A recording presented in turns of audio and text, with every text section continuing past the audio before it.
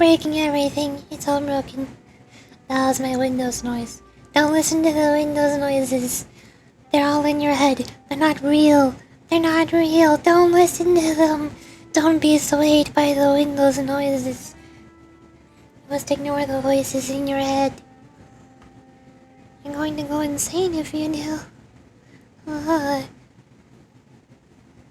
Okay, so... where were we? Firstly, the last couple streams were Pinakani, and I wanted to continue Pinakani, but then I opened Genshin Impact, and then I realized that the update came out earlier than I was expecting. I thought I'd had like a couple more days, and then I realized, oh hey, Arlecchino's story quest isn't available now, and the new region in Fontaine is also available now. The new area, not region. No region would be like Pyro region. That's not happening for a while. And I've been watching almost all of the trailers for Arlecchino leading up to this point, especially the 2D animation with the Ember Flame song, and I really like that animation.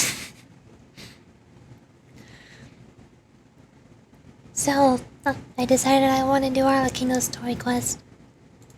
Even though I have not done the large majority of all of the character story quests, I've been saving them all. They're not top of my priority list, especially because I still need to do these two. But well, I just finished the Archon quest for Fontaine recently, and then I need to finish these two, so I still need to finish the prerequisite quests for these. And then there's all of these world quests. Oh. Even this last one, this is also a world quest. This is in Kanomia. Technically a world quest. So I've been putting off the character story quests as well. I've only completed a couple of them, like the Archons. I had Venti's, Raiden Shogun, and Nahida. I have not done New Letter of Farina though, even though both of them are also technically Archons. I'm probably gonna do them after Arlecchino. That's why I unlocked them. I haven't unlocked the other Fontaine characters. So, I'm not sure what the plan is for Genshin from here. First things first, I want to do Arlecchino's story quest. And then once that's done, I'm most likely going to go to the new area, because apparently if you've finished the Fontaine Archon quest, which I did, then it gives you this teleport waypoint right here. So you can teleport to the new area instead of needing to swim over there. I don't know how you'd get to there if you have not completed the Archon quest. Maybe it's not accessible. There it is. Hello. Maybe you can get there by boat. You can probably boat over there, right? It's not that far away. I can see it from here. It's the same distance from this port to the Samara Desert. Boating from here to get to over there.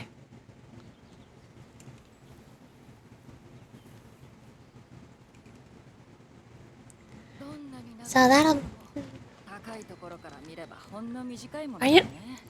Are you looking at the island? What are you looking at? Will I ever be able to sail to the world's end? How about your next route? My first mate and I haven't really made plans just yet, but I do hope we'll make it a little further. Each time I return to land and look back upon the route that we just took in this manner, I can't help but sigh. Even the longest of sea routes is still all too short when seen from on high. Perhaps one cannot traverse every river and every ocean in a single lifetime. But since I've chosen this path, you never know what you'll encounter unless you try, right? Like the constant adventures. Yes, my friend, precisely. Navigating to the end of the world is my goal, and the process of achieving it is just as important. Though I'm not an adventurer, my adventuring experiences are just as thrilling as theirs.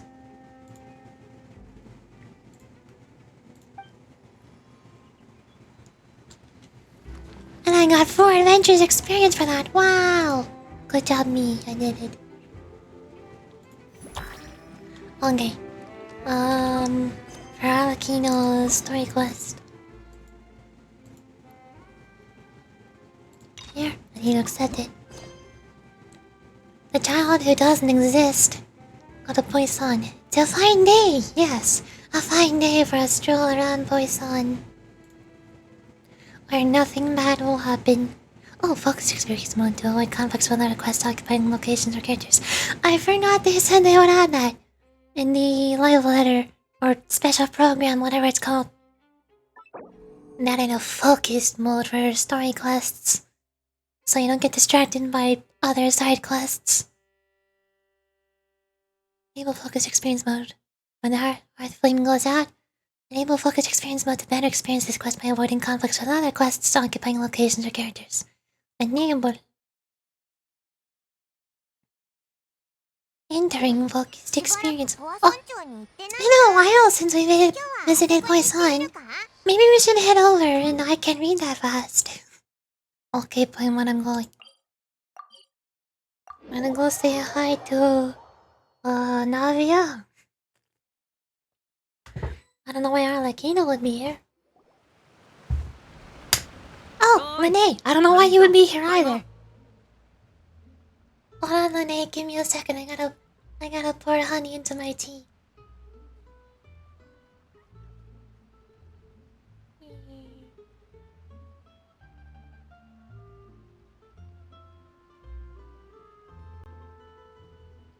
I pour the honey into my spoon, and then when the teaspoon is full of honey, I'm tempted to just shove the entire thing in my mouth, but I refrain myself and gently dip the teaspoon into the honey.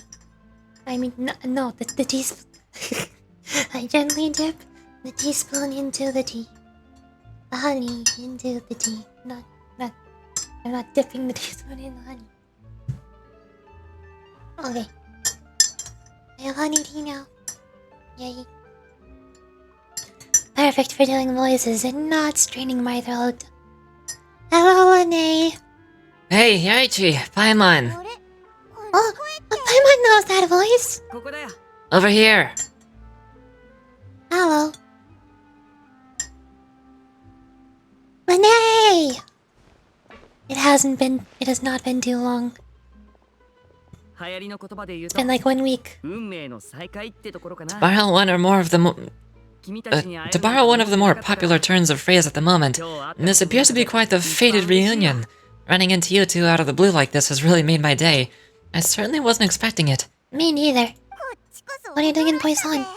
You can say that again. What brings you to Poison? I just said that. Wait, Paimon's got it. You must be here for one of your magic shows, right? Actually, we've run into a bit of trouble on the home front, so Father arranged for us to stay in Poison for the time being. Oh, are Lynette and Fremine here too? Yeah, along with most of the other members of the House of the Hearth. You may have noticed Poison seems a bit more crowded than usual. So you're saying nearly the entire organization has moved to Poison? Sounds like you run into way more than just a bit of trouble. What's really going on? Well... Nave jump scare! How did you get behind us? Look at Paimon's face! She's terrified! Arlecchino, you've scarred Paimon for life! Oh my god, what have you done? Oh no!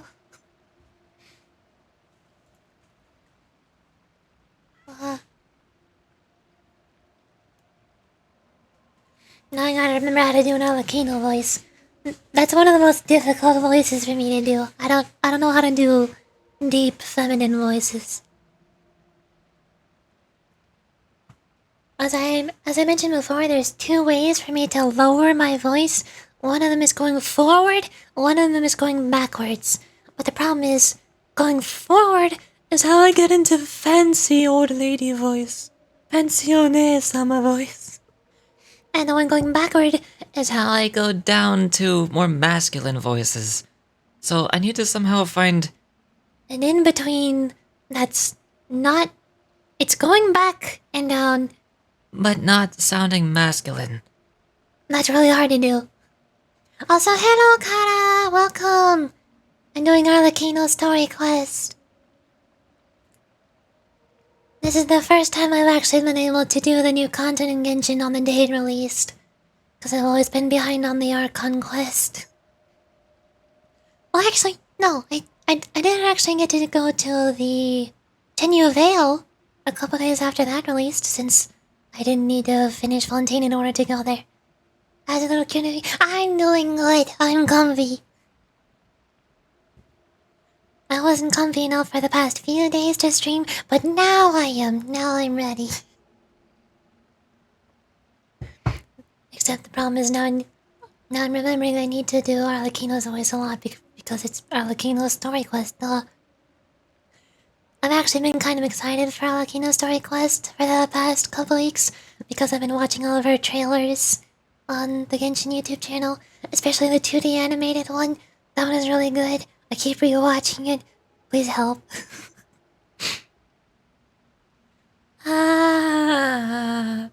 Since the two of you are so curious, perhaps I can fill in the gaps. You scared Paimon half to death! Yeah, that's what I said. I knew it. Knave jump scare. Father, you're here. You know, on second thought, maybe we don't need to know. It's all probably super confidential House of the Heart stuff, right? We totally weren't trying to pry or anything. No need to be so nervous. I could sense your genuine concern from your conversation just now. Of course, I can also understand your confusion. Sending so many Fatui here to Poisson, it's only natural that some might suspect an ulterior motive to be involved. We still have our reservations about your organization. I understand. I'm well aware that you've had your fair share of confrontations with the Fatui in the past, and I can't exactly guarantee that we'll remain on good terms in the future. I kneel for father. No, don't kneel. She's the bad guy. She's the enemy. Don't join the enemy team. You're not supposed to. As for right now, however, I would say we have little reason to be at odds, wouldn't you agree? The House of the Hearth could stand to be more open with those who have worked so closely with us in the past. As for the issue at hand, well, it hardly relates to any ulterior motive. To be frank, it all stems from a certain rumor circulating around the House of the Hearth. It's an internal matter. Why do the bad guys always end up being the hottest? I mean, not always. I mean, like, Zhongli and Nuvoletta are on our side. They're hot, right? Not all of them. And then there's some bad guys like the Wanderer, and he's just bleh. I don't like his design. He looks so weird. He looks too funky. What sort of rumor? A rumor that a certain phantom child is hiding away in the House of the Hearth. Some sort of ghost story, maybe? A phantom child. Just hearing the name is giving Paimon the creeps. A spirit that should have long ceased to exist is lurking in the shadows of the House of the Hearth. So I decided to bring the children to Poisson before continuing to investigate the situation. I expect I should be able to track down the spirit fairly quickly. After that, it's just a matter of resolving the situation, if you will. It shouldn't be much trouble at all. Will not say anything about him. I'm scared of his fan base. Zhongli or Novelette? What's wrong with either of them? I don't know much about the community. Oh, Wander. Oh, that makes more sense. I don't know anything about what the fanbase thinks of Wander, other than that he can fly, so he cheats all of the puzzles in the overworld, and he's the best weekly boss. That's all. Or at least he's my favorite weekly boss. If you're curious, or if you still have some concerns, it might be advisable to stick around for a few days. I'm sure the children would be exceedingly pleased to welcome some visitors. Ine, I'll leave you to entertain our guests. I have some matters to attend to. Of course, Father.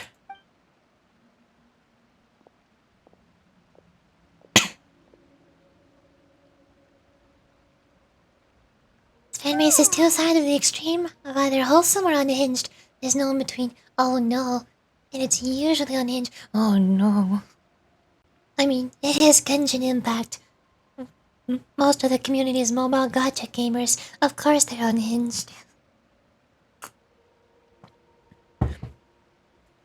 The problem is, I'm still debating if I want to pull for a Wanderer in the next update when his banner is active.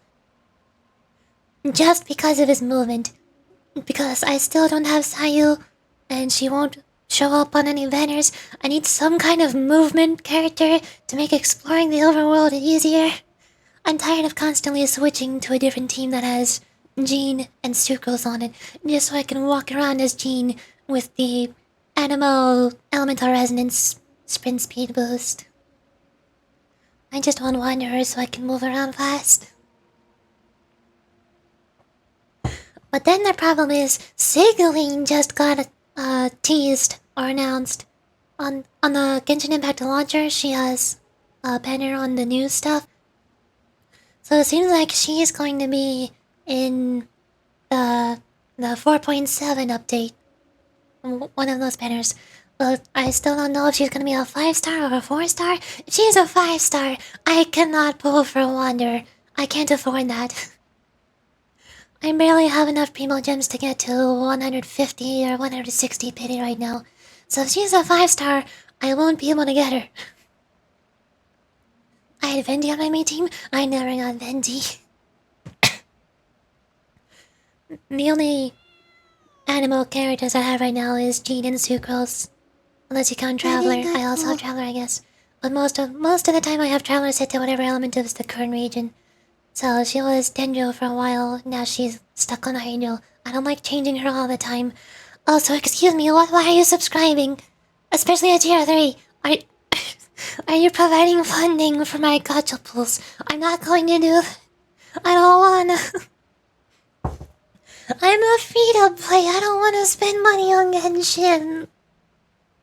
I mean, thank you, but I don't know what to do with that.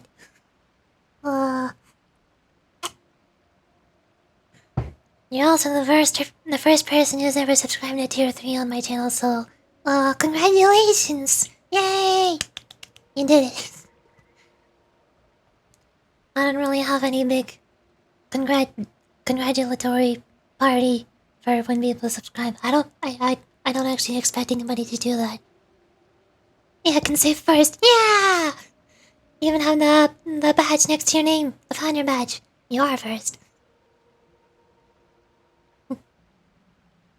So, the plan is, once Wanderer's banner command is about to end, it depends on what information we get about Signaling. If she's a 5-star, I won't pull for a Wanderer. If she's a 4-star, then I'm currently at 70-something pity, so I can do 20 more pulls and see if I get a Wanderer or not.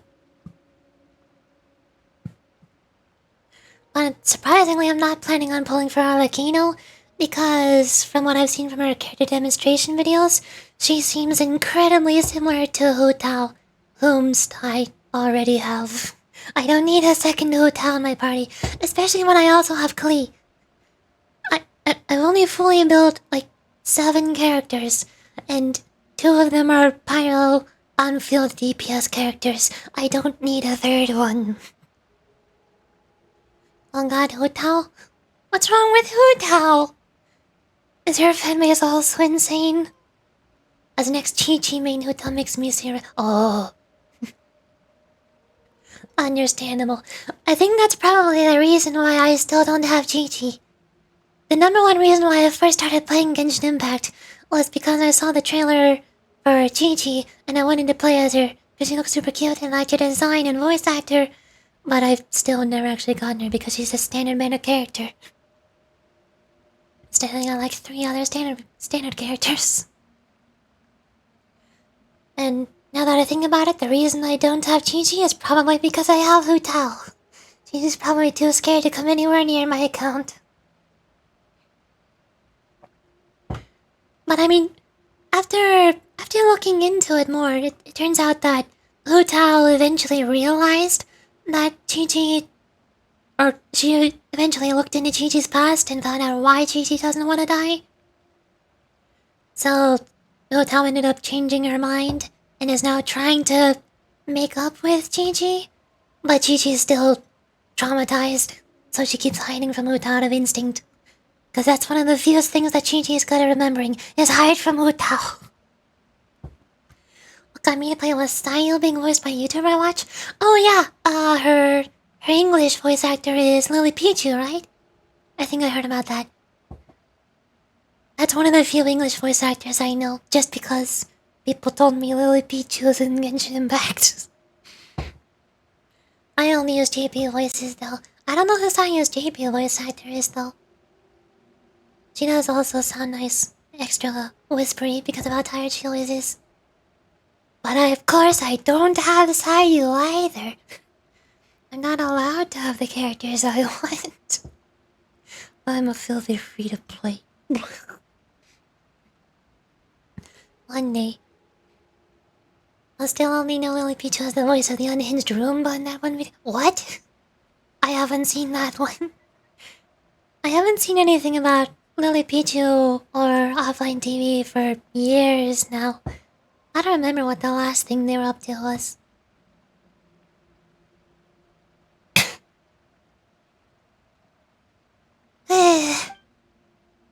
Couldn't help but feel intimidated during that conversation with the knave. Now that she's gone, it feels like I can finally breathe again. Oh yeah, her boyfriend made a video where she gave Aruma a voice? Oh no. This is before they started dating? Oh, yeah. Now I remember. That's probably why I stopped watching offline TV in general. Because there was a whole bunch of drama about Lily Pichu dating somebody like... I don't know, was it Toast? I don't remember. I don't care. And Pokimane dating somebody else in offline TV. I don't know who. And there was a whole bunch of drama between them. And everybody in the community started complaining. And I didn't want to get involved. So I just ran away. That was the last I heard. She also suggested that we stick around for a few days. But why?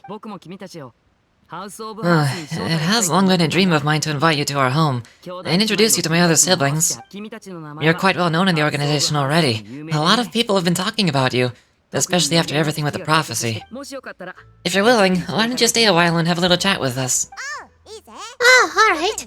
We don't have anything else to do right now. Anyway, but let's be clear, we're just gonna be there as guests, okay? Don't get any funny... Wait a second. If we're your guests, that probably means we'll be treated to lots of yummy food, right? Of course. During our stay in Poisson, we've been helping out the locals with some fishing. We bring in quite the bounty every day. In fact, today is the perfect chance for me to show you what I can do in the kitchen. Let's go. I'll take you to where we're staying. Is every Pyro character good at cooking or something? That seems to be a common theme, especially for Shangling. That's her whole character. Just have fun. I gotta go help my grandma with the duckies. Oh, okay. Bye-bye. Have fun with duckies.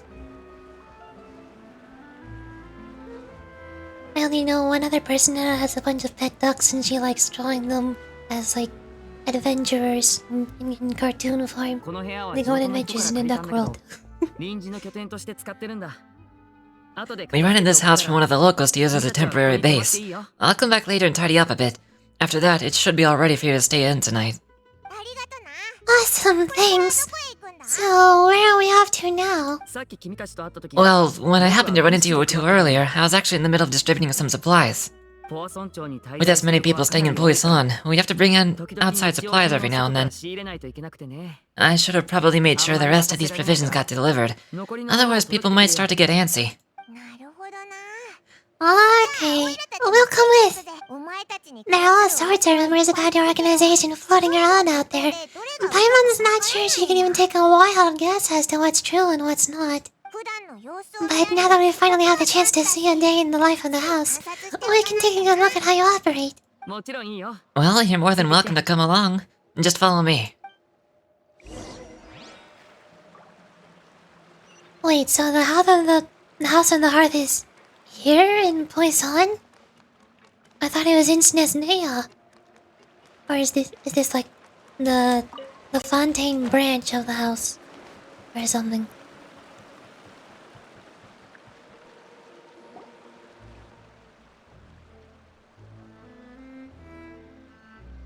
Oh look, perfectly normal people.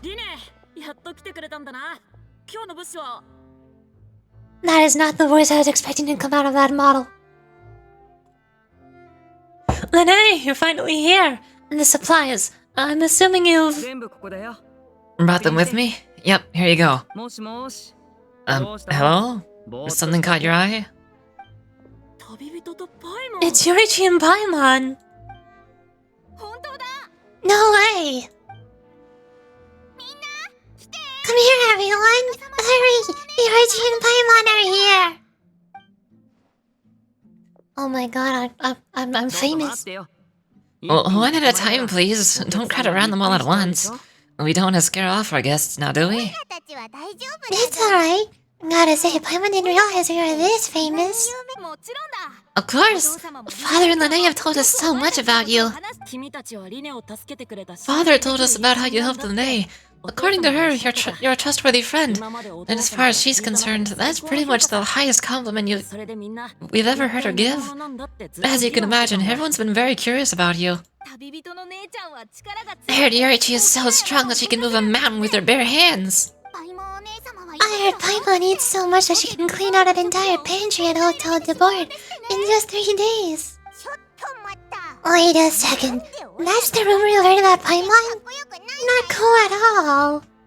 Mine's also a bit of a stretch. Oh wait, when guests visit, you're supposed to give them gifts and stuff, right? Oh, we don't need something like that. Besides, we don't have anything to give you. Come on, we insist. I can give you some of my new potions. Just pick your poison. What? And by that I mean medicine. Or actual poison. I've got both. Why do you have poisons? Or maybe Chaplo can teach you guys about stealth. He's super good at it. He's never been caught. That's not a bad idea. I know you usually prefer to fight head-on, but it never hurts to expand your bag of tricks, right? When it comes to eliminating your enemies, staying quiet can go a long way. Trust me, I would know. I was poisoned not too long ago, and I'm still dealing with the after effects, so I'm not quite as good as I was before, but I can still give you some pointers. Oh, wait. When you said gifts, Paimon didn't think you meant poison and stealth tactics. But those are the best things we can give you. You don't like them? Oh, how about this? Tell me the name of someone who really annoys you and I'll teach him a lesson for you. The dangerous suggestions keep on coming one after another. Honestly, this is what I expected from the House of the Earth. They are not being raised right. Arlecchino is a horrible father. Alright, Fultz, Hilor, I think that's enough suggestions for now. When it comes to being a good host, it's the thought that counts. You don't need a physical gift to make our guests happy. In fact, pestering them with suggestion after suggestion might make them more annoyed than anything. I would say your enthusiasm has certainly gotten across. Really? We definitely feel the love. Awesome! It's been so long since we've had guests to play with. If there's anything you need, just let us know. Yeah, especially if it's poison or something. I've got all sorts of poisons for that. Potions for that. Well, we'll talk to you all later. We still got supplies to distribute. Alright, see you later.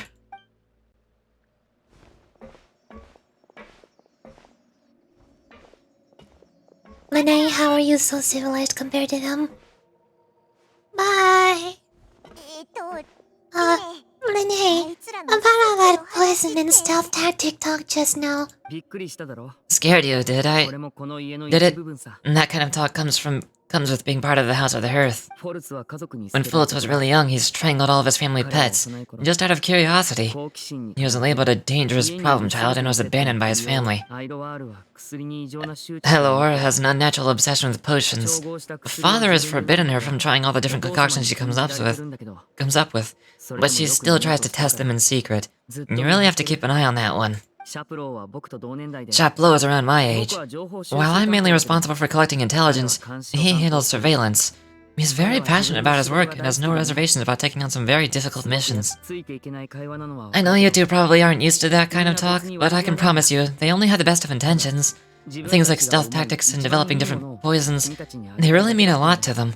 They were just trying to share the best of what they could offer, that's all.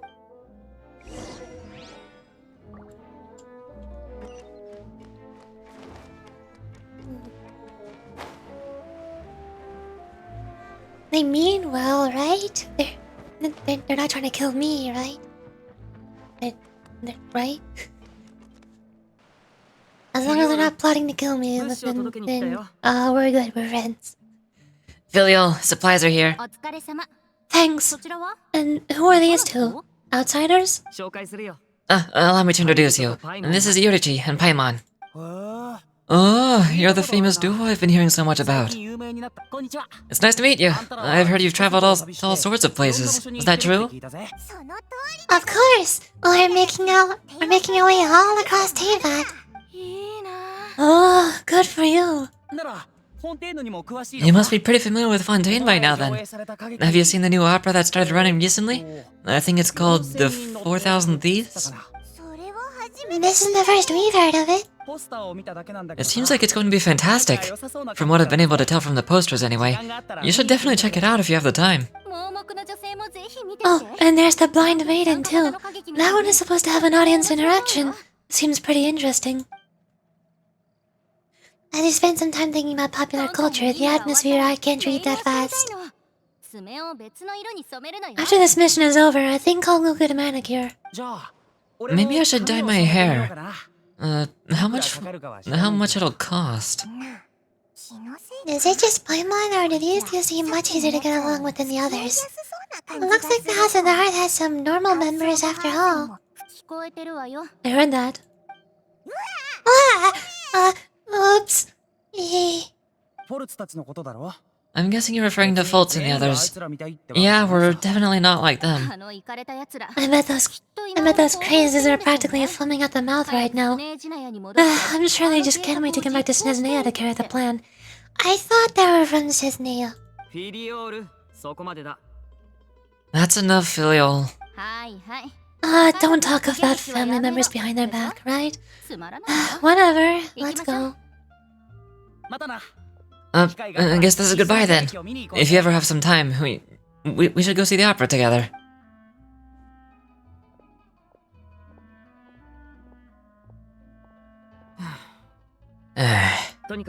Well, that's it for the supplies. We should probably head back as well.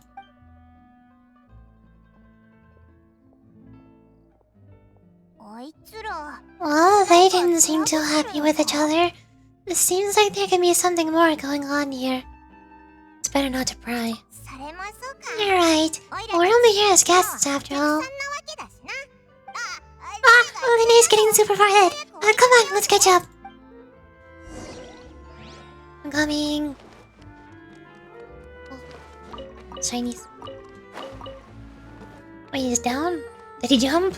Oh god, he jumped. Nyong. So, what do you think of the members you've met so far? They've certainly got a lot of personality. Well, Father is always encouraging us to be strong-willed and independent. So if there's one thing we've got, it's people who aren't afraid to speak their mind. Well, I should probably get cooking. Wanna join? Of course! Then let's head out. Efremine? What are you doing here? Well, Efremine! Nice to see you again. You too. I heard you're here as guests of the House of the Hearth. Welcome. We are just gonna make some food. Why don't you come along? I could use some help in the kitchen. And I seem to remember you mentioning you wanted to make seafood soup for Yorichi and Paimon. Seafood soup! Paimon's drooling already. Were you looking for something just now, Femine? Maybe I can help. It's nothing. I just wanted to see if there were any extra supplies. Yeah, we've got some left over. What do you need?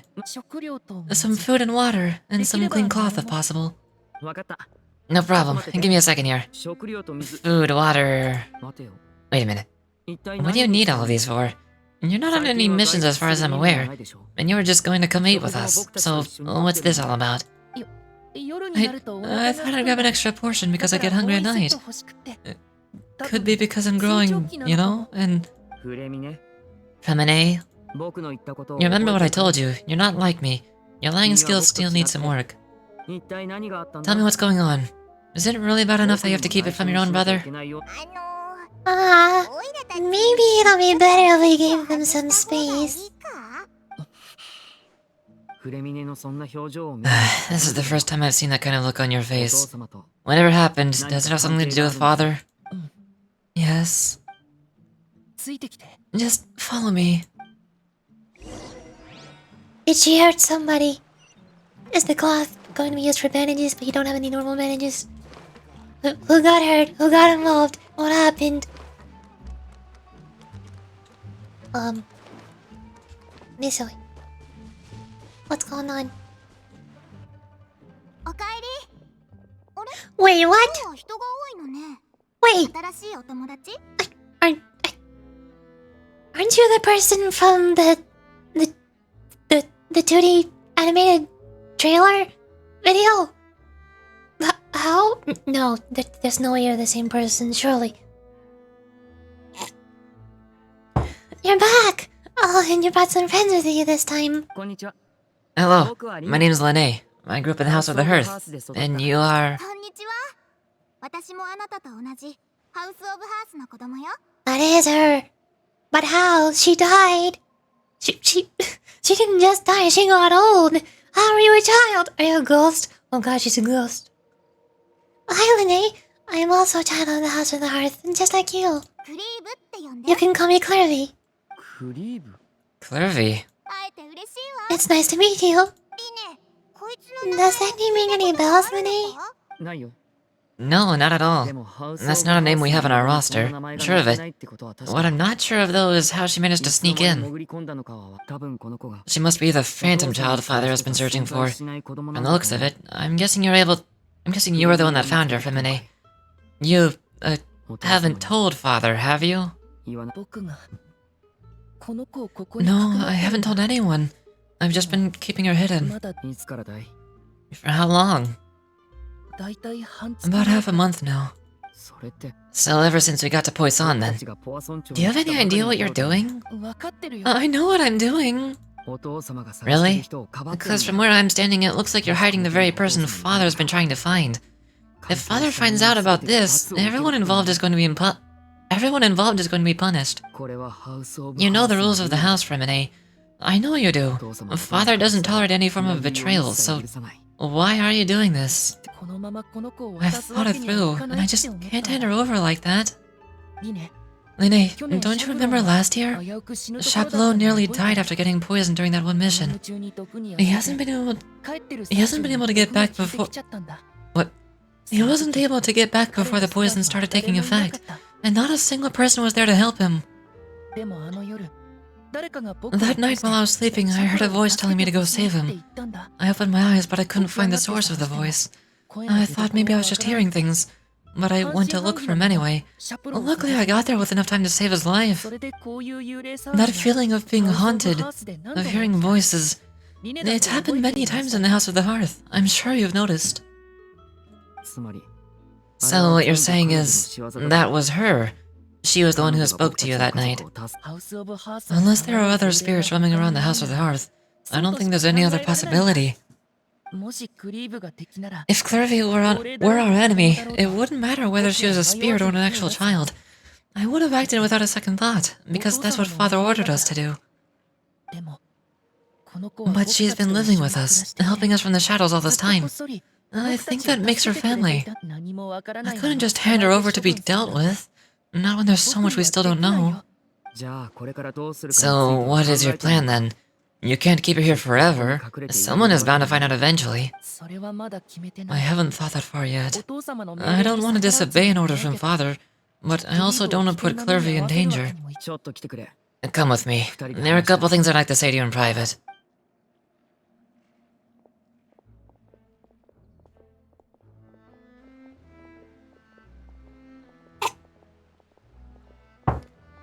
Meanwhile, Clervy and I are here. Those two sure care a lot about each other. Wow, they got a funny way of showing it. From where Paimon was floating, it sure seemed like they were about to bite each other's heads off. No way! They have a really deep bond. I could tell right away, because I also have a friend like that. Is it Arlecchino? I just don't know how long that kind of bond can last. What do you mean? The darkness in the house runs deeper than you can imagine. No one can get out alive. I'm sorry, Linnae. I really didn't mean to drag anyone else into this. Oh, really? You didn't mean to? Because I for one wish you did. What do you mean? You know, when we were younger, you didn't call me Linnae. You used to call me brother, just like Lynette. We grew up together, the three of us. We were all orphans, all rescued by father. Of all the siblings in the House of the Hearth, I think our bond was the closest. Later on, when you started calling me Linnae, I wasn't actually surprised. After all, Lynette and I are related by blood. We've had to depend on each other in order to survive long before we joined the house. Linnae, the darkest and most difficult moments of my life happened before you and I had ever met. I'm sure that's true for you as well. Even so, Feminate, we've stood by each other for all these years now, and to me, that means more than blood. You and Lynette are the most important people in my life. No one can replace you, so I won't let you face anything alone. Not if I can help it. Oh no. Looks like things are getting kinda heated between Linnae and your Feminate. Maybe we shouldn't go check on them.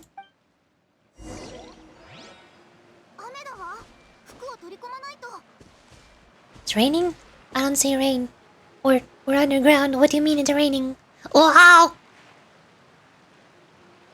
Oh, okay. I thought she just disappeared. She doesn't go. Barry? Yeah, she's definitely a ghost. She's hallucinating. And disappearing. And reappearing.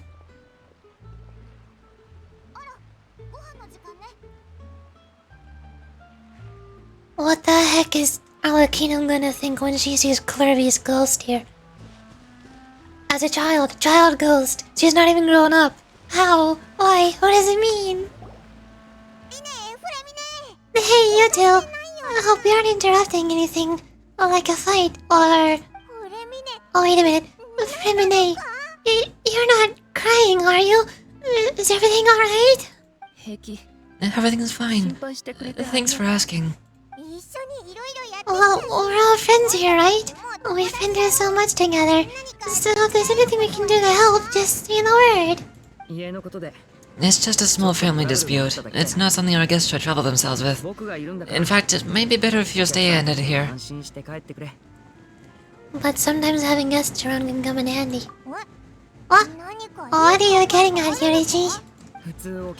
When guests are around, families are often on their best behavior, and any disputes are less likely to escalate.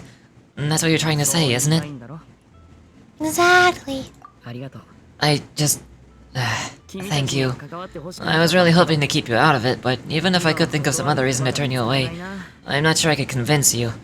I know things could turn dangerous, so I promise you this from now on. I'll protect you like my life depends on it. Me too. Well, back to the matter at hand then. If you don't plan on handing Clervy over to Father, then our only other option is to solve the mystery of her identity before Father is able to track her down. That means finding out where she came from and what she's doing here. Then we can send her on her merry way to pretend like none of this ever happened. I've tried that already. And what happened? And nothing. I tried taking her somewhere really far away, but after some time she just reappeared. She even came with us all the way to Poisson. It seems like wherever the house is, she follows. I don't know much about spirits. Do you two have any ideas? I met a couple. Let's see here. Oh, Paimon remembers hearing something like, if you fulfill a spirit's last wish before they died, they'll let go of whatever's keeping them here and return to the ley lines. Oh. In the 2D animation, I remember the last thing she said as a child was that she wanted to see all the glowy lights in Snezhnaya. So do we just gotta send her back to Snezhnaya? It's just that Paimon doesn't really remember where she heard that, so it's not guaranteed to work or anything. Well, sounds like it's worth a shot. I guess that means we should go ask her about her wish. But first, Femine, I need you to promise me something. What is it? I need you to promise me that this will stay between the two of us. We're the masterminds behind this whole thing. No one else gets involved. Can you do that for me? Of course, I promise. Alright, then let's seal the promise just like when we were kids. Fist bump on 3. Ready? 1, 2, 3. I swear. Wait, Lynette? Wait, where? Lynette just shows... Okay.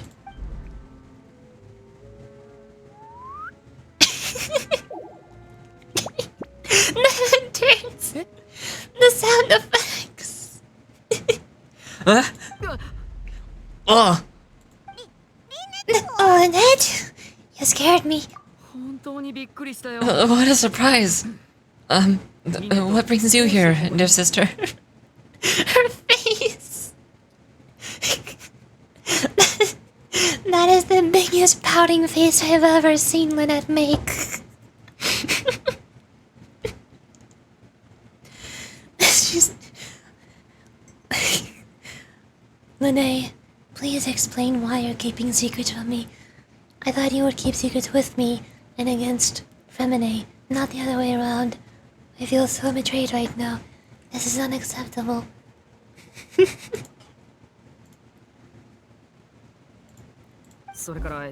And, when exactly did you get here?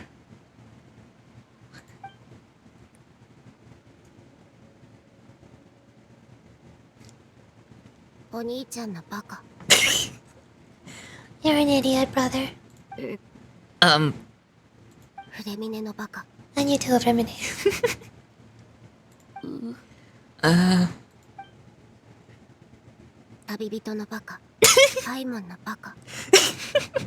Okay, I get it. We're all stupid.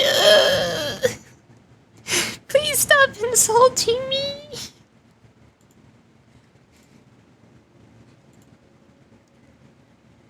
You 3, Mirashi, and you 4, Paimon. Oh wait, what did we do? I've seen Clairvia around the House of the Hearth before. I hadn't seen her in Poisson, so I figured she must not come with us. But it turns out you were just hiding her. I heard you talking about your plan. Rather than steering clear of the situation, I'd rather fully join in.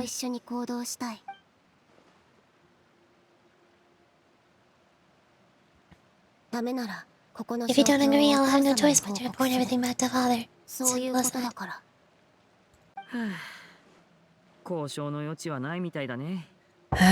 You're not giving us much wiggle room here, Lynette. Well, I guess we're all in this together then. After we talk to Clairvia, we'll figure out our next move. There's no time to lose. Let's go.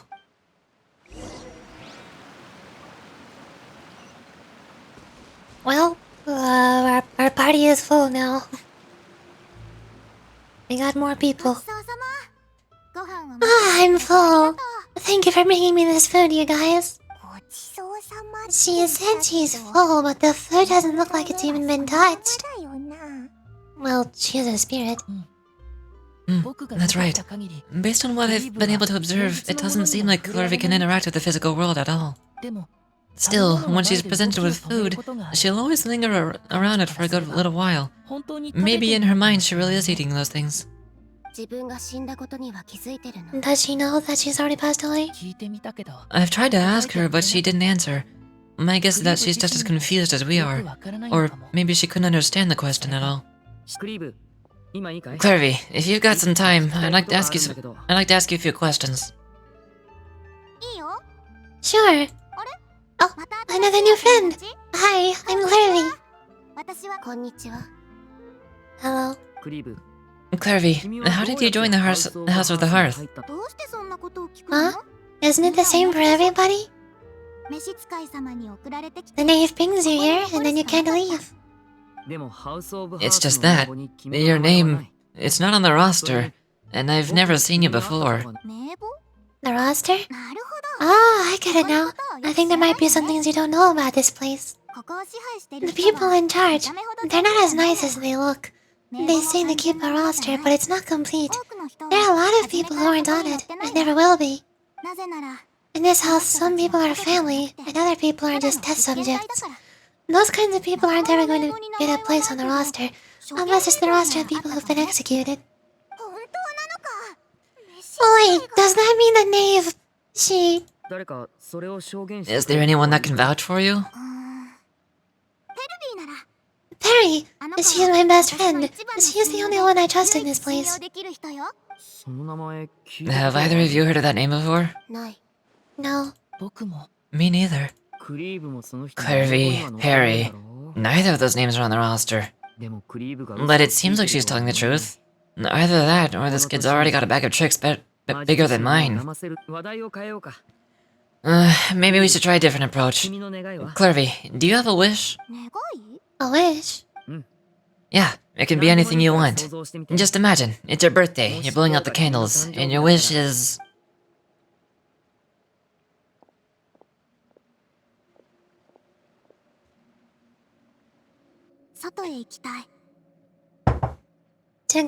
To go outside. Where the sun can find me.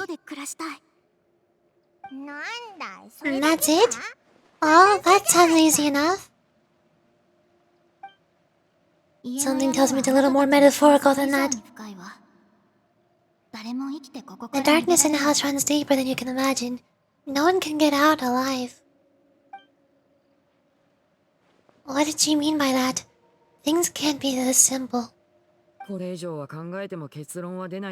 time to divide and conquer. Listen up, I've got a plan. I'll try to find a way to use basic illusory magic to take Clervy outside and bring her somewhere with sunlight. Lynette, try and find the list of executions that Clervy was talking about. See if her name is on it. For Minnie, you stay in Poisson. We can't be the only ones who have had run-ins with Clervy. I need you to collect intel on everything she's said and done. Understood. I'll try my best. What about us? What should we do? I really appreciate your willingness to help, but this is a family matter. I don't want to drag you in too deep. It's too risky. Let me think. Since Father considers you to be guests, maybe you could stick by her side for a little while. You don't need to do anything except keep up some nice casual conversation. Ah, Paimon gets it. You want us to distract her. How should we contact you? I'll give you a magic bird. You have those? If Father suspects something, all you need to do is release it when she's not looking, and it'll alert me that something's wrong. Fancy. Of course, that's only as a last resort. If Father doesn't seem to notice us, there's no need to make contact.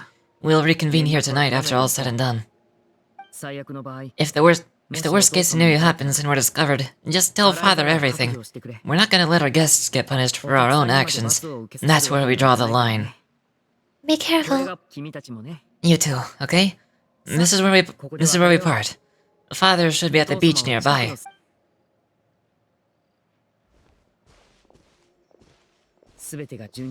I really hope this goes well. No, it has to go well. That's the only way this can get resolved.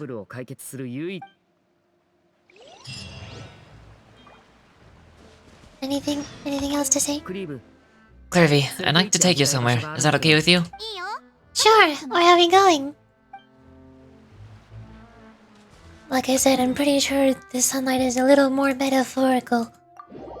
Plus, given how, like, she said just a moment ago that it's raining, even though she's in a cave. It's very much not raining. I don't think she can see what's happening in the outside world. I think she still sees herself inside of the house. Because she's never been outside of the house when she was alive.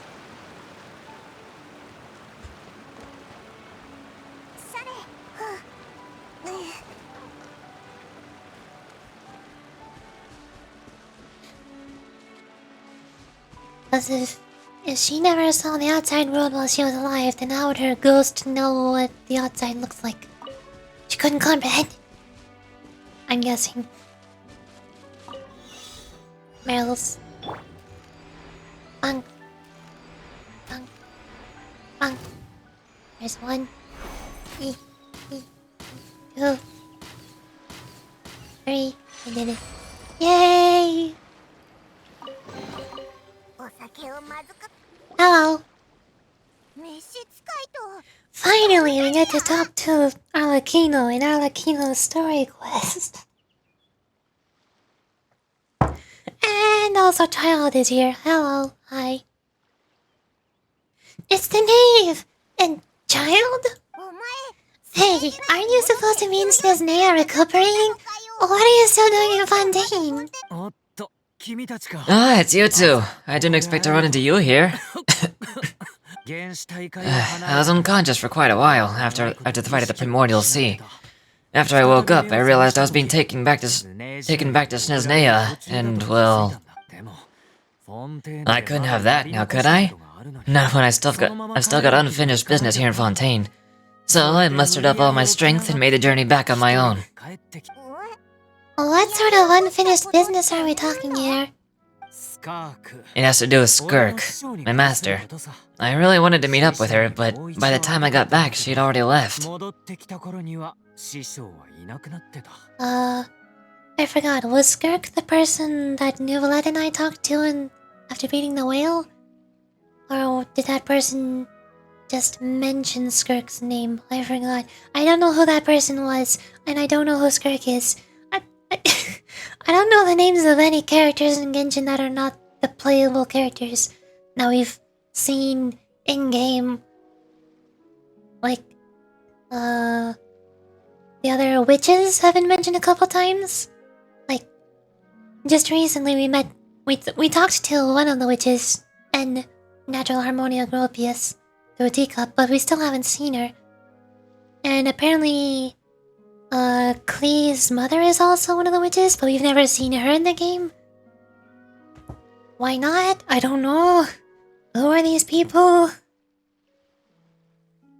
This game is so confusing. I'm already bad enough at remembering names as is. Now introducing more names like Skirk. Wimst.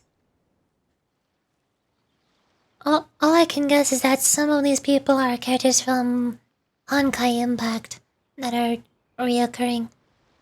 Cause that one lady, after beating the whale, seemed like some kind of dimensional traveler, world hopper, space lady. So I'm guessing she just traveled here from Honkai Impact or something. It has to do with Skirk, my master. I really wanted to meet up with her, but by the time I got back, she had already left. I still have so many questions for her. Without any other leads, all I could do was ask the knave to help me track her down. She must have left behind some traces from her time in Fontaine. Ah, okay. So, have you found any clues? Unfortunately, no. While the House of the Hearth is adept at collecting all manner of intelligence, certain existences can still manage to escape our purview. Basically, unless Master feels there's a need to meet with me, she is not going to be found. But that problem has an easy fix. I just need to become stronger, and then... Paimon thinks you should focus on getting better first. The worst of it is over. It's all thanks to that one kid from the House of the Hearth. Hilor, I think her name was. She gave me a bunch of random potions to drink. They didn't go down easy, let me tell you. Pain and chills all over, but they really did help speed up my recovery. And that's good, because it looks like I really do have to head back this time. The old man's been putting the pressure on me. He sent someone to tell me I'm needed for some project. Oh, hello, welcome. Konnichiwa, 配信にようこそ。原神だ。こんにちは。私の日本語が難しい。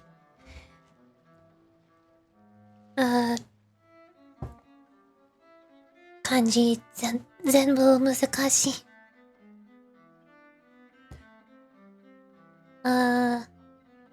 Trying to think of words to say.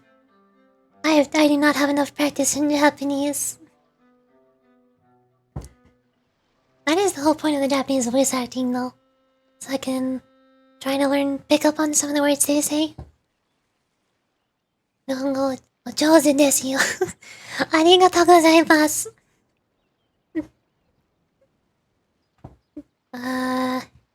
勉強してる。まだ。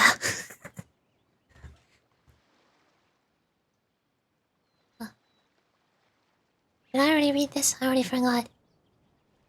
Oh yeah. Project Stuza? Yeah, that's the one. I heard Regredo's involved too. I'm not looking forward to having to listen to all his monologuing, that's for sure. Hey, maybe you could think of a way for me to stay in Fontaine for a little longer? Helping Lene and the others brush up on their fighting skills would be far more interesting. If you and I could spar, that would be even better. I've been waiting for the chance to get to see you all out. Oh yeah, I forgot she became a weekly boss. That's why she's a weekly boss. She's sparring with us. And what a sweet little daydream that is. But I also have a role to play in all this. I'll be leaving Fontaine shortly as well. Besides, considering how little they see fit to step outside the homeland being called on to return to Cisnea by such illustrious dignitaries, what a great honor, wouldn't you agree? 変身楽しいですよね。はい、めっちゃ楽しい。楽しみ。勘弁してくれよ。原神は今一番ゲーム。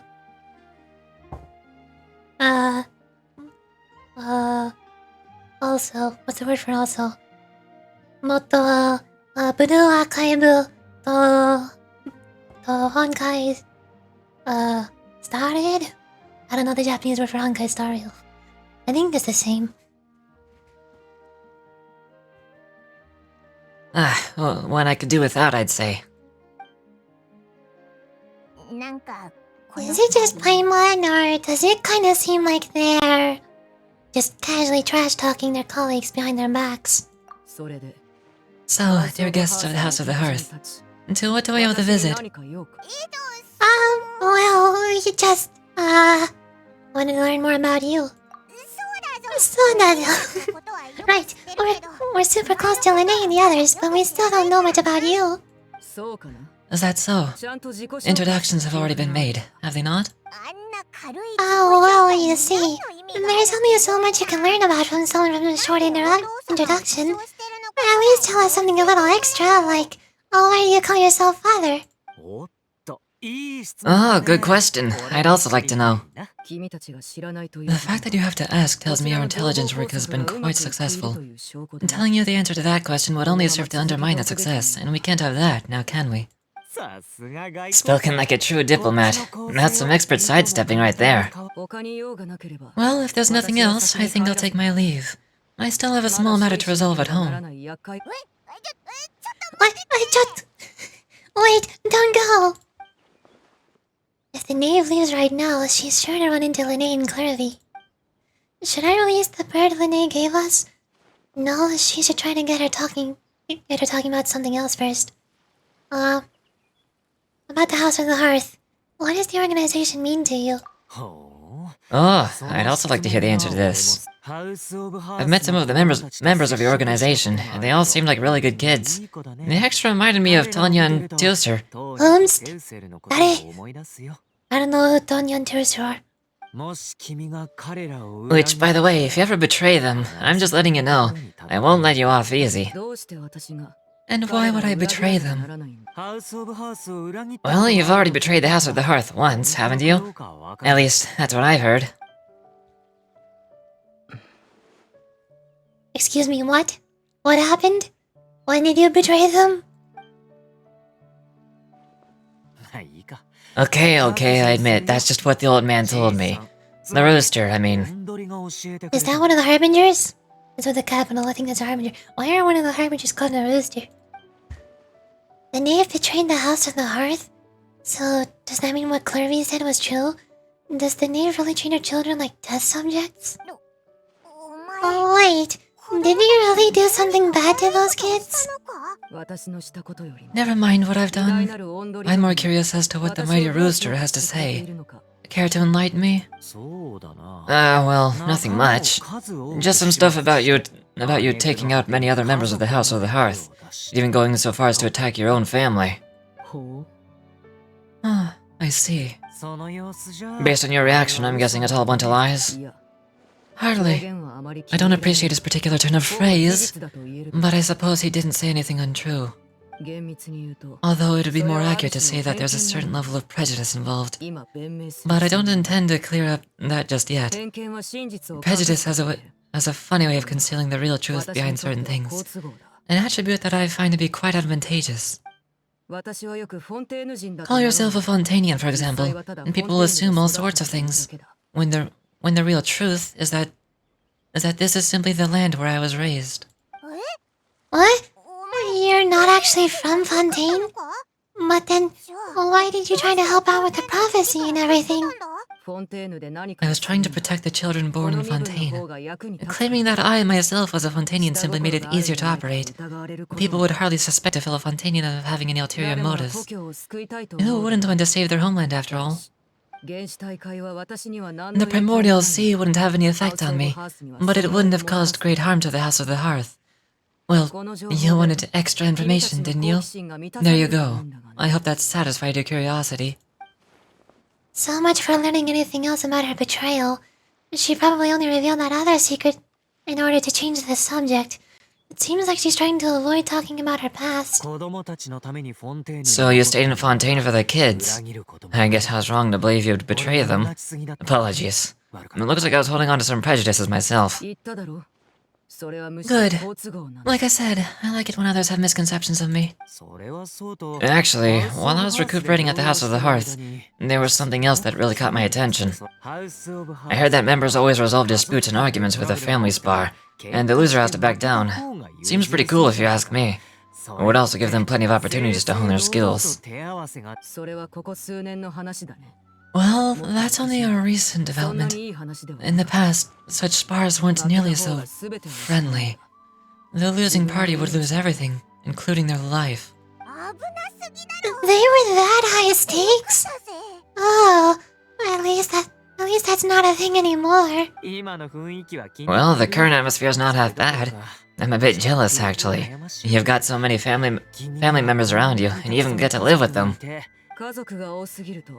Having a lot of family around means dealing with a considerable amount of bickering and scheming. Once Tanya and Tilser enter the rebellious phase, I'm sure you'll understand. Just imagine, Tilser becomes obsessed with plucking out strands from the rooster's mustache, or Tanya decides to dye her hair 42 different colors. Child's face. He is very concerned with his potential future. Stop. Okay. I get the picture. As the conversation shifts to the topic of Tanya and Tilser, it's the type of conversation that would usually leave you falling asleep, but you find yourself grateful for time about having more time. Well, would you look at the time? I should probably get going. Yorichi, Paimon, I'm not sure where our paths will cross next, but the next time we run into each other, we should definitely try to find some time to spar. Again, maybe this is a conversation we can have when you look less like you're gonna keel over. Alright. Oh well. Thanks for everything, Arlecchino. No thanks necessary. You also played a part in obtaining the Gnosis. I would say we can call ourselves even. I like the sound of that. Well, I'm off. See you all some other time. Bye-bye. Well, we should probably get going too. Do you want to head back with us? Oh? You want me to leave so soon? Well, you see, I'm rather enjoying the evening breeze. If you don't mind, I think I might stick around for a bit. I have some things to think about. Apologies for not attending you like a proper host. Please forgive the sight. I do hope you'll have a pleasant stay.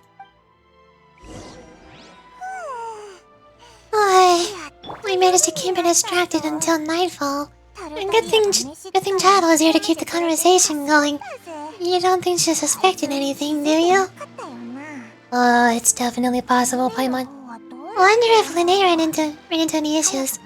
Let's hurry back and see if he's... I spaced out. Nave, what's going on? Huh? You decided to stay a little longer? Well, let's take in the ocean view together then. Wow. 海が綺麗ですな。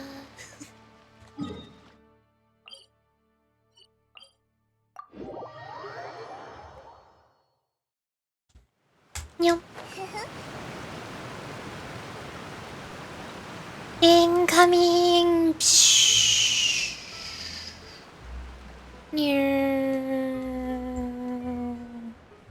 All the way down.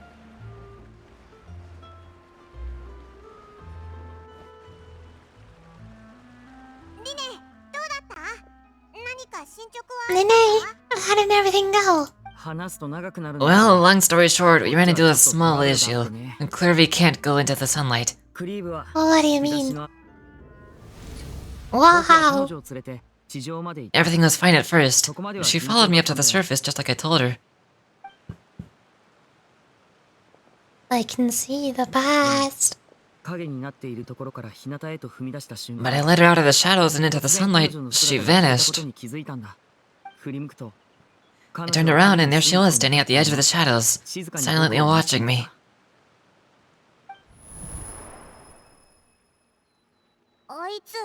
Maybe she's afraid of the sunlight? Or no, it wouldn't be her wish if that were the case. Well, we can always try pushing her into it. Not sure pushing works on a non-corporeal being. True. I've pretty much tried it already. Nothing worked. Eventually, the sun went down, so all I could do was bring her back here. How did it go with you, Lynette? Good. I've got the list. It's right here. Really? Well, what are we waiting for? Let's take a look.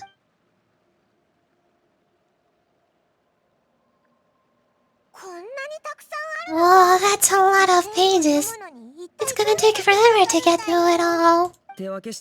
We can each take a section. Here. La Poyade, Landors, Yambel, Horror. Oh. Horror, Landoy, La Poyade, Yambel. I don't recognize any of them. Oh, those are the execution list. Yikes! That horror guy has a huge scar on his face. He's kinda giving Paimon the creeps. I've met him before. That scar's from an injury he received during a mission. I still remember him joking with me about it. He said any future lover would take one look at him and then lose all interest. Did he say anything else? Well, I asked if there was someone he was interested in. He said no, and that's where our conversation ended. It was only later that I learned he recently did have someone he liked. He risked everything to escape so that he could be with her, but it didn't work. One day, Father asked to see him, and, well, I never saw him again after that. Yeah, he's on the execution list. Wait, so that means the knave, she... It may seem cruel, but it's just one of the rules of the house. Betrayal is not to be taken lightly. We know too many secrets to come and go as we please, so if we do try to leave, you pay with your life. A solemn atmosphere descends over the group as you look through the list of names. However, Their name's not here, huh? Well, that's not too surprising. It doesn't seem like the list is complete. It only contains records dating back around 5 years. Let's shift our attention then. Fremine, were you able to find anything out? Fremine? Sorry, I was just thinking about something. I managed to talk to quite a few people, but I couldn't help but notice that the atmosphere in the house was a little strange. strange. Yeah, I mean, I know there have been arguments in the past, and times when people haven't gotten along. Chaplot and Filiol are a good example of that. Oh, those are two of the people we met while delivering supplies. Paimon can see how they might not get along. They had very different vibes, and their, interests seem to be pretty different as well. That's to be expected, actually. Father brought us all here, shared her knowledge with us, taught us how to fight, and that's one thing we all share. But that's also where the similarities end. Not all of us feel the same desire to stay here. As members of the House of the Hearth, we're also considered part of the Fatui, and to a lot of people, that's an identity they never asked for. Certain members get older and realize they want something else for themselves. But considering the rules of the house, most people would never say that out loud. People like Chaplot and Foltz are loyal to Father and her vision, and they're proud to be part of the Fatui. Filiol and Nantiul, on the other hand, well, they aren't quite as enthusiastic. These kinds of conflicts have always been there. It's not like Father is in the dark about any of this. Well, that's true, but it just feels like things have gotten worse lately. Filiol and the others, it seems like they were meeting in secret to talk about something. I can't say for sure, but I think they've met Clervy. You think she's been inciting them to act out? No, not exactly. But I wouldn't be surprised if she said something to them about the darkness in the house, and how deep it runs.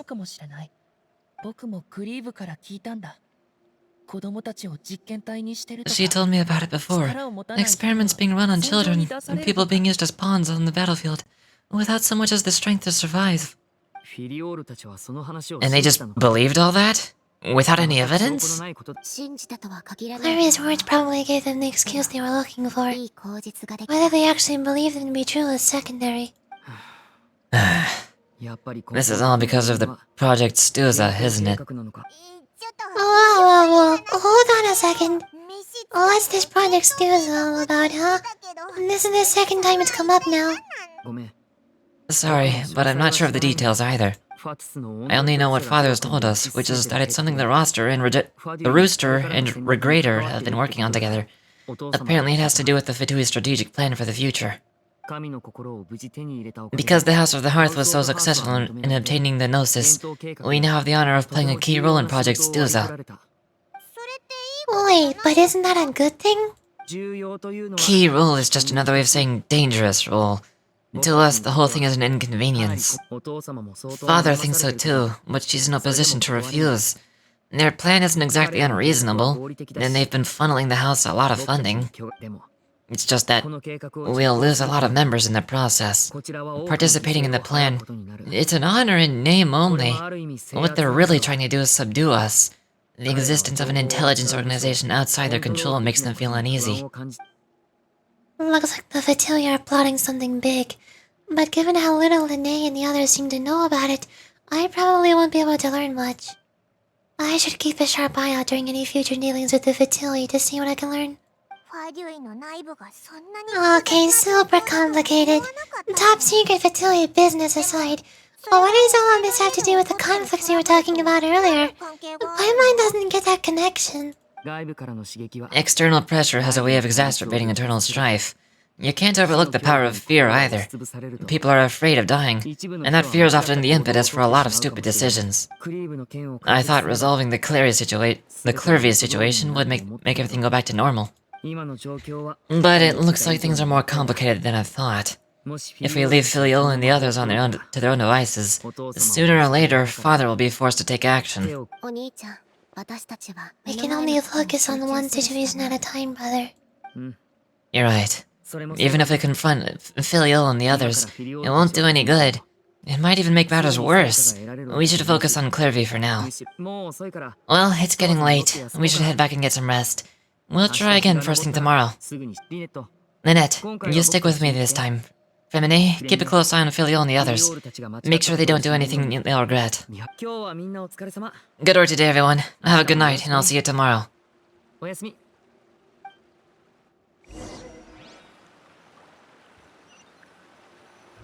Oh boy. This is a lot more complicated than I was expecting. Your mind races with all sorts of thoughts.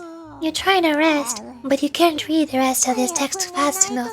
Oh darn, how unfortunate.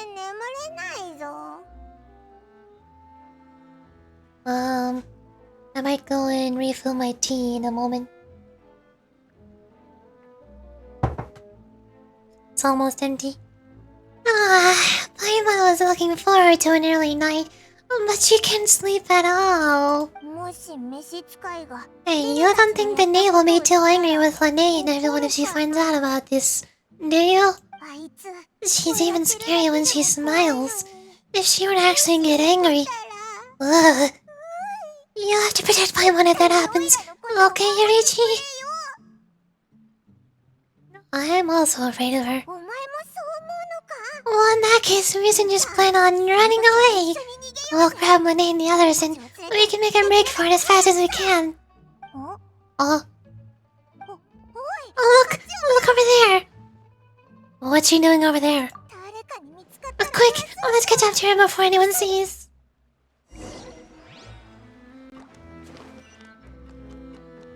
At this point, it seems like Clervy has already talked to everybody else in the house, but she's purposefully hiding from the knave.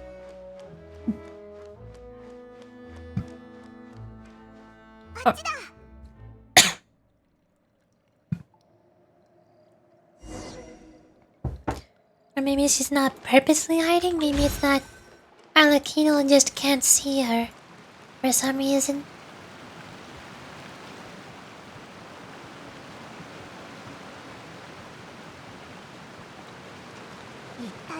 Where is she going? If someone sees her, we're toast.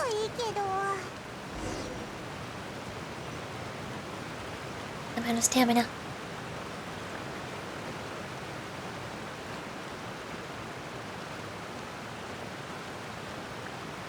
Stamina.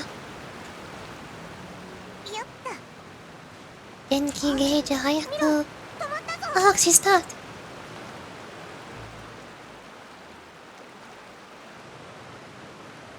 Hello.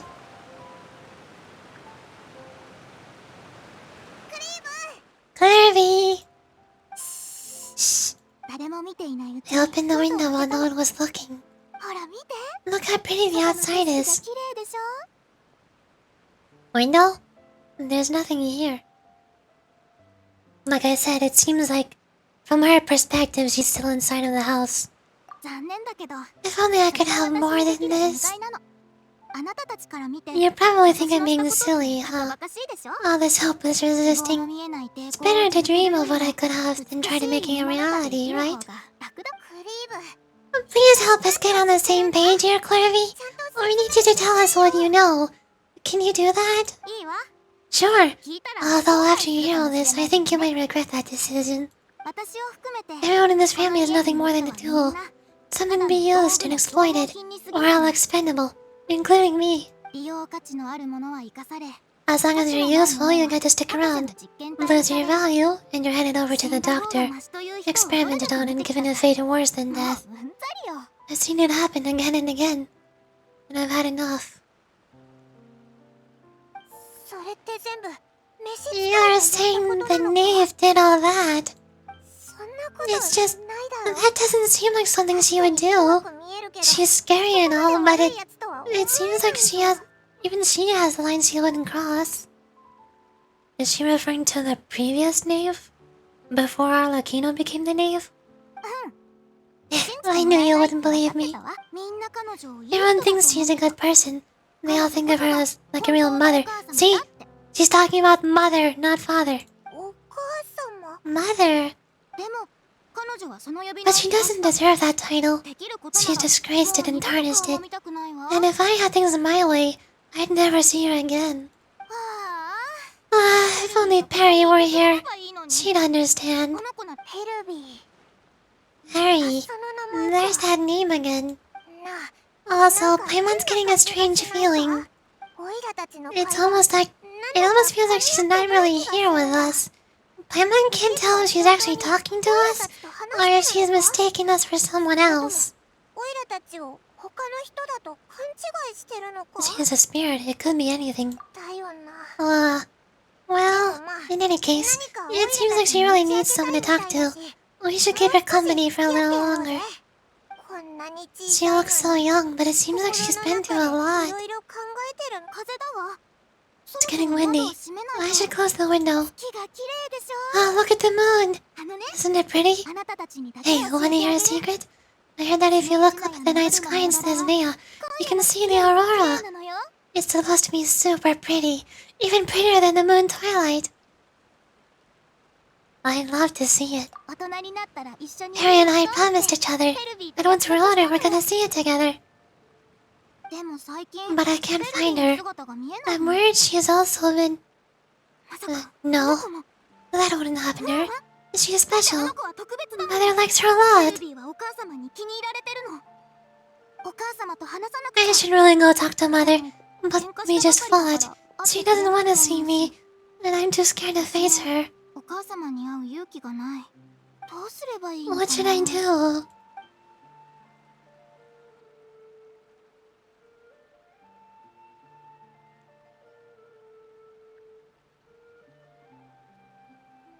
After some time, Clary seems to come back to herself. My mind really doesn't understand what's going on with her. Well, let's head back. We've got an early morning tomorrow. The night passes.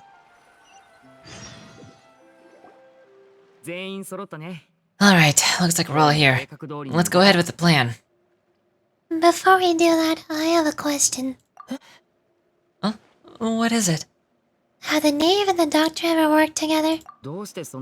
What makes you ask that? Well, we kinda ran into Clary last night, and that's what she told us. We met the doctor back in Sumeru. He's super dangerous, and he's done all sorts of bad things. It's possible that Father and the Doctor have certain dealings, but I don't think Father would work with him. We're not really on the same side, so there's not a lot of trust between them. That doesn't exactly set the stage for a successful partnership. I did hear, though, that when Father first became a Harbinger, the Doctor offered to work with the House of the Hearth. Father rejected most of his proposals, except for one. It had to do with some sort of secret experiment. Secret experiment? Could that be what Clary was talking about? I don't think so. I don't know any details about the experiment itself, but I do know it's an entirely independent operation. The Doctor only proposed a direction for the research. That was the extent of his involvement. I still don't think that counts as working together. The details of the experiment are confidential, but complete records are kept on all participants. That doesn't seem to be the case with the situation Clary referred to. I know you don't agree with some of the Vtuber's methods, and I'm not asking you to, but I am asking you to trust us on this. The House of the Hearth has its own principles, and there are certain lines we're not willing to cross. Alright. That's good to hear at least. Clary seems to think that Nave and the Doctor worked together to do something horrible. If that turned out to be true, Paimon doesn't know how he would even face you guys. It's just that it doesn't seem like Clary is lying either. The easiest thing to do would be to just ask the Nave directly, but Paimon doesn't think she'd tell us. Let's focus on the plan for now. Father didn't come back last night. She's probably still near the shore. We'll be counting on you to distract her. Did she Not get any sleep? Lynette, you're with me. Kamine, you know what to do. Be on your guard, everyone. Alright, let's get to it. Where are we going today? Let's try somewhere further away this time. Promenade is a beard. Go to the seaside. Before I do, I'm gonna go refill my tea really quickly. Hold on. There they are. I'm gonna be right back. Give me a second. Hold on. Ah.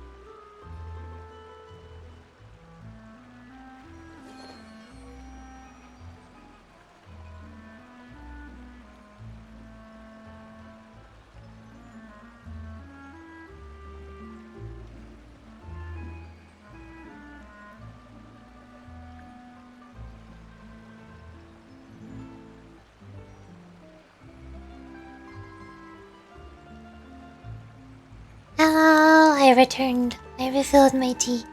Need to put more honey in it though. Oh, I've had this big bottle of honey for a while. The lid has gotten sticky. It's difficult to open now. But it's almost empty. I'm almost out of honey. Oh no.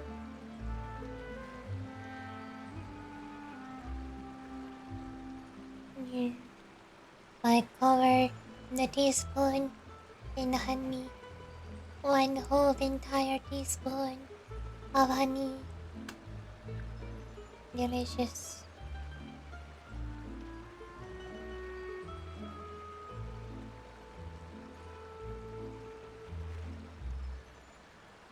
Hachimitsがめっちゃ美味しいんだよ。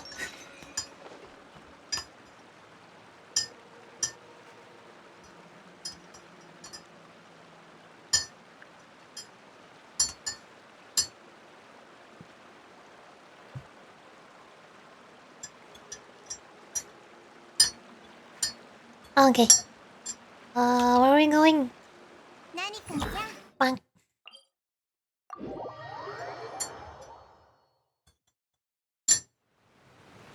Meow.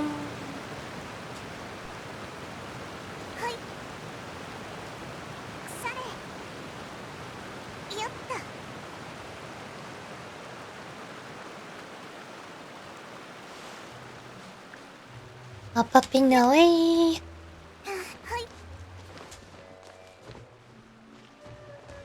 Meow. Oh.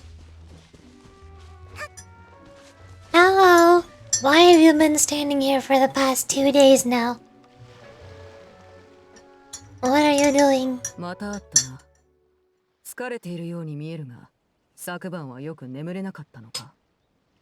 Ah, it's you two again. I must say, you look a bit pale. Did you have trouble sleeping last night? Ah, a little. 悩み事が減る。 Perhaps you've had less on your mind to be able to absolve yourself of such troubles. この後の予定は So, what are you planning to do 戻 now? って二度寝を Catch す up る on some sleep? Or should I give you some time to rack your brain for a topic to 頭を discuss 絞るんだ。 before I ask any questions? いささか興味があってね。 Although I must profess to being curious, without child here, how do you plan on distracting me? Yeah, I kind of figured she knew what was going on. Us? Distract you? Good one. But no, we're just here for chat. Looks like you could have used some extra time to think. 少し付き合ってくれ No ない。 matter, if you don't have any other plans, why don't you accompany me somewhere? そう焦る必要 Don't はない。 worry, I'll be sure to steer clear of any scheming children. Ah, the ocean breeze sure is nice today. So, you know everything then? 子供たちは Children always think they can hide things from the grown-ups, but nothing gets past me. Least of all, a little scheming. I think I'll let them have at it for a little while. I can be very patient. もう少し私は先に行く。 Well, I'll leave you to think things over. If you're so inclined, meet me outside the Palais Marmonia. 君たちがお利口 Good でいて things くれ come to たら children who do as they're あの told. 子たちは So I do hope you decide to tag まだ along, 望みがあるかも if only for your friend's sake. Oh, what should we do? She clearly knows about everything. Everything we've been doing. And Paimon doesn't think it would be a stretch to say she was threatening us just now. We should release the pigeon that Lene gave us. Did she kill the pigeon? No, she did not kill the pigeon. Okay, there goes. Oh, good idea. Hopefully he sees it in time. Well, we should probably head to the Palais Marmonia. Paimon doesn't want to find out what happens if we don't show up. Based on what the Nea was saying just now, it sure didn't seem like it was anything good. We really don't have any other options. Guess all we can do is take it one step at a time. Okay, then we probably shouldn't keep her waiting. It seems like Lene and the others are on thin ice, so let's do our best to not get them in any more trouble.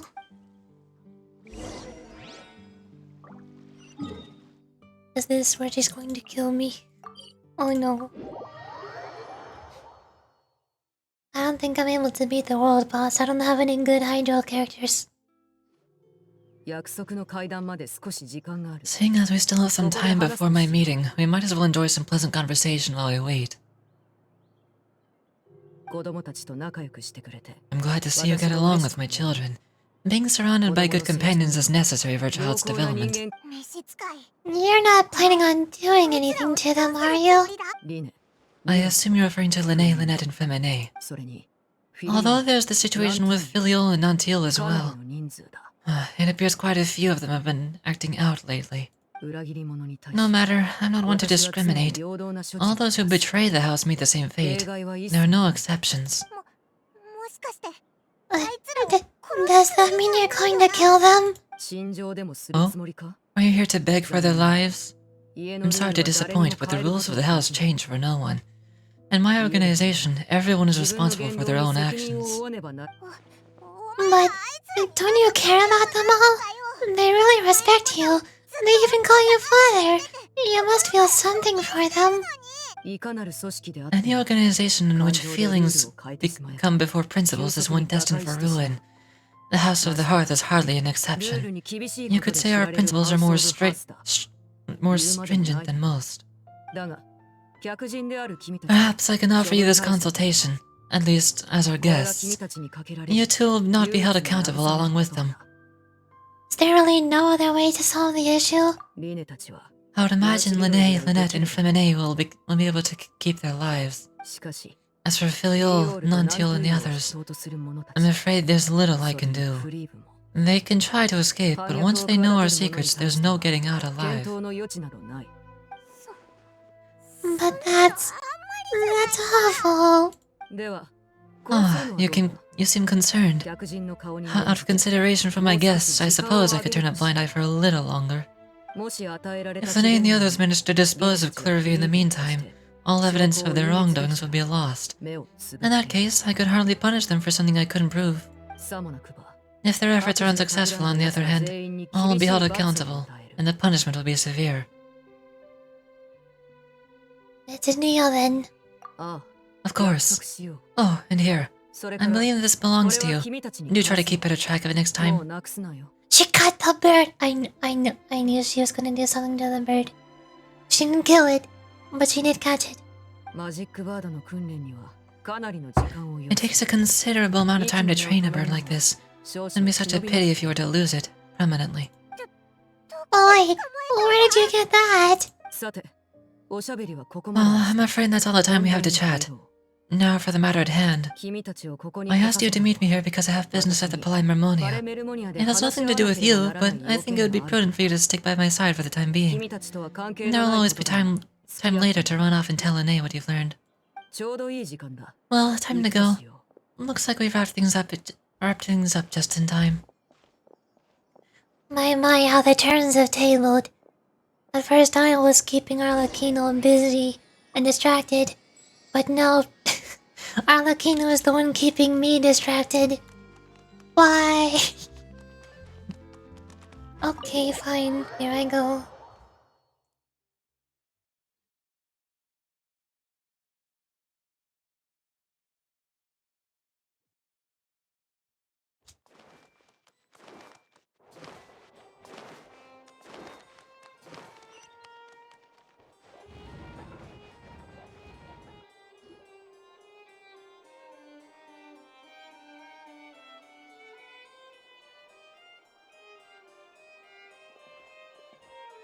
It's been a while, Monsieur Neuvillette.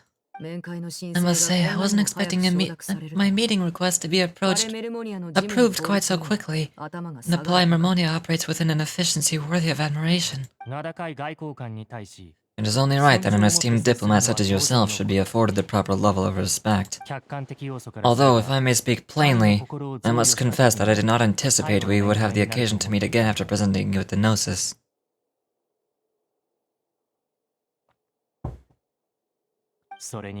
I see you've brought Yurichi and Paimon with you as well. If I may inquire as to the purpose of your visit. I'll be departing Fontaine shortly. There is, however, an outstanding matter that I would like to see resolved before I go. It requires a rather lengthy explanation, I'm afraid. So I took the liberty of explaining everything in this proposal. Please review it at your leisure, Monsieur Neuvillette.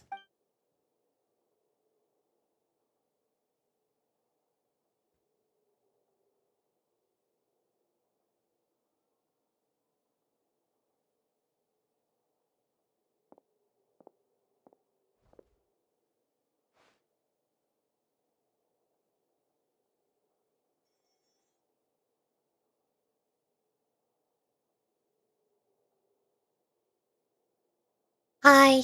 Please don't hurt me. I understand your request. However, at the risk of causing offense, I must admit that I fail to see why you would wish for such a thing. I heard you have a certain fondness for water tasting, Monsieur Neuvillette, so allow me to use water as an analogy. A family is like a large body of water with countless rivers flowing in and out. As someone who watches over this system, I would hope that each river that flows from the source will eventually reach the ocean. Of course, objectively speaking, I know this is impossible. Most of the rivers will dry up along the way, disappearing into the ground and leaving nothing but a barren riverbed behind. Not all rivers are destined to reach the ocean, but I would not see their existence rendering meaningless. I believe the water that flows within them is simply meant for a different destination, like a field in need of irrigation, or perhaps the glass of a certain water-tasting enthusiast. Did you get any of that, Yoichi? Kind of. A little bit. Your words paint an optimistic picture indeed. Allow me to remind you, however, few among us are willing to sip from a glass filled with tainted water. It may have been tainted at one point in time, but not to worry. I'll make sure it's strained of all impurities and returned to its cleanest form. I seem to recall there being a transactional aspect to your proposal. Perhaps you could expound on that. If you accept my proposal, Monsieur Neuvillette, I'll gradually withdraw my forces from Fontaine. And unless absolutely necessary, I'll no longer carry out any special missions within Fontaine. I presume I can take your words to mean that, in the future, cases similar to the Tartuffe assassination will cease to cross my desk. Tartuffe? Ah, that thief who embezzled funds from all our charities. I mean, my deepest condolences to his family, but without any evidence, I cannot imagine how the House of the Hearth might have been involved in this passing. Of course, if you accept my proposal, Monsieur Neuvillette, I'm sure certain measures could be taken to reduce the frequency of such troubles. You choose your words carefully indeed. In that case, I'm inclined to accept your proposal. My thanks for your generosity, Monsieur Neuvillette. Well, with that settled, we should be going now. I took the liberty of bringing along 2 bottles of spring water from Snezhnaya for you to enjoy. I do hope I get a chance to hear your impressions. Perhaps at our next meeting, yes? Indeed. I trust you not overlook your commitment in the meantime. Alright. Yoichi, Paimon, time to go.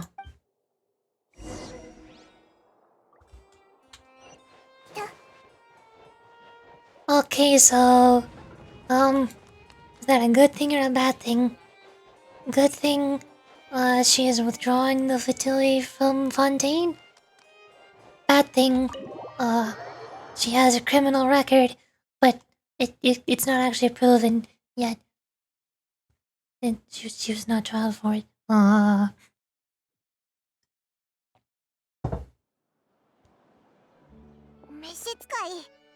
So, what exactly were you talking about back there? I might only heard you mention some rivers, a large body of water, and some kind of irrigation scheme. You really want to know? I would imagine there might be more pressing concerns at the moment. Lene, Paimon really hopes everything is going okay.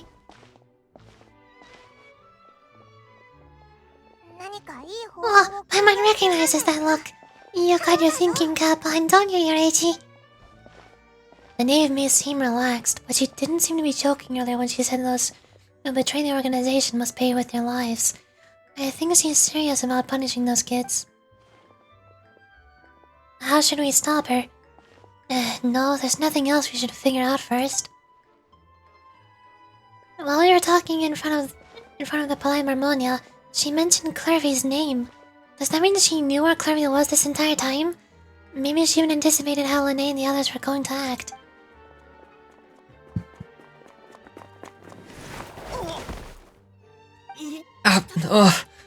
Shoot. Are you alright?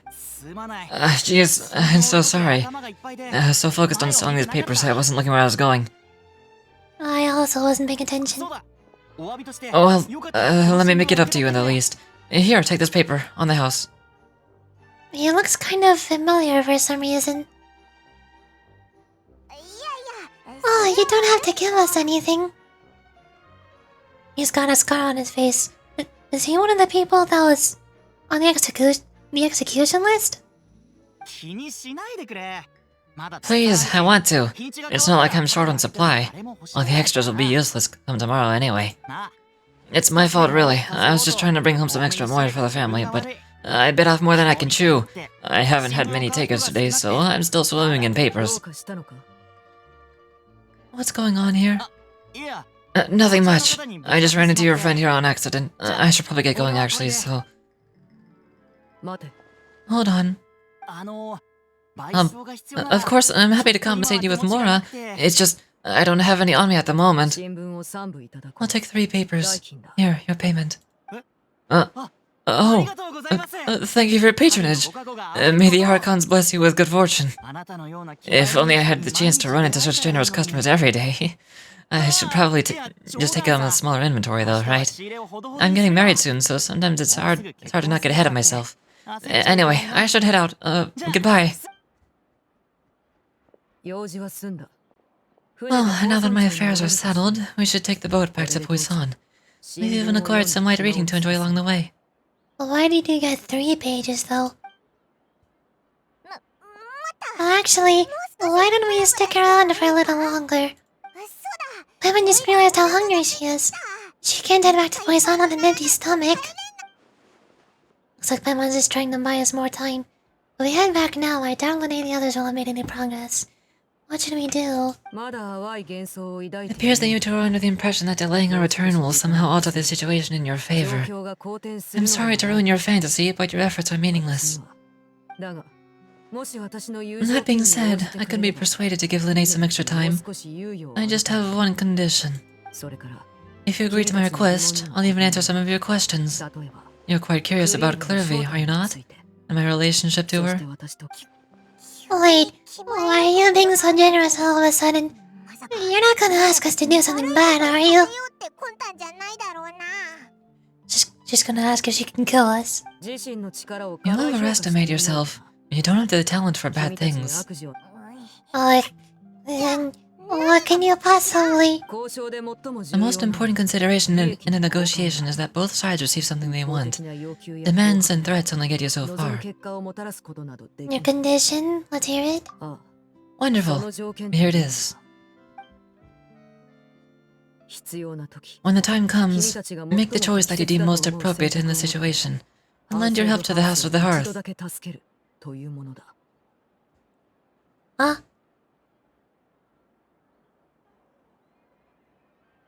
So, the condition is... I owe you. Okay, sounds normal enough, but... What do you mean when the time comes? What is that supposed to be? Probably when the Fatui try to overthrow the heavenly principles. That is for you to decide. Oh, you accept your condition. Then we have a deal. Follow me.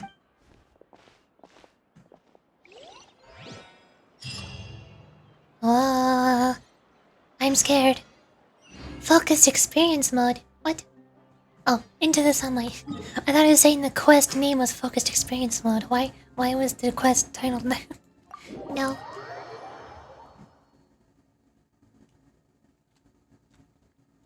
We're going this way. There's an Oculus. Can I grab it while I'm here? Nyom. Nyom. I'm out of stamina. Do you have Oculus for me? Can you? Oh, it's on the roof. Can I get on the roof? I don't know if I can. I can't get on the roof. I don't have Vendi. I don't have Wanderer. I have no method of getting onto this roof. Oh, well, never mind. I can take the long way, I guess. Hold on, give me a second. We're going the long way. I'm getting on that roof. And no one can stop me.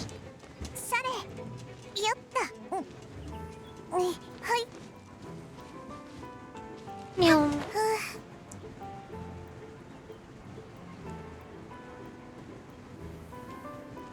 Wait, there's an animal slime. How long were you there? Oh well, I got it. There's also another one over here. Is this one easy to get? Or does it want me to solve a puzzle? I'm not good at puzzles. The Fontaine puzzles are extremely confusing. They use a lot of made-up words and terminology that I don't know. Ah! You're chased out of the garden by the angry old man. What? Oh god. Oh no. Breath of the Wild flashbacks. No, no, not again. Get me out of here. Get me out. I don't want to be here. It's up there. I'll come back here in the future. Whatever. I'm getting distracted. I gotta continue on the quest. Why? Why? What?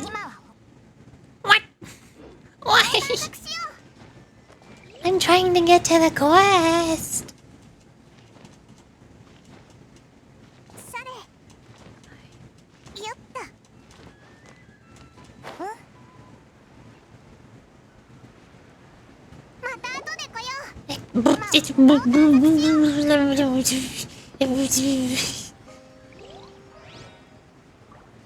I'm going all the way around. Here I go. Look at me. Going around.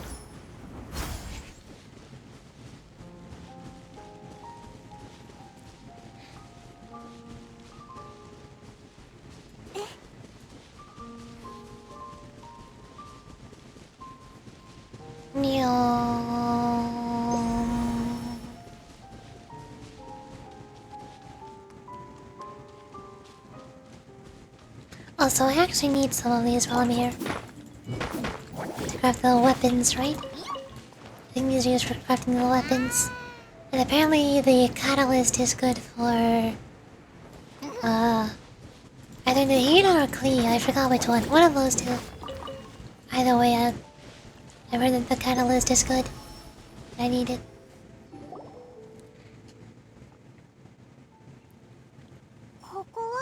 What is this place?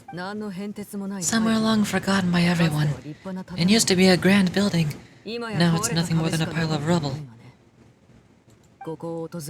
No one comes here anymore, nor does anyone care about what once happened here. Although this place does have something to do with the story I'm about to tell you. It was before I became a harbinger, and before Lene and the others joined the House of the Hearth. Due to certain events, I first killed Clervy, and then her mother. And this is where it all happened. You're the one that killed Clervy? Why? Patience now. Allow me to explain Clervy's side of the story first. I'll start from the beginning. Clervy was 6 years old when she was brought by her mother. Kruka Bena. I don't know how to pronounce that. To live in the House of the Hearth. From the outside, it seems like a fairy tale. A thriving family made up of kind adults and friendly children. Krusabena was the knave at the time, and the House of the Hearth was under her control. She was Clervy's mother by blood, but she was also the mother to all the children in the house. Clervy was happy here, for a time, but she quickly realized that being part of this family wasn't a fairy tale at all. It was a kind of purgatory. Purgatory? Exactly. The House of the Hearth takes in war orphans from all over Teyvat. But as for how to raise them, that depends entirely on the person in charge. Krusabena came up with a novel idea. She would teach the children to fight, force them to duel each other, and then crown, as the king of the house, the child who proved themselves most worthy of inheriting a title. It's difficult to estimate the number of children who died or remained maimed in the process. There's little I can say about the ones who died. The ones that emerged with permanent injuries, on the other hand, well, they still served a purpose. They would be handed over to the doctor to be experimented on, or sent away on dangerous missions. Nothing more than tools to be used and then discarded. So those are the experiments Clervy was talking about. But what actually happened to her? You said that Clervy was Krusabena's daughter, so if Clervy was trying to convince her to stop what she was doing, Krusabena probably would have listened, right? Despite being Clervy's mother, Krusabena cared little for her daughter. She forced Clervy to join the House of the Hearth only as a means to demonstrate her own impartiality as a mother, to prove that she treated all her children equally. Clervy did try to convince her mother to change her ways, but it was to no avail. After her efforts failed, the only other option was to rise up and try to fight back.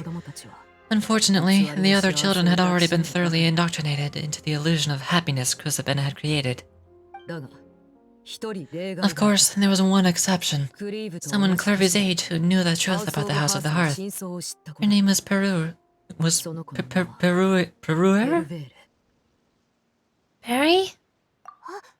Wait, That friend that Clervy mentioned. 友達か。 Friend, と huh? りあえずそういうことに I して。 suppose we can call her that for now. 明るく情熱的で。 Clervy was a cheerful and passionate 生 person ま with れながら a に with し a て反抗 tenacious 精 spirit. 神を持つクリーブとは違って、ベルベールはとても Peruere, 冷酷な on the 人 other 間。 hand, was rather cold-blooded. そういう性格だ Her からこそ cold-blooded nature allowed her to see クルセビの through 企みを見抜くことができたのだ。 Crusabena's facade. そして Yet it was also this 冷酷だからこそ cold-bloodedness that prevented her from acting against it. お母様に At 反 least at 抗しよう first, などとは考えな while かった。 Clervy longed for freedom, Peruere was convinced that amid all the fighting and violence, she would make it until the end. 何はともあれ、 Despite their differences, the two became fast friends, united by their knowledge of the truth. Clervy told Peruere that she hoped to create a real family, where no one would be killed or sacrificed. 彼女は行動 There でそ may の have been a 決意を証明した。 certain naivety to her ideas. I can't read. 何度も But 真 Clervy 相を proved her 暴こうとした determination many times over. その She tried countless times to run away, ask for help, になったが or expose the その truth, 決意が揺らぐ but her efforts only ended for beating after beating. The only thing that kept her going was the strength of her will. 歯を食いしばって痛 Even みに with her 耐え body ながら racked with pain, 彼女は she would つ still ま先 stand on her 立ちで tiptoes and open the window ベ at ルベール night. と一緒に夜空の月を眺めた。 She and Peruere would look out to the moon together, 自由 a への fierce 憧れ longing に for あふれ freedom shining in her さん eyes. さんと輝いていた。 But one day, that light simply vanished. Oh no. What happened? 彼女が感じた絶 Her 望は hopelessness resulted 具 from a 体的な出 culmination 来 of 事によ things. るものではなく、 10 years had 数 passed. えきれないほどの 10 失 years 敗に worth よ of るもの。 failure after failure. 10年 She and が経ち Peruere weren't 二 children 人とも anymore, 大きくなってもなお but finding any chance to 脱出の escape 目処は still 立た seemed ない as ままだ hopeless as ever. そんな中、 It was ベル during ベー this, ルから一 this つ time 提 that 案が Peruere suggested a new plan. 逃げられないの If escaping was out of the question, 虚栄で why 飾ら not れた take down the 玉座 very にす person る sitting on top お of 母 this 様 throne を of 暗 lies? 殺してしまおう。 Mother herself. クリーブはその提案を Clervy rejected that proposal. She claimed that as a famous harbinger, 名高い執行官として Cruzabena クルセ possessed ビンは an unimaginable amount of 想像を power. 絶する強さを誇り、 Trying to kill her 暗 would 殺の have 成 would 功 have an 率が incredibly 非常 low に chance 低 of い。 success. もう一つの理由に Clervy never gave another クリーブ reason, が口にする but ことはなか Peruere った。 could see it written all over her だが face. ペルベーレは気づい Clervy た。 still thought of Cruzabena as her mother, killing her own flesh and blood with a line she couldn't bring herself to その cross. 血筋を断ち切れずにいるのだと。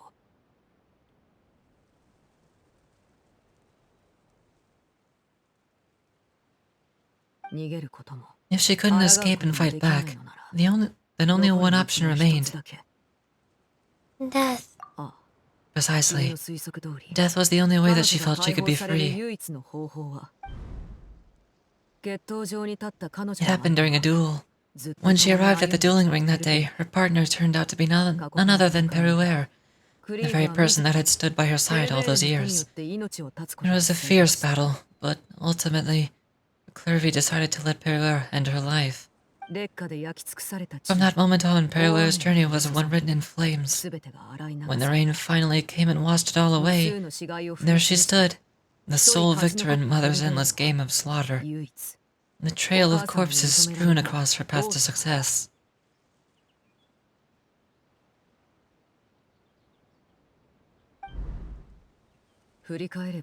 It was the very result she had predicted 10 years prior. Even then, she believed she would make it until the end. She wasn't surprised by the fact that she emerged as Mother's undisputed heir. Rather, her success left her with an inexplicable sense of restlessness. She was unsettled, and there was only one thing that could quell that sensation. Perhaps you two would like to take a guess as to who it was. Killing the person at the very top. Cruzabena, you mean? But... Correct. This is the place where Peruere killed her best friend. A mere year later, this is also the place where she fought tooth and nail to kill the mother they shared. The moment she acted, any conception of what was right or wrong ceased to matter. It's one of the principles of the house. Only those who survive get to write the rules. Peruere won that battle and became the Harbinger herself, after which Her Majesty the Tsaritsa bestowed upon her a new name, Arlecchino. So, the Perry Clary was talking about, it was you all along. You're Peruere. Arlecchino is just a name you got later. This was your story just as much as Clairvy's. I left that name behind long ago. I must say, hearing it now does bring back memories. After I defeated Crucibena, the moniker of Mother died with her.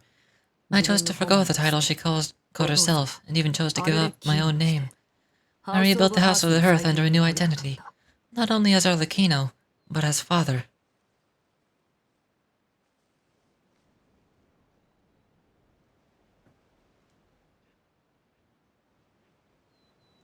And that is where the story ends. Any more questions? The Clairvy we met, though. Who is she exactly? Yeah, based on what you just told us, Clairvy wasn't a little kid when she was killed. So the Clairvy we met, was she really a spirit at all? I suppose you could call her an illusion born of flame. Her existence is like ashes to a fire, something left over in the wake of blaze and ruin.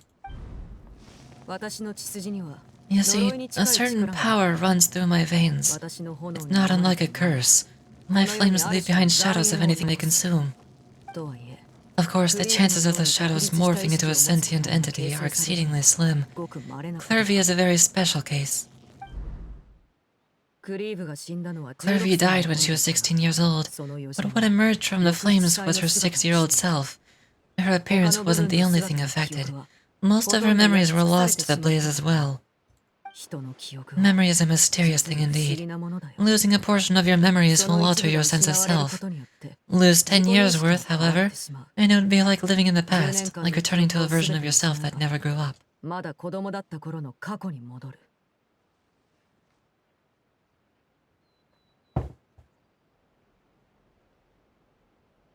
I'm confused.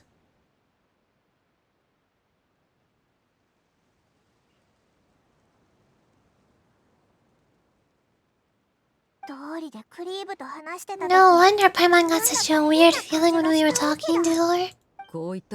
Perhaps I should put it this way. Clairvy is someone trapped in time. It may seem like she exists with us in the present, but she truly lives in the confines of her own past. So, if all of that is true, then you must have known about Clairvy for a long time. Indeed, she is a rather volatile and unstable entity. Sometimes she would look after the children. She's even saved some of their lives. But other times she would hide from me and become obsessed with revealing the truth about the house to anyone who would listen. Shadows don't have the capacity to learn or grow. Any new information they encounter is quickly forgotten over time. Your attempts to expose Clairvy to sunlight, they failed, yes? The reason is actually quite simple. In Clairvy's mind, the house is impossible to escape, and it is this very perception that traps her inside of there. But no matter. All I have to do is kill her again, and all will be resolved. I don't anticipate so much as a single speck of ash will be left behind this time. Wait! Paimon can understand why you might want her gone, but isn't there any other way? So what if she's trapped in her 6-year-old self? She's still your friend. At least talk to her first. It's too late for that. She broke the rules, and now she must be punished. That goes for filial and non-filial as well. She's had quite the effect on them. I hope you understand. The difference between Crucibena and myself lies in our formation of the rules, not our policy for enforcing them. Upholding the rules without question is a trait we both share, because that is how a household should be run.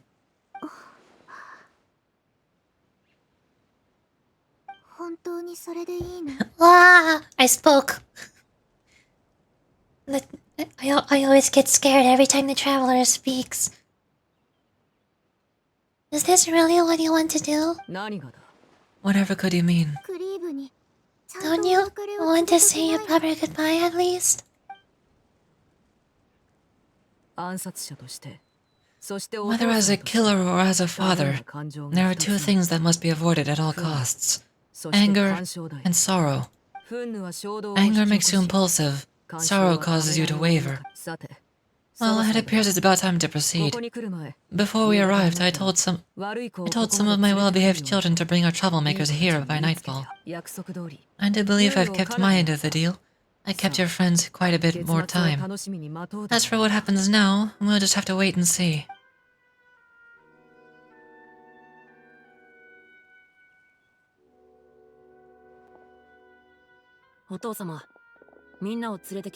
Here they are, Father.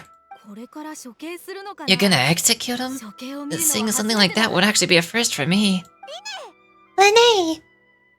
Clearly? I'm sorry. I heard about how you helped buy us more time. But I still failed. I couldn't find a way to fulfill her wish. Oh! Are you... Perry? Indeed. It's been a while, Clervy. Perry! Shh. Stay right there. I'm sorry to postpone our reunion. But first, I believe certain scores need settling. Oh no. Father, let me explain. Out of my way. Father, you chose to conceal a threat to the house, and for that you must be punished. Overall, however, I suppose your wrongdoing is hardly the most egregious of the bunch. So I'll deal with your punishments later. As for now, the more pressing concerns are the traitors among us. By traitors, do you mean us? Father, let me explain. We didn't mean to... Fultz, why don't you share what you heard? Yes, Father. Secret midnight meeting number 3. Participants Filial, Nantil, Soto, Tari. Nantil clearly said, if only Father wasn't the one who took us in. Soto added, I'm sick of this life. I just want to live as a normal person. Filial was the worst of them. She called us crazies and said a bunch of mean things about Father. I did not. You're lying. Fultz is trying to frame us. It's not like I'm the only one who heard those things. After all, you and Taddy and a bunch of other people started talking about Clervy. You were using all those things Clervy brought up as an excuse to question Father. We're birds locked in a cage. The only way out is to destroy it. That's what you said, wasn't it? You little... You just want me gone, don't you? What did I ever do to you, huh? And you, Chaplo, have you forgotten who stood by your sickbed, watched over you, and changed your dressings? Come on, let's hear it then. What's your reason for all this? You're wrong, Filial. We don't want you to die. You're our family. Liar! You wouldn't be doing this if that were the case. So why? Why have you backed us into a corner? We all live in the House of the Hearth. You know the type of work we do, Filial. A single betrayal can cost dozens of our lives. It's not like it's never happened before. That kind of thing is hard to forget. And that's why the House of the Hearth cannot tolerate any form of betrayal. Ever since you came to Poisson, you've had even secret meetings. Or 7 secret meetings. A lot of the things you talked about really crossed the line. You've been spying on us for half a month? Wait a second. Now that I think about it, the move to Poisson was just a way to make it easier to spy on us, wasn't it? Because we're all in one place. You've had this plan all along. Filial, Nantil, I'm sorry. I owe you both my life. I owe Clervy too. If it weren't for all your help after I got poisoned, I wouldn't be standing here today. If this were any other situation, I'd be doing anything to repay that kindness, even if it costed me my life. But rules are rules. I'm sorry, my hands are tied. Why? Why? That's enough, Filial. We made a mistake, and we should own up to it. We broke the rules, plain and simple, and now have to face the consequences. I'm sorry, Chaplo. Fultz. I'm sorry, Father. We accept your punishment. Chaplo, according to the rules of the House of the Hearth, how should these traitors be punished? All those who betray the house pay with their lives. And so it shall be.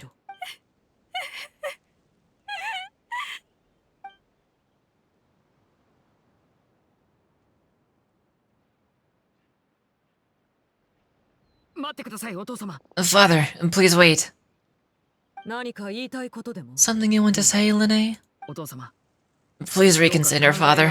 What Filial and the others did, does it really count as betrayal? We all come from broken families. From the very first day we joined the House of the Hearth, we wanted nothing more than to make it a real home. But the truth is, none of us know what a real home should look like. I'm not saying I have all the answers. All I know is this. Killing Filial and the others may uphold the rules, but doing so will only bring us farther away from being a real family than we've ever been. So please, Father, please reconsider. I agree with Linnae. Father, please.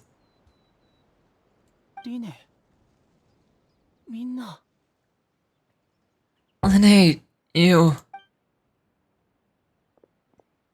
I also agree with Linnae. An order, once given, cannot be rescinded. However, given the extent of your determination, I suppose we shall have to go about this a different way. Draw your weapons and face me. Our weapons? Father, are you referring to a duel? Precisely. The rules of the house will not be altered. Traitors must be punished. However, resolving disputes with a duel is also one of our rules. One that also applies to me. Demonstrate a sufficient showing of strength, and I shall offer concession. Wait, beat Father in a duel? Impossible. Father's way too strong, even for Linnae.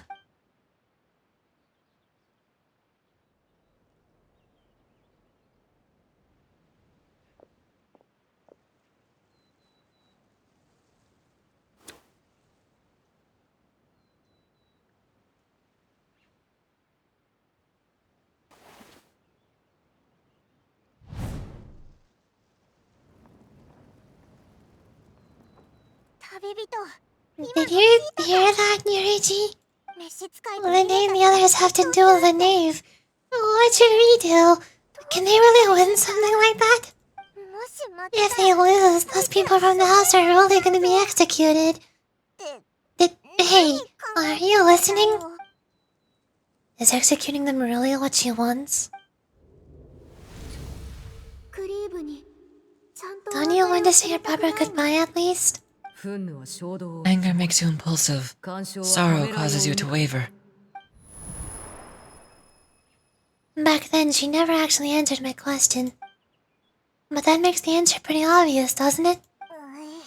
Looking at that expression on your face, she seems really serious about this. Guess that means there's no chance she's throwing the duel on purpose, huh? There's no way the knave will lose on purpose. Although... When guests are around, families are often on their best behavior, and any disputes are less likely to escalate. When the time comes, make the choice that you deem most appropriate in the situation, and lend your help to the House of the Hearth. What's wrong, Yurichi? Hey, where are you going? Yurichi? I'd like to see for myself what the fourth of the Vtuber Harbingers can do. You're asking to join the duel against the knave? If that's okay. I'll allow it. We do have a ready-made dueling ring at our disposal, after all. All I would advise is this. Keep a firm grasp on your weapon, and give it your all. Any less, and you may just lose your life. Oh boy, here goes. I'm not ready.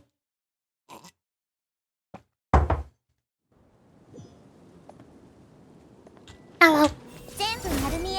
The knave, fourth of the Vtuber Harbingers.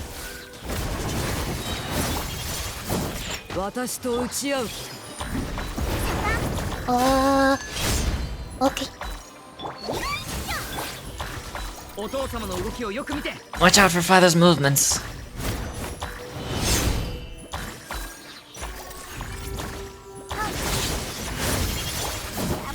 私と打ち合う。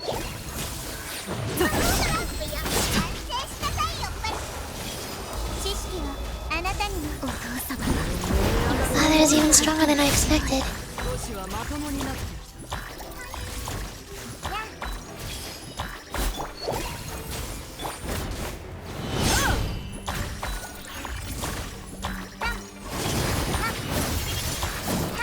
私と打ち合う。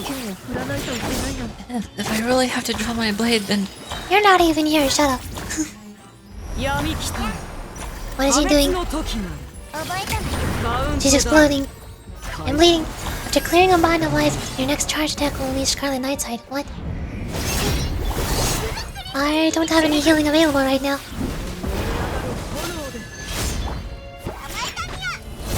Whoa. 私と打ち合う。 Wow. Okay. Ouch.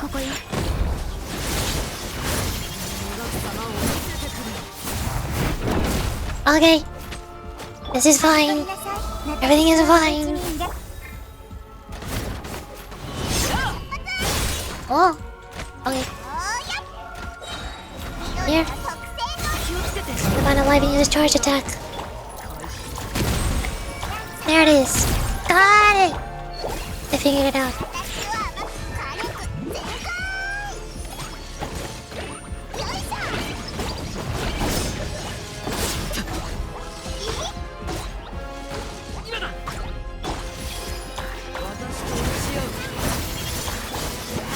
Oh, she doubles up now.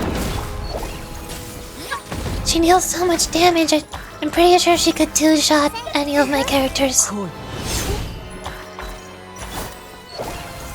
漠然と逃げ回る。 Oh! Okay. This is fine. 私と打ち合う。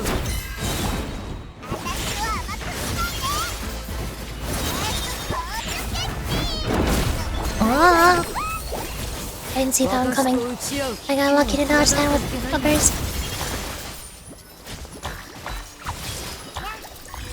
Where did she go? What is she doing? Ah! Phase 2!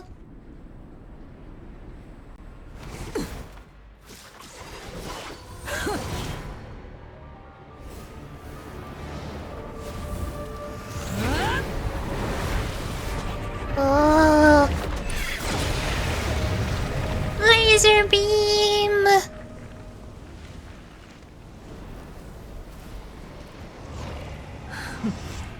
Sender of the two worlds flames through air. Oh no. Ah! That's cheating! 全員を焼き尽くしたよい。 I wasn't ready. 見届けるといい。 Oh, laser beam.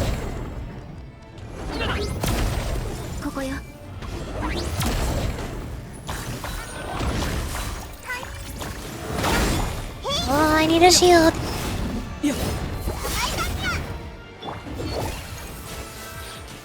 Almost covers. There it is. But Kayona needs healing. お父様の動きをよく見て。 There we go. Popped it. Nahida also needs healing. Oh, the pains of not having Yaya on the team. Wow!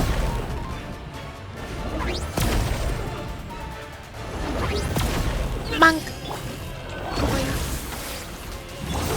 Oh! Hello.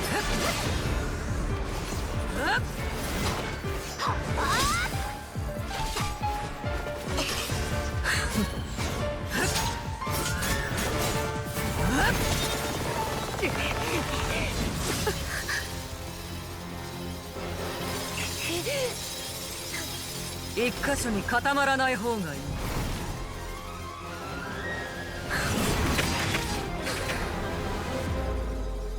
Oh,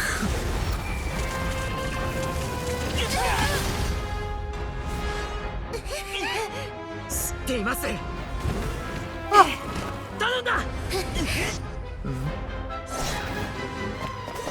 めんなさい、お父様。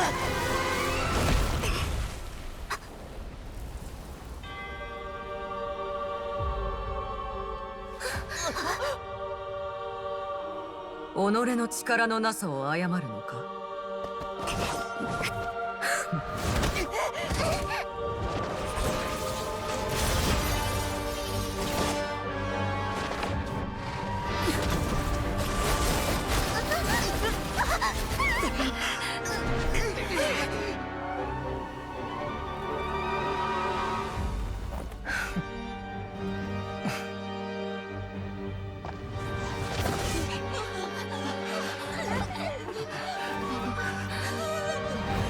お父様。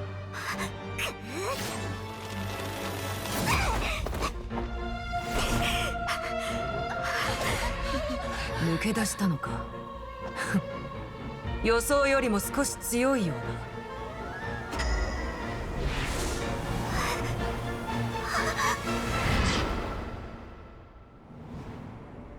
だ。おー。赤黒い月。体が動かない。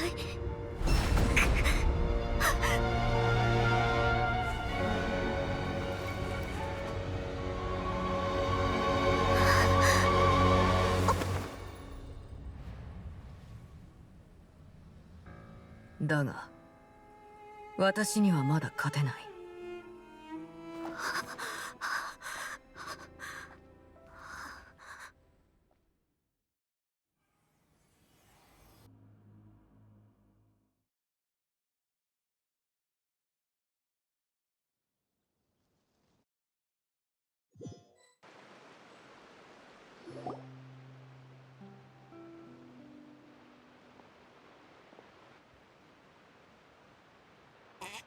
ここまでだ。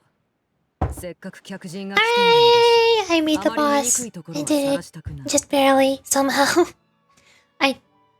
Multiple characters nearly died multiple times. But I somehow managed to balance out Diana's shield and Doria's healing. Also, welcome back, Kara. You got here just in time for the cutscene. That's one of the coolest cutscenes in the game. Probably because it's one of the newest ones, still. The cutscenes keep getting better over time. Totally not embarking? Of course.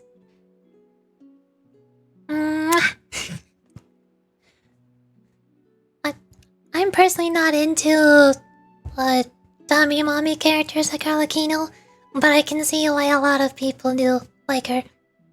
She is one of the most intimidating characters in the game.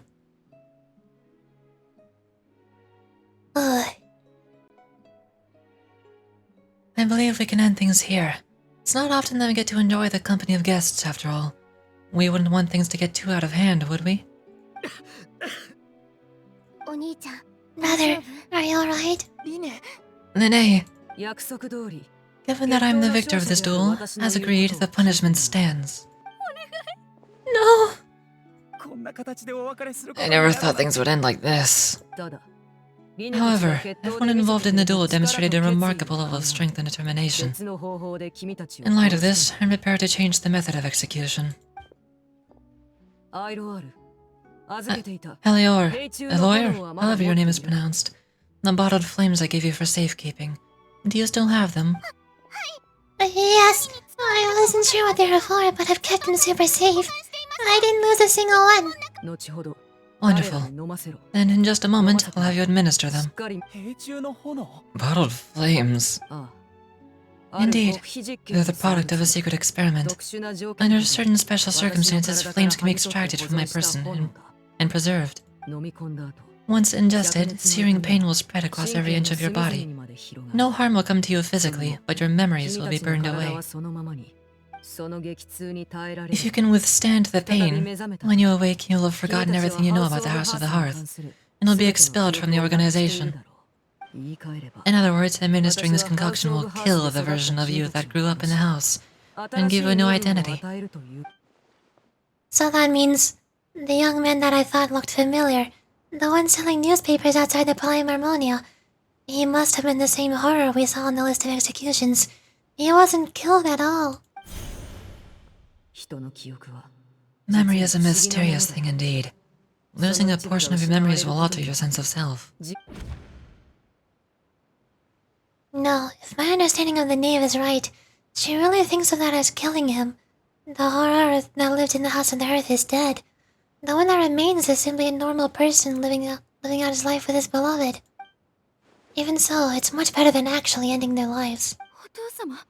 So you're just letting us go, Father? You must understand. Memories are extremely important. Once consumed by flame, the version of you standing before me will die, and our secrets will die with you. So no, I don't intend to just let you go, because the person who survives will be nothing but a stranger. Oh, that explains how Clervy, as a ghost, is still her child, because she forgot who she was for 10 years when everything went downhill and she got corrupted by the house. When the knave killed her, she killed all of her memories of the House of the Earth. Now it makes sense. Even so, I won't have to live in fear anymore. I'm sorry, Father. I'm sorry I let you down, but I really... So basically it's retcon in a battle. I don't know if it's retconning, like, other people still remember her, she just doesn't remember herself. It's not like the concept incinerator from Limbus Company. That would be the retcon in a bottle. Don't cry, Filial. You haven't left the house yet, so there are still rules to be followed, yes? Remember what I taught you. Anger makes you impulsive, sorrow causes you to waver. Do not let yourself be controlled by your emotions. Of course, I'll remember. Dry your tears and go pursue the life you really want. Yes, Father. Chaplo, Fultz, Helior, take them back to Poisson and bring Lene and the others as well. I prepared 3 extra vials of bottled flames. As for whether to take them, the choice is yours. Goodbye, children. The next time we meet, I'll no longer be your father. Thank you for all you've done for this house. I hope you have bright futures ahead of you.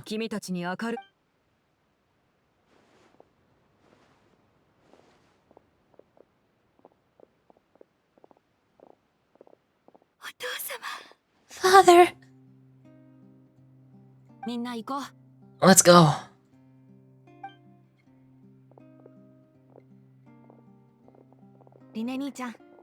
Here, grab my arm, Lene. I'll help you walk back. Thank you.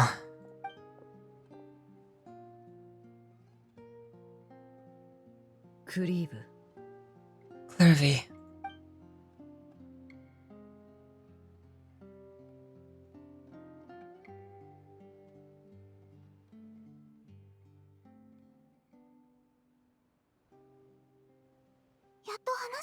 Can we talk now?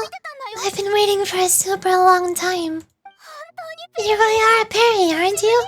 I haven't seen you in so long. How come you're all grown up? Wait, did I somehow travel to the future on accident? Or am I dreaming? Huh, what a long dream. Neither. You died, Clervy. That's what happened. You could have at least sugarcoated it a little. Look, she's done speechless. If this really is Clervy's younger self, then I would say she's probably had enough lies. Oh, okay then. Oh, that's it? You accepted it just like that?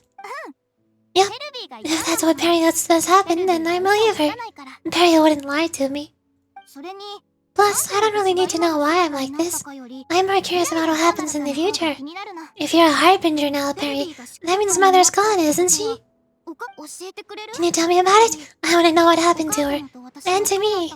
君は運命と向き合い You never stopped trying to defy fate. 最初は誰も At first, no one believed you. 信じなかったよ You could only vent your frustrations to the 君は moon. 月に悩みを In fact, you often sought comfort in the night そし sky. てある日の You 夜 wanted to see the aurora, 二人で一 so 緒に one スネ night, ージナヤの we オーロラを promised each other 見 we に would go to Snezhnaya to see 私 it の約 together. 束をそれから君は Later on, you tried to run 何度も away, 脱出を試みた but you weren't bought back その each 度 time. 捕まった Or you were bought back each お母 time. 様が君を生かして Mother くれた spared your life, but it 優し wasn't さ out of ゆえではなく kindness. Instead, she decided to make an example of you by slowly torturing 他 you の over 人に裏 time. 切った結果を知らし That め way, る the た other め children would know what happened to traitors. だがそれでも君は Still, 諦 you めな never gave up. Mother hoped that through ruthless duel after ruthless duel, she would be able to crown an ultimate victor among the children she raised. それに対し But you called on everyone to みんなで団 unite, 結して to fight 引き to 分けにすることで fight to a draw in order to reduce casualties. Your efforts may have only delayed the inevitable, but 少 still, し時間を you 稼い gave だ them だけだ hope. ったが君は思いつく You 限り tried の everything you 方 could 法を試 think した of, but every その attempt 全て ended in 失敗に failure. 終わった Still, you never turned your sword on 君 Krusabena, の剣が苦 and し you め never turned it on me. あるいは私 On に that 向けられ gloomy ること day, は you なかっ told た me. 16年間 For the last 16 years of my life, I've done everything I can to fight for freedom. でも今になっ But て now I realize that the only freedom I truly possess is the freedom to choose to die. そんなことを言うなんて I never imagined I would say something like that. I must have been feeling really worn down. でも But somehow I still think I understand. According to Mother's plan, only one of us is going to make it until the end. 最後 And I always hoped that person would be you. もう一度選べる If I could do it all over again, I still don't think I'd make a different 初 choice. めてあなた Even when I first met you, I knew you'd be able to do what I couldn't. そうか That's so. 君が追い求める Even now, I'm not sure I truly understand what kind of freedom you're trying to pursue. 私ハウスオブハース But の as お父様と the head of the House of the Hearth, 子 and 供 as the たちに children's 最大 father, 限の自由を I've tried to give them the most basic of freedoms. The 自ら freedom の to choose their 運 own 命を選ぶ fate. 自由をなフォンテーヌの最高審 It's 判 something 官 I と事 discussed 前 with に the 話を Eudex of 取り付け Fontaine. The children who want to leave the house will have their memories wiped clean of all secrets pertaining to the 静かにで organization. 暮らすことができる In return, they'll be allowed to live a 彼ら normal の過 life 去 in が追及 Fontaine されることは without being prosecuted for their past. Oh, that's when all the water and rivers and irrigation metaphors were for. 無論 Of course, I won't simply hand freedom to them on a silver platter. They have to fight for it and prove themselves worthy of it. その手 Only で a freedom that is earned has true value. それで十分 That's more than enough. 続けてきたの That's exactly the kind of life I was fighting for. 私から見たペン You know, Perry, I think you're a pretty amazing king, and a really great father, too. あなたがハウスオブ I'm really happy that you're the one who took over the house. I guess I do have one regret, though. 心残りがない I still haven't seen the outside world. 私まだなら Well, it just so happens that our dear guests over here have been to こちら many の二人の nations 客人は and traveled to 様々な countless 国を places. 訪れ Perhaps they would be willing to tell you what the outside world is like. Really? もちろん Of course! We traveled all over the place. We've got so many stories we could probably talk your ears off for 3 days straight. Oh. Talk about the land of Dendro, national wisdom. お母様に戦い方を教わってた時は I was always too afraid to skip Mother's 一瞬 fighting でも fighting 余裕で lessons. 教令員で授業 But at the academia, I bet you could do all sorts of things in class. いいのかな Things that have nothing to do with studying. I'm kidding. Being able to study whatever you want without having to fear for your life actually sounds pretty great. Stretch. Ugh, fine. I was gonna take a break to refill my tea after this cutscene ends.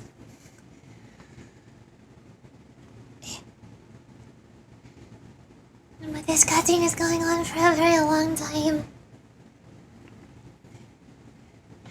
I keep forgetting that they treat the character story quests as basically Archon quests.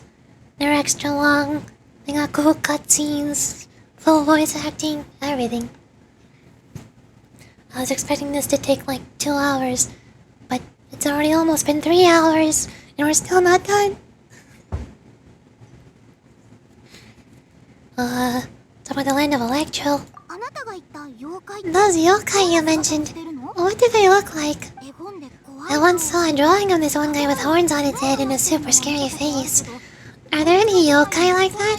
それって鬼だ Oh, it sounds like you're talking about an Oni. Yeah, we met one. And let Paimon tell you, they're not nearly as scary as they look. Genshin is basically a visual novel hiding as an open world game. Exactly! That's why I like it. My favorite thing to do on stream is reading visual novels, reading dialogue and doing voices. And that's why I've been playing Genshin so much for the past few months. Because it's basically a visual novel and I get to do a bunch of voices. Same thing with Honkai Star Rail. Hydro. Geo? Ah, that's where Mora comes from. I never knew that before. If I had some Mora, I would buy 3 new dresses. One for me, one for Perry, and one for Mother. It's just too bad Perry doesn't like wearing dresses. And Mother, well, she probably wouldn't accept something like that either. I guess I just have to keep them all for me then. I can wear a different one every day. Finally, someone else who gets it. My partner is one of those people who skips everything. But why? The story is the bulk of the gameplay. All the other gameplay is just resting on top of the story. It's the exact same problem with the Final Fantasy XIV. If you play Final Fantasy, but you just mash through all the dialogue and skip all the cutscenes, then why are you playing Final Fantasy XIV? At that point, you're only experiencing the worst parts of the MSQ, which is walking from place to place and interacting with NPCs. Is that fun gameplay to you? Are you having fun? Someone still managed to catch up to her and pass her while taking the time to soak in the story. Well, yeah, because there's no skip buttons in Genshin Impact. You can't just press escape to skip the cutscenes, so mashing left click to skip through all that dialogue doesn't actually make it go that much faster. Although for me, I tend to go especially slow compared to most people, since I'm reading the dialogue out loud in a voice. Most people can read text a lot faster in their head, but when you're reading it out loud, it goes a lot slower. So I'm probably taking a lot longer than most people.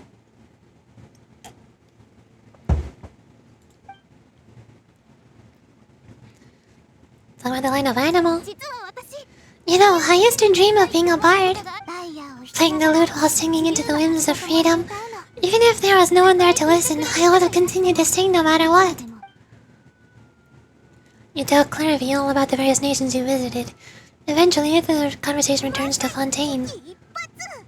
The situation was super dangerous.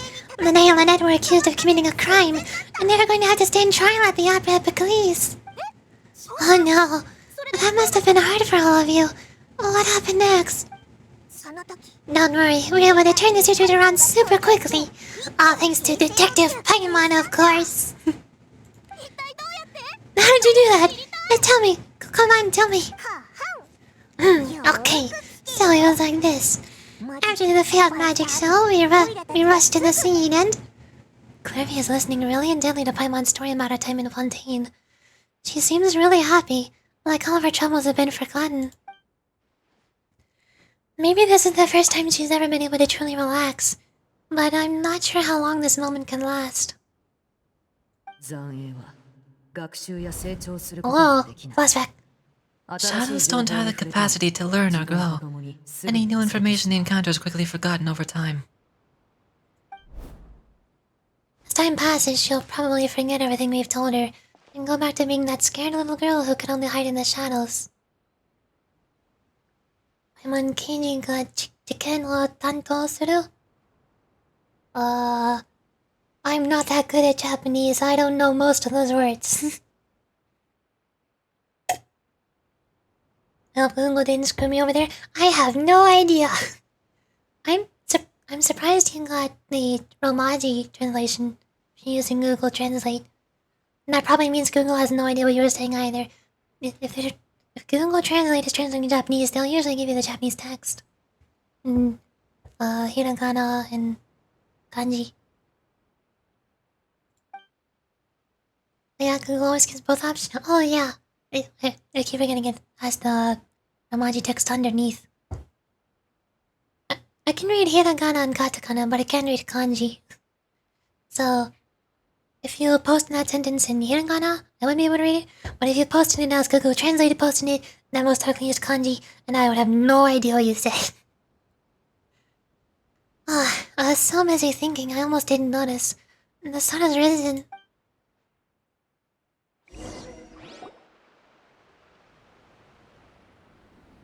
More cutscenes! クリーブ、影の下でハウス・オブ・ハースに抗い続けてきた君に、私は執行官、召使いとして処罰を通告しよう。君をハウス・オブ・ハースから追放する。君は家から離れ、ここのルールにも縛られなくなる。はあ、私、家から離れられるの？はあ、私もあなたたちから聞いた外の世界を見られるの？忘れてた。もう大人になれないんだ。でも大人になったあなたに会えて本当に嬉しかったよ、ベルベーレ。元気でね。じゃあまた。来世で会おう。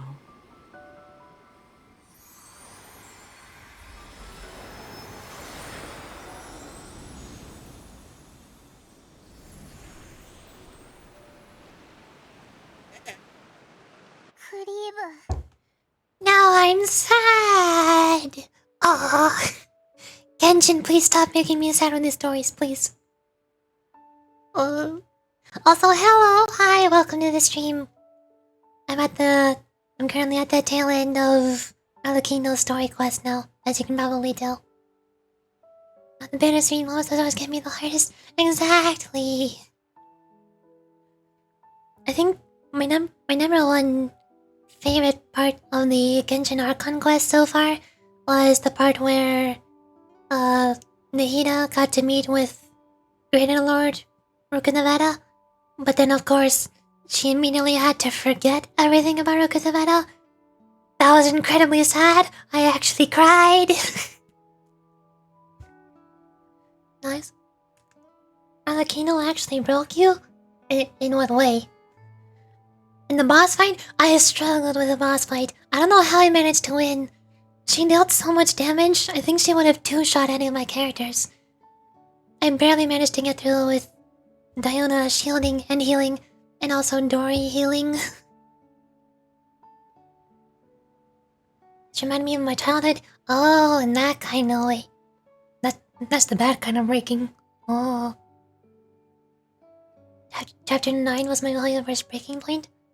I don't remember what was chapter 9. To this day I wonder how I'm still alive. Human bodies are surprisingly resilient. And that's how we've taken over planet Earth. You don't know chapter 9? Which one is chapter 9? I don't keep track of the numbers. I haven't played Honkai Impact. No, I've never played Honkai Impact. I've only played Genshin Impact and Honkai Star Rail. Although I am also planning on playing Zenless Zone Zero when that releases. Whenever it releases. I don't know when. I don't think it has a release date yet. But I've been watching people playing the beta.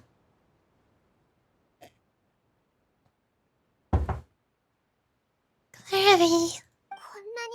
She left so soon, Paimon didn't even get to finish her story. Not explain it if you never drop into the Honkai Impact 3. Get tissues ready? Oh no. I'm still not sure if I'm ever gonna play Honkai Impact. Especially because it's the oldest game of Hoyoverse that I know of. And I already played 2 of their games. And I'm already planning on playing Zenless when that releases. If I'm gonna be playing 3 live service mobile gacha games all at the same time, I don't know if I want to introduce a 4th one. That's gonna take up too much time. I'm still nowhere even close to finishing all of the stories between Genshin and Honkai. I feel like I need to finish these 2 games before I go back to Honkai Impact.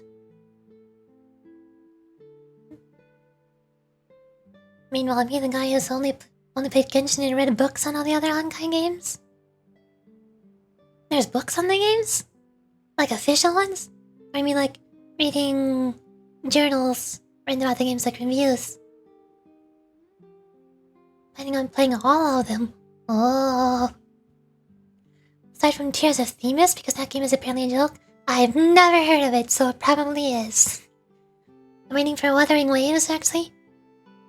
Got 5 novels from Weavers. Oh, I didn't know they actually published official novels. I've heard of Wuthering Waves. All I've heard is that it's some kind of mobile gacha game coming out soon. And also, every time I hear Wuthering Waves, it makes me... I get confused with Wuthering Heights. Because that's what the current season in Limbus Company is called. The Wuthering Heights, or whatever. I also haven't gotten to that chapter in Limbus Company, because I'm too busy trying to progress through the story in Genshin Impact and Honkai Star Rail. I don't have enough time to go back to Limbus Company and finish the chapter 5 and chapter 6. I'm so behind. That's exactly what I mentioned earlier, that I read through the stories really slowly. Wuthering Waves, the shameless ripoff of Genshin? Oh. I haven't heard about that part. Then again, it's a mobile gacha game, of course everybody's comparing it to Genshin. Murder said one thing though, I cannot pull for Arlecchino. Me neither. I'm a free-to-play. I can't afford to pull for anybody other. I was debating pulling for Arlecchino, but then I remembered I have Hutao already, and they both seem to function almost exactly the same gameplay-wise. I don't need a third on-field pyro DPS character. I already have Hutao and Klee. I think I'm set. Not because I'm a free-to-play. I have 193 wishes.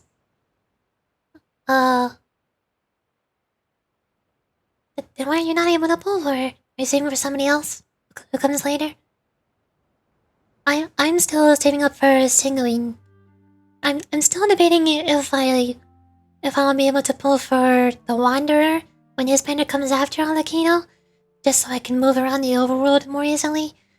But then they posted a little teaser for Singoing, so it seems like she's going to be added to the game after the Wanderer's banner. And I still don't know if she's a 5-star or a 4-star. If she's a 4-star, I might be able to get Wander because I'm already at 70-something pity.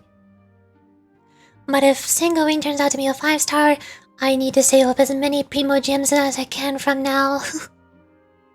I don't have enough to get to 180 yet. 180 pulls. People want to defend it by saying they only took inspiration from Genshin, but when put side by side, it's basically the same game. Well, at that point, you have to remember what happened when Genshin Impact was being teased and trailered, and when it first released. Do you remember how many people were comparing Genshin Impact to Breath of the Wild? Calling Genshin Impact a Breath of the Wild clone, a copy, a fake?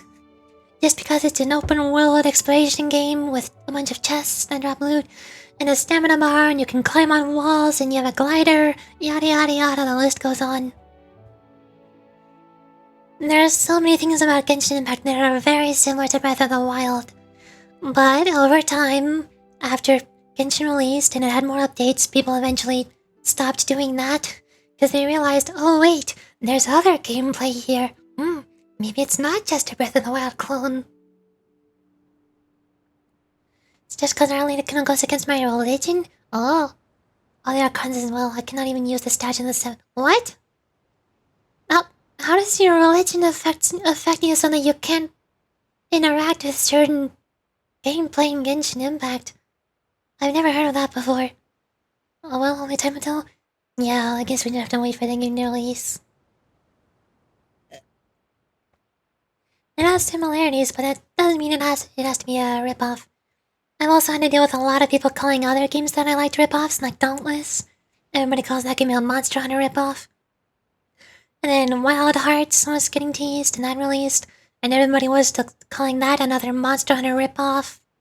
Even though it was a perfectly good game with a whole lot of really unique stuff, people were just purposely choosing to not look at all the cool stuff that makes Wild Hearts stand out from Monster Hunter.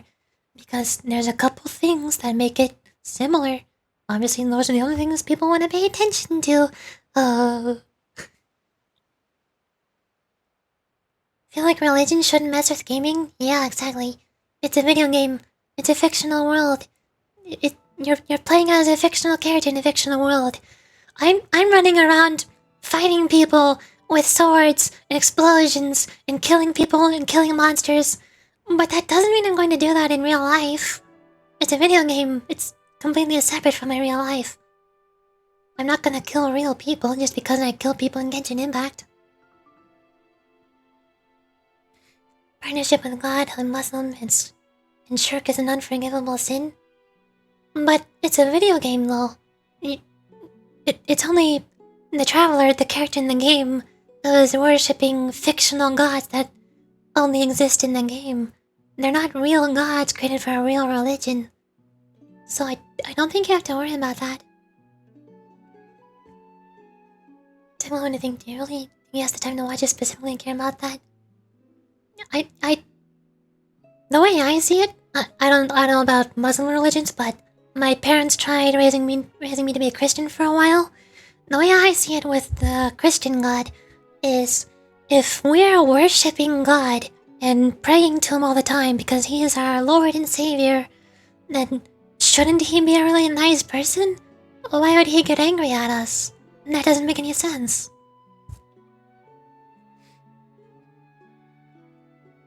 I always thought God is supposed to be a really nice person who watches over humanity and takes care of them. So I don't know why he would get mad at you for doing something like playing Genshin Impact. You're not hurting anybody or doing anything evil. For those, I'm just too scared. Well, okay, if you say so, I'm not gonna tell you you're wrong. Cause like I said, I don't know anything about Muslim religion. I'm just thinking from the perspective of a Christian. She left so soon, Paimon didn't even get to finish her story. I also have certain sentiments left unsaid. I wanted to tell her that the aurora I saw in Snezhnaya was just as beautiful as the ones in the pictures. But as Shadow's memories reset at dawn, had we delayed any longer, we would have had the time to say goodbye. Whatever regrets may linger, let them be lost in the coming of a new day. Father! Oh, it's Lene and the others! Hey, Lene!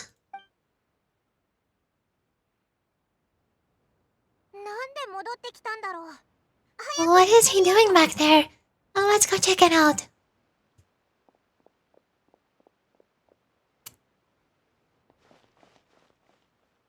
It is what it is. It's not like I'm missing out on content, so I'm happy. Okay, good. As long as you're having fun, then that's good. That's the whole point of the video game. Father, the bottled flames have been administered.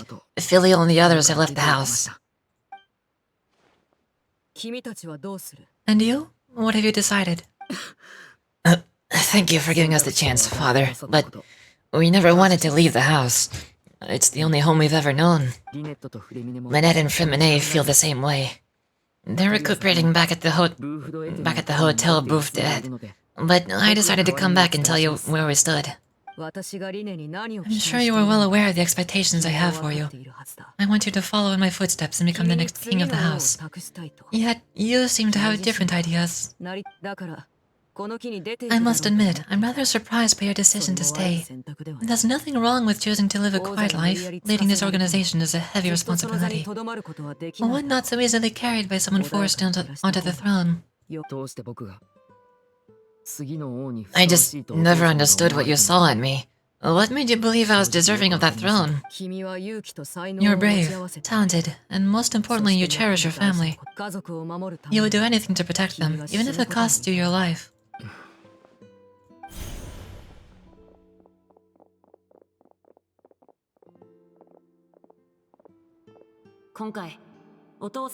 Speaking of back there was so brave of you, Lene. It's all thanks to you that we were able to convince Father to back down. You're a hero, Lene. Hero. Father's the real hero. Had Father gone all out during that duel, there's no way I would have walked away with my life. She must have had it all planned from the beginning. From the very moment she suggested a duel. I'm not deserving of that title. I'm not strong enough or smart enough. You're wrong. In my opinion, all you need to be deserving of the throne is conviction, and the necessary strength to act on it. We may have different ideas of what it means to be a family, but you can hardly be said to lack conviction. What you truly lack is strength. For someone of your talent, though, that's something that'll come with time. Even without that strength, you still chose to face me in a duel, even though the odds were stacked against you. That capacity to honor your convictions is what I truly see in you. Father. No one knows what the future holds, what tragedy or triumph may be in store. Being at the head of this organization requires the strength of will to face whatever comes. Caution will only hold you back. If reaching a certain standard were required to go after what you want, I would never have succeeded in killing my predecessor. Back then, there was still a considerable gap between our abilities. Strength may decide the ultimate victor, but those who let the lack of strength dictate their decisions or undermine their convictions will never be worthy of the throne. I understand, Father. Thank you. Children must grow up to surpass their parents. Only then can the family continue to flourish. The road ahead is not an easy one, so I'll ask you one last time. Are you certain you want to stay? You have done so much for me, Father, and that kindness must be repaid. Plus, with Project Stews at hand, there are many dangers ahead, and I, for one, don't intend to back down. Protecting my family at all costs, and that's my conviction. Then you're welcome to stay. As for Project Stuza, you need not be too concerned. If those cowardly businessmen and heartless dignitarians try to take us down, I'm prepared to teach them a lesson. Having members who longed for the light was our organization's last weakness. With those members no longer among our ranks, the House of the Hearth is like a spider hiding in the shadows. We need only wait for our prey to come to us. At present, our imperative is to use their plan to our advantage. In doing so, a crimson moon shall rise amid the frigid blizzards of winter. No demonstration of loyalty shall go unrewarded, and no sacrifice shall be in vain. By the way, I did some research. Did you know Arlecchino actually defies the laws of nature in Teyvat? She's not supposed to exist? Does that have something to do with her curse? Also Pyro not actually her power? Yeah, I noticed during her boss fight in the cutscene right at the end of it, her vision transformed into an icon that was not the Pyro icon. It turned into her own special icon. Which also explains why her attacks don't really look like fire. It's just some kind of dark red attack. Similar to the cube attacks that one Heavenly Principles lady at the very beginning of the game uses.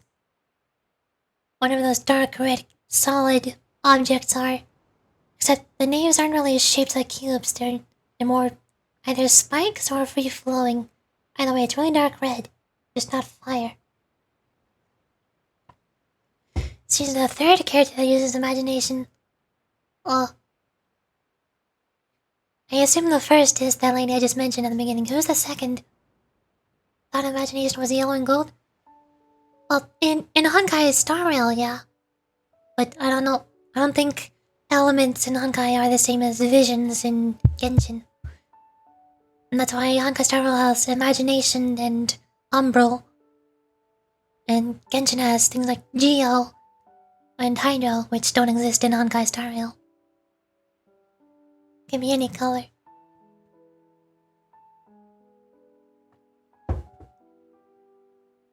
I think it's a different kind of imagination. Then again, I don't know what all the crossovers are between Genshin and Honkai. I still have no idea who that one random lady that showed up after we beat the whale in Fontaine was. Some kind of dimension world hopper. I'm assuming she's from Honkai Impact 3rd. I have no idea who she is. I'm also thinking about Honkai Impact 3rd. Is yellow and gold there too? Oh! I don't know anything about Impact. Not even what elements in there. Are they the same as the elements in Star Rail? First is pre-suspended Aether, and second was the woman who took away Lumine. Pre-suspended Aether? So, like, before the traveler landed in Teyvat, they were able to use imagination. The imagination element. But like Genshin is part of Honkai. This is so confusing, I don't understand. Is Teyvat, like, just one of the worlds?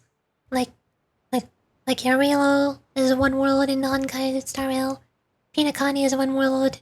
Shanshell is one world. Is Teyvat just one world in the universe? In the same universe? Yeah, all the games are connected by the imaginary tree from Honkai Impact 3rd. Not to be confused with the leyline tree. Imaginary tree. All the games are their own universes on a branching tree. So, like, they split out from. Oh, this is so confusing. Is there like the timelines in The Legend of Zelda, where there was one game where they split up into multiple timelines, and then they go in straight lines from there? So there's some similarities, but they're not exactly the same. Like there's some reused names and concepts. Also, Skirk, Narwhal, Dinesleaf, and the King of Kynreal use Quantum. Oh.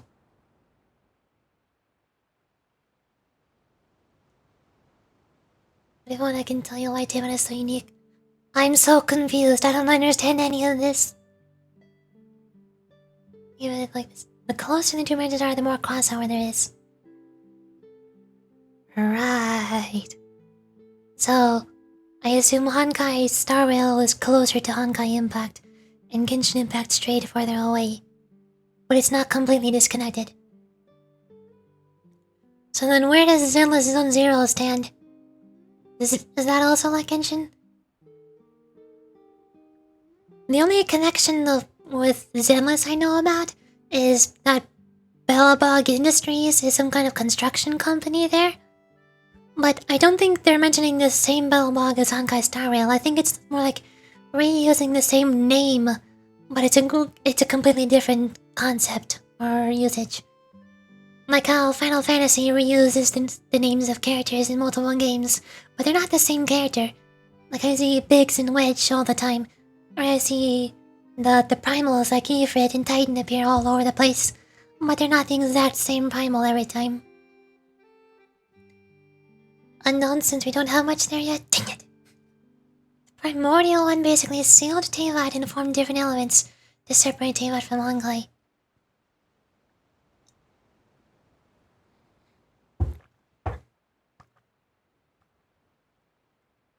I don't know who the primordial one is either. I hear primordial, and the first thing I think of is the primordial sea.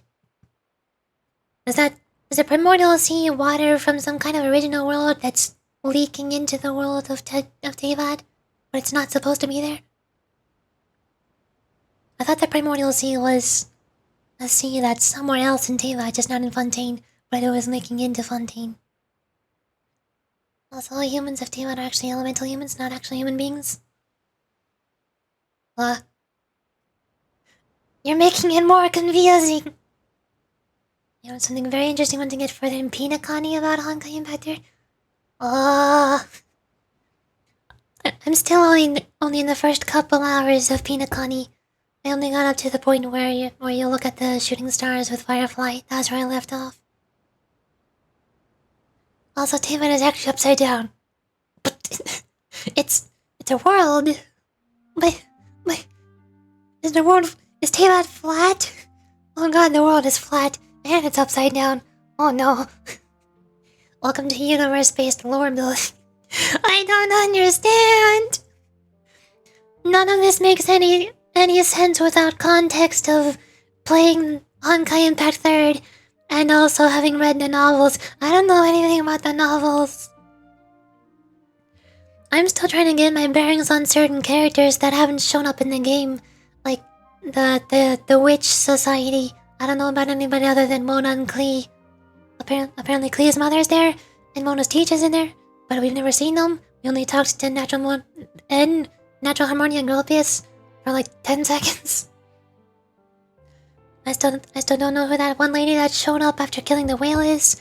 I still don't know who Child's master is, or if that was the same person. I still don't know where the narwhal came from. Are they... why, where?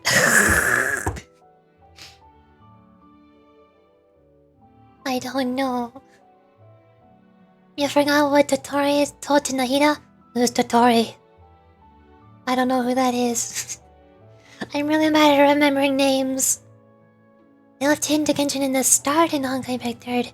The main bad guy watching the villain on a screen. I still don't know who Devalin is either.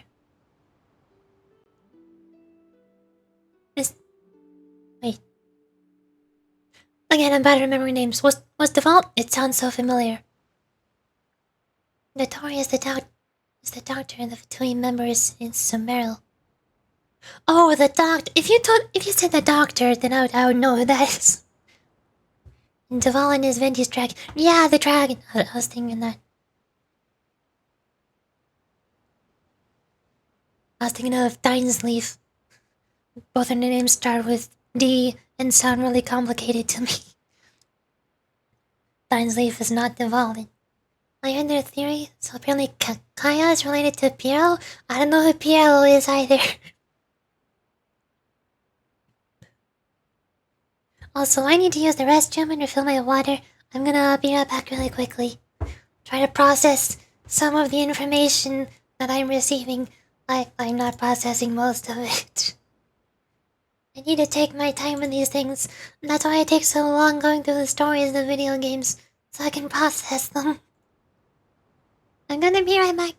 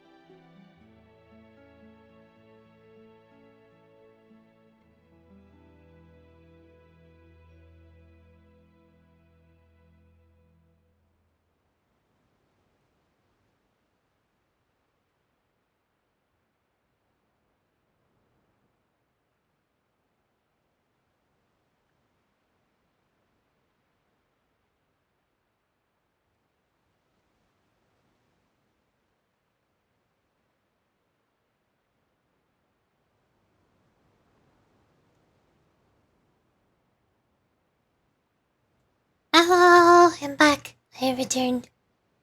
I refilled my water and I have a cough drop in my mouth now, so I can talk more.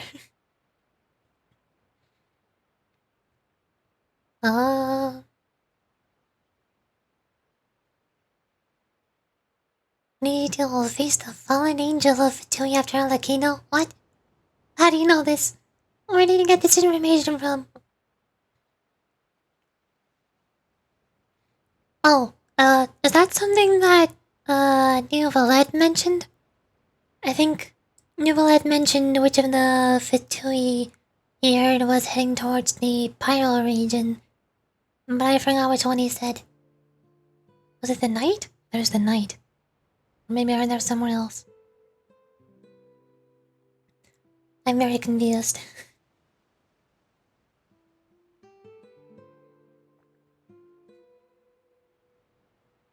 You love overloading people with ADHD info dumps. Excuse me, you're doing this on purpose. Fine, I see how it is.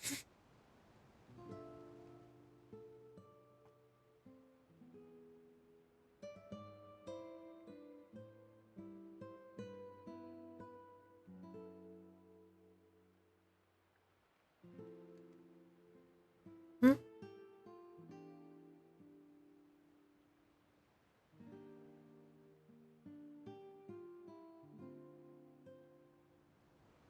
Arlecchino's revived version of one of the ladies who built the ship in the Fortress of Merlopide? I don't remember who that is either.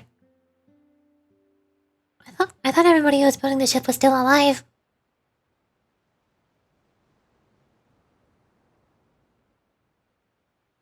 Welcome back. How's your brain handling the info dump? It's not. There's a whole lot of names and place names and people names, and my brain does not process those well. I'm a visual learner. I'm really bad at remembering things just by reading names. I need to see what that person looks like or what that place looks like in order to remember it. I gotta tie it to something. You telling us which element I mean in Genshin? Imaginary.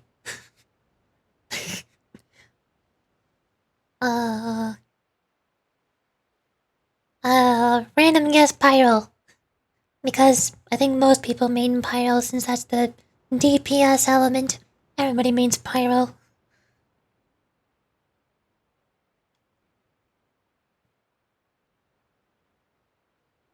No nonsense does not require you using the animal statue? Huh? Oh, you mean like which traveler element do you use? Geo! Oh, that's surprising. You have Zhongli, don't you? You only think that Geo is your favorite element because you got Zhongli. That's how it goes most of the time. I don't have Zhongli. I don't have any good Geo characters. The only ones I have are Noelle, of course, everybody does. I just got Yunjin recently, but I haven't built her. She's on level 40. Ningguang. I don't know anything about Ningguang. And I think Goro. I don't know anything about Goro either. Those are the 4 Geo characters I have. Not any especially powerful ones.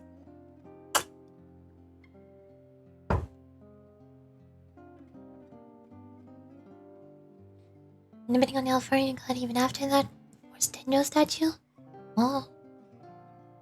Alright, now I remember. Now I see what you mean. No, don't got Zhongli? What? How? I'm surprised Geo is your favorite element though. Then again, as you can tell by my little drawing of myself on the bottom right corner, I have a cryovision. Can you tell? Can you tell what my favorite element in Genshin is? It's mostly just because of Chi-Chi. Even though I don't have Chi-Chi, the game won't let me have her. I'm not allowed to play as Chi-Chi. But cryo is still my favorite element in general.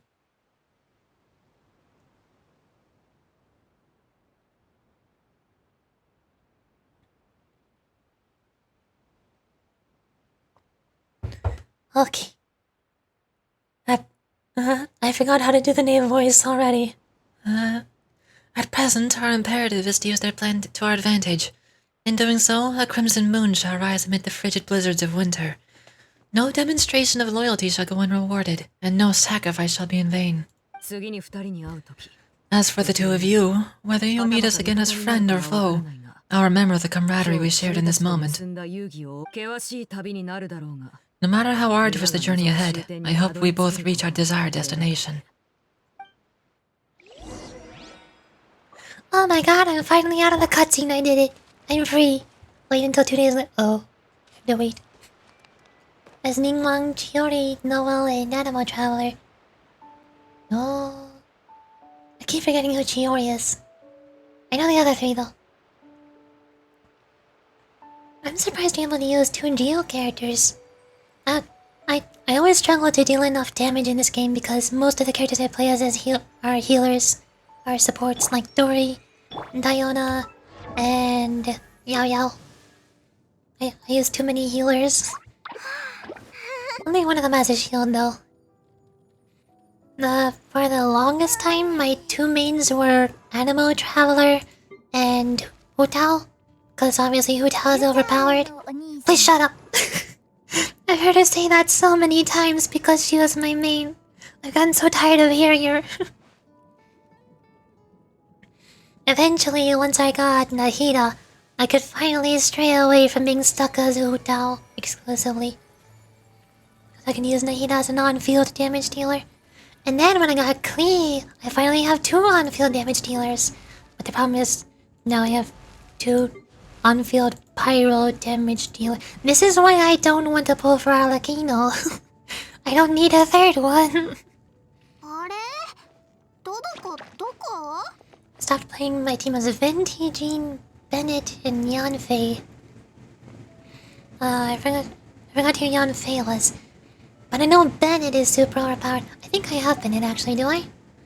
Oh, I do. I have Bennett. But I don't like him. Can you tell by the way he's at level 20? I've heard that he's super overpowered because his ultimate, his burst gives a damage buff to whichever character you switch to. But I don't care, because I already have enough pyro damage dealers. I don't need more. At this point I need a good Hydro character and a good Geo character. So I've been slowly trying to build up Farina or Mona a little bit. I can't decide which one I like more. I only bought for Farina because she was the Archon. So I thought she'd be overpowered. But then she's not overpowered. She takes away all of my HP and never gives it back. So then I need to have Yaya on the team just to get my HP back. So at this point I'm probably gonna stop building Farina and Mona and wait until Sigwin releases, then I'll build Sigwin. She'll be my main Hydro character. And then I need a Geo character. Noel, Eugene, Ingguang, Goro. I don't like many Geo characters. I guess Eugene or Noel, one of those two. I don't know which one.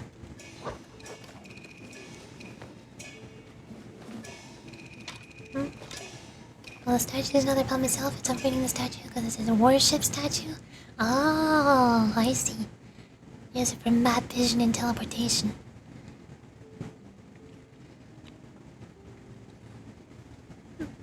Again, I just feel like you gotta remember that it's not yourself who's in the game, right? It's the traveler. Either Aether or Lucimi, whichever character you're playing as, they're the ones who are worshipping the statue. Not you. You're not worshipping that god. So I don't think you have to worry about it.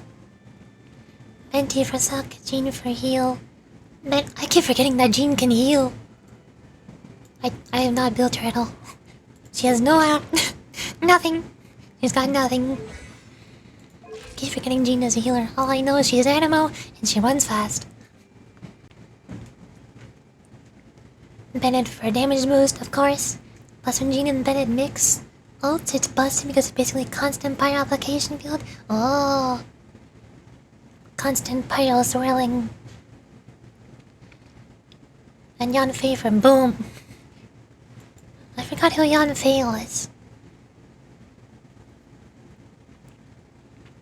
Did he probably on so many souls? What? What do you mean? That's how the team works. I don't see what's inappropriate. I'm waiting for Navia Rion to finish my Geotruck. Oh. Didn't they... I think they just had a full Geo-themed banner recently, right? When Chiori released. I think everybody on her banner was Geo. I assume you put on that banner a bunch? I didn't pull on that banner because I'm a free-to-play and I can't afford... I can't afford pulling for whatever characters I want. I have to save up. I haven't pulled for anybody ever since Farina's banner. Well, actually, no. I pulled for the weird other banner that they added. That let me pull for Klee. That was the last time I pulled. Thank goodness I have Klee, so I have more damage.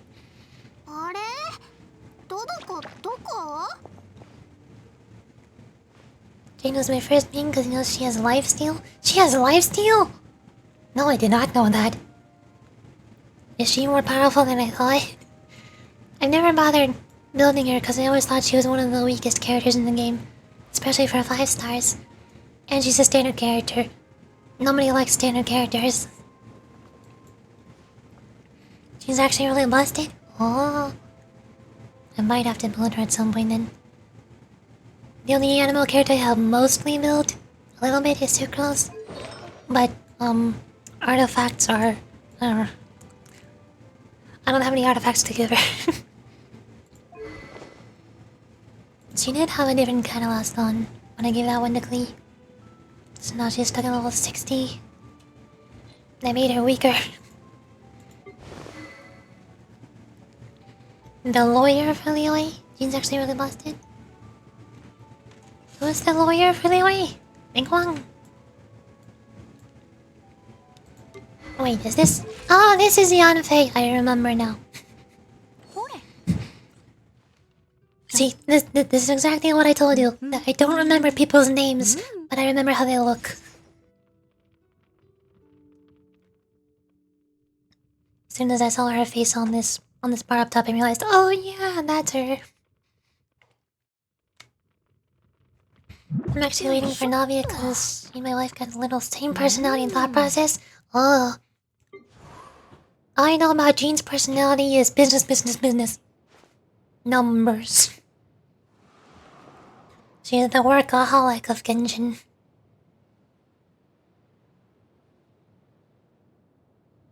Waiting for Navia because she and my wife got the little... Oh, I don't even... No, oh, you said Navia, not Jean. I can read... Navia has the same personality. Oh. Every time I think about Navia's personality now, I remember that one cutscene where she's standing on top of a boat, riding at full speed, with her umbrella behind her back. As her 2 assistants are trying to hold down the umbrella. That's Navia's personality to me.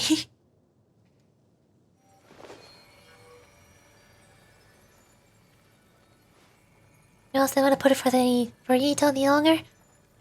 Yeah, Ito is probably one of my favorite Geo characters. Just because of his personality. He is hilarious.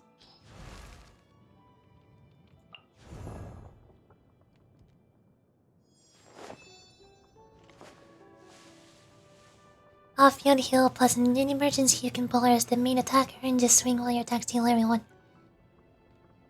So she's like Chi-Chi? Like mostly off-field healing, but you stronger healing while on field?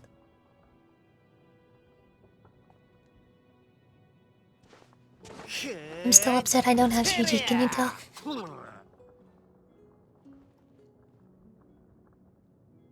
You're like, no. But that's Geo.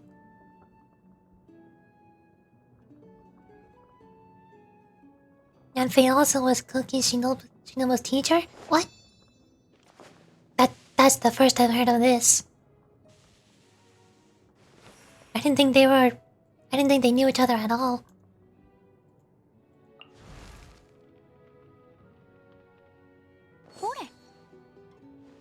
I remember correctly. Cookie Shinobu is a Kali from League of Legends. You cannot choose. What? I don't know anything about League of Legends. Do I want to know who Kali is? Well, actually, you just told me who she is. Where is she? I can't even find her. Cookie? Cook. I lost her. Oh! I completely forgot that I actually have her. I was looking at all the grayed out characters. I actually have Cookie. Wow.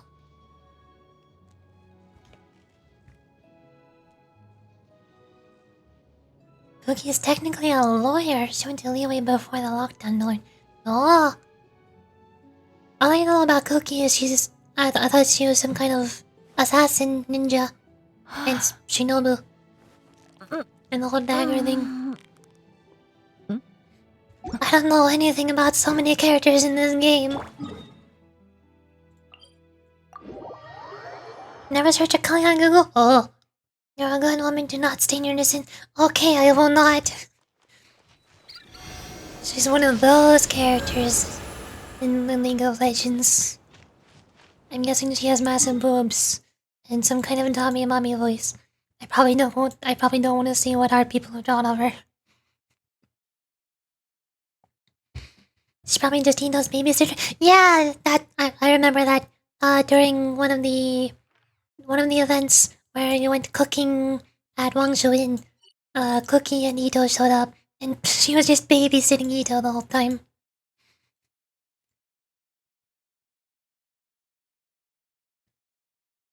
Still Sarah shipped with Ito? Sarah? I forgot who Sarah is. Why would you look it up after somebody told you not to? You were told not to. Don't do it! Do I? Oh. Now saying it's not too bad? Oh, okay, good. You're safe. For now. Macaulay is sassy and very playful? That's you? Oh, is she a brat? I never thought of Cookie as either of those things. She's not a dummy mommy with big boobs. And she's not a sassy little brat. The more you tell me, the less similar she sounds.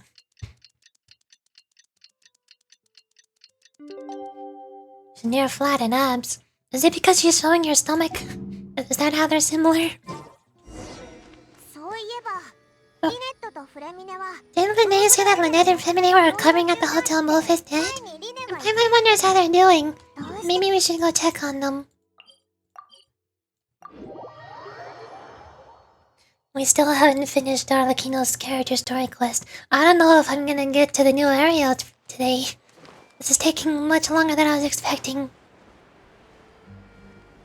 Very big bad. No, Akali is far more dummy. Oh.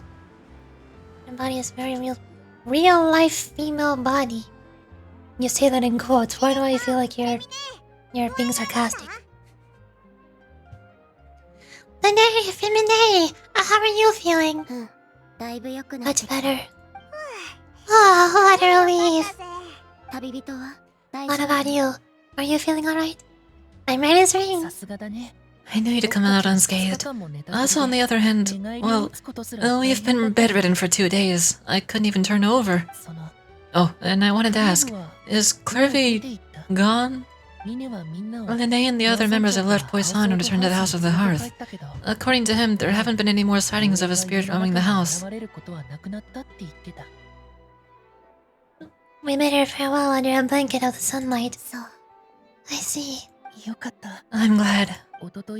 Father came back to check up on us 2 days ago and told us about what happened with Crusabena. I've forgot that name already. And Clervy. Well, actually, I've met Crusabena before. Wait, what? You've met the former knave? Crusavena died a year after Clervy. It was during the year between their deaths that I joined the House of the Hearth. Crusavena had an extremely cruel and radical way of doing things. While she was alive, the atmosphere in the house was suffocating. When I joined, though, the experiments she valued so much had already come to an end, and all the people involved, death and injured alike, were gone. Crusavena never talked about the past with us newcomers. A couple months after I joined, Father killed Crusavena and burned all her files. With that, the names of all the people subjected to her experiments, Clervy included, were lost to the flames, along with the painful memories they represented. Father took in Lene and me a couple months after that, but she never mentioned anything about Crusavena or Clervy. Oh, it really seems like something she was planning to keep to herself. The last time you talked to her, did she mention why she kept it a secret for so long? She said she didn't want us to be affected by the darkness of the past. She was worried we'd develop a false sense of gratitude towards her if we knew about it. The foundation of a family should be free of any corrupting influence. Whatever happened in the past, it has nothing to do with who we are now. That's what Father told us in the end. But I still thanked her for everything. It was only after hearing about what Crusavena did that the family realized how insignificant our lives could have been. The members of the house meant nothing to her. To say that she valued them in any way, even just as a tool, would probably be giving her too much credit.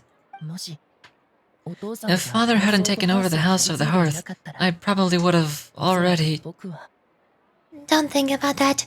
She saved you in the end. Father rarely brings up the fact that she saved us.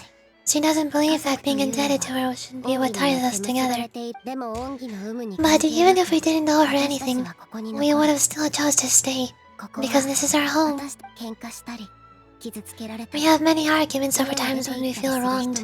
Some people may even choose to leave, but as long as Father is here, we will always have a home. Whether the path before us is bathed in sunlight or shrouded in shadow, we'll follow Father wherever she chooses to go. So I wanted to say thank you for helping us make it through the crisis. Without your help, we could have lost a lot more along the way. Oh, we didn't do anything, really. Just invite us back as guests and we'll call it even. Of course. You're welcome anytime. Are Filio and Nantiolo okay? I actually saw them at the cafe this morning. They didn't recognize me, from what I could tell. They were drinking coffee and talking about one of the operas I started running recently. They seemed happy. If I had to take a guess, I would say they finally found the kind of life they always wished for. Hooray! Now we're done! And somehow, all of those horrible things end on a mostly happy note. Mostly. Not entirely. Oh, I got furniture. We're not a recipe. I just got one furniture. I got 11 days on that. Hooray! Mission accomplished. Kali is literally falling for an assassin who tears people's intestines out with a scythe. Oh! What kind of shit thing is going on in League of Legends? Just because it doesn't fit a strict standard doesn't mean it isn't realistic. Yeah. Sounds like League of Legends player debate. Complaining about whether things are real or cartoonified or believable or I don't know. Complaining about character designs. I think that the people who complain about things like that are the same people who complain about things like Sigurine being a half human, half Melazine hybrid. Why do you need to complain about it? Why can't you just let character designs exist? It's not offending anybody. Calm down, please. I had a whole war with my life in that. Oh, don't let it go that far.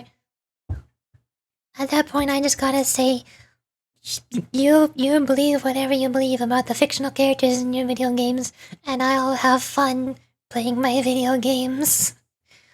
I don't like getting involved in drama and arguments and problems in general. I wish it was just a league debate. It happens with every game. Yeah, like I just mentioned the Signoine, people complain about her being a human hybrid. Why? I don't know. People need more things to complain about.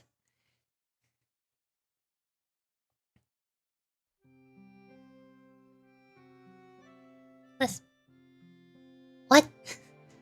Why is your wife telling you who you look like from League of Legends and telling you to look more like somebody else? Or to act more like somebody else? That's not something any normal person would say. Especially not someone who's supposed to be close to you and get along with you. Like your wife. That doesn't sound right. The fact that she's a League player says it all. Oh yeah, that is true. All I know about League of Legends players is they tend to argue with each other and complain with each other all the time. I tried playing League of Legends a little bit, but all I remember is that all of my teammates in the chat were complaining about me feeding and not playing the game correctly and not saving them or every little thing I did wrong, not buying the right items, stealing their kills. I don't know what I was doing. And then everybody on the enemy team would also pipe up in chat and complain about how I'm trash and I'm garbage and I suck at the game.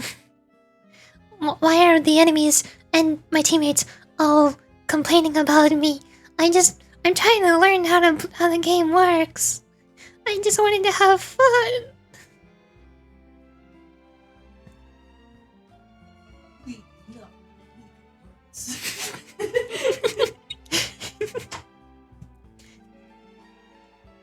So now I had 19 fight. You've been counting?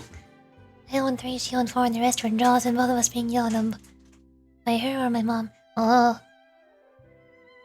I think that's too many. League is known to be the most toxic community, so never take it personally. Yeah, I learned that after I stopped playing the game. And that's also why I stopped playing most competitive games or most PvP games. The only one I still kind of play is Overwatch, but that's just because my sister and her friend group play it. I only play it to play with them. Overwatch? Overwatch? Overwatch? Yeah, that game I play with you. Venture? That's how I got the Grandmaster. Just pick jungler and press mute all and you're good. Yeah, that's what I did when I wanted to try out Pokemon Unite. I saw that Pokemon Unite released and it was free to play. I figured I might as well try it. I like Pokemon, so I tried it and I picked I think I was a Gengar main because Gengar is really good if you just spend a lot of time attacking all the little NPC enemies to build up experience, and then once you've evolved from Hunter to Gengar, you become super powerful, and then you're strong enough to face against other players. So I spent the majority of matches just destroying the little NPC monsters in the jungles, I think it's called, and then I just dumped their points into the goals. That was a lot more fun than I remember having in League of Legends. I was able to avoid players for the most part. And I still won some matches. Well, Overwatch, that's a whole nother convo. Like I said, the only reason I play it is because my sister and her friends play it. That is the only times I play it, and if they did not, I would not play Overwatch anymore. I hate that game. I wanna play any video game with them, and the only 2 video games they play are Overwatch and Destiny 2. Those are my only 2 options if I want to play with them.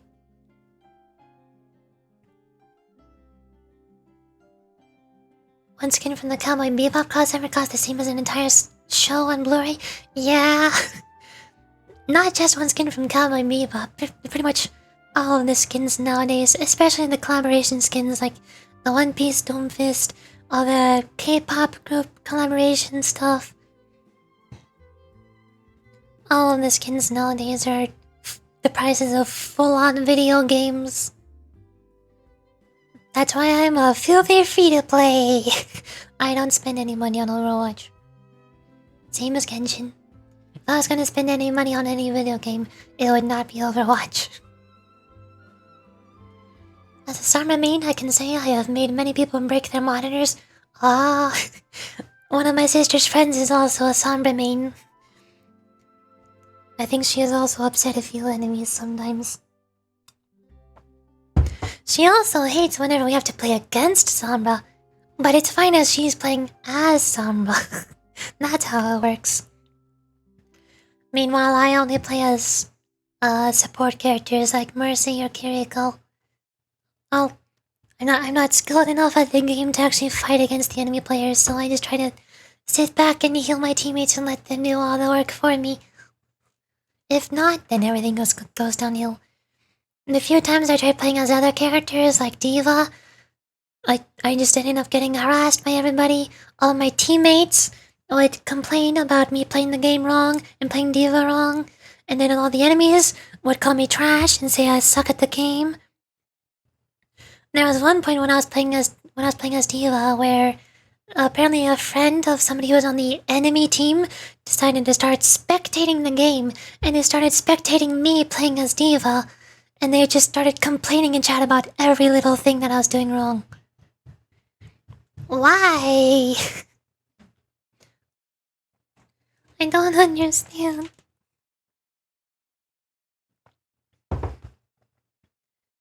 Someone who used to play support, I prepare a book or anime gets a really bad live-action version. That's what all Sombra players deserve. I don't think any anime or manga I've read have actually gotten a bad adaptation before. Probably because very few of them have actually gotten adaptations.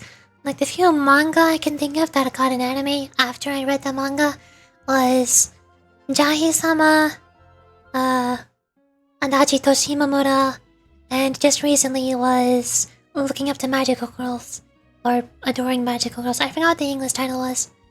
I still haven't watched that anime yet. I can't find it, because obviously it's not on Crunchyroll. Why would it be? And I also don't watch any popular anime. Those are the only ones that get live-action adaptations. The only popular anime I've watched multiple seasons of I can think of that might get a live-action adaptation at some point would be My Hero Academia. But luckily that hasn't happened yet, thank goodness. Death Note? Netflix version made me want to puke. I think every trailer I've seen of any Netflix version of an anime made me really uncomfortable. They all look so weird. And they sound so weird. Probably because I listen to anime with Japanese voice acting. So seeing people dressed up, cosplaying as those characters, and speaking in English, it feels so wrong in multiple ways.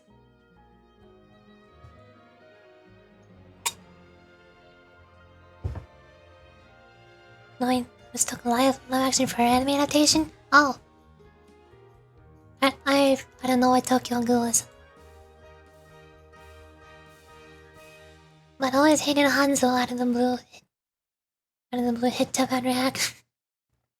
Yeah, that's the best part of every PvP shooter game. Snipers. Everybody loves fighting against snipers. Everybody loves the characters that can just one-shot you and not give you any chance or method or potential ability to retaliate or run away or escape or do anything to resist them in any way, shape, or form. I love just the game deciding, alright, you're dead now. Wait to respawn. I don't like snipers. Can you tell? I lost track of where I am. I got distracted. We finished Arlecchino's story quest. Next, we need to go to the new area. Apparently for some reason, if you completed the Fontaine Archon quest and you already had the new area unlocked, they just give you this teleport waypoint. So I guess I can just go there.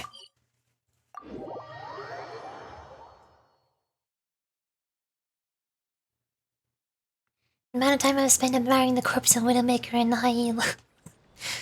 It's always the Widowmakers. They're always the worst people to play against. They exist, and suddenly you're not allowed to exist within wherever their sightline is.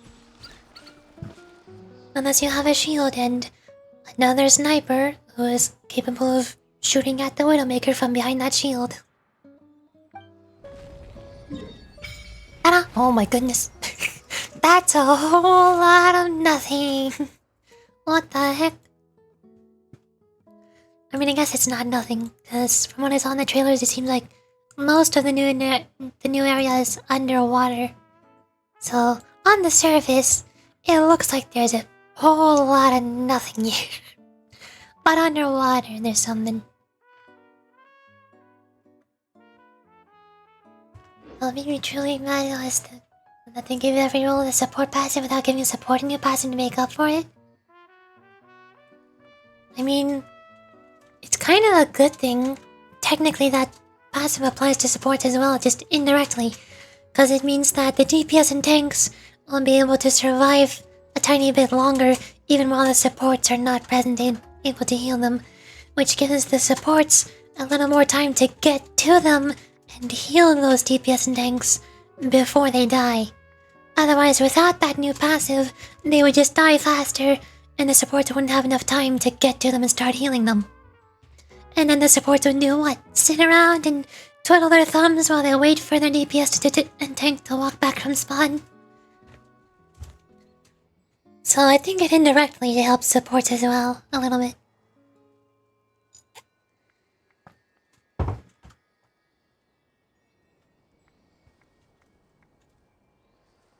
Back to kind of real.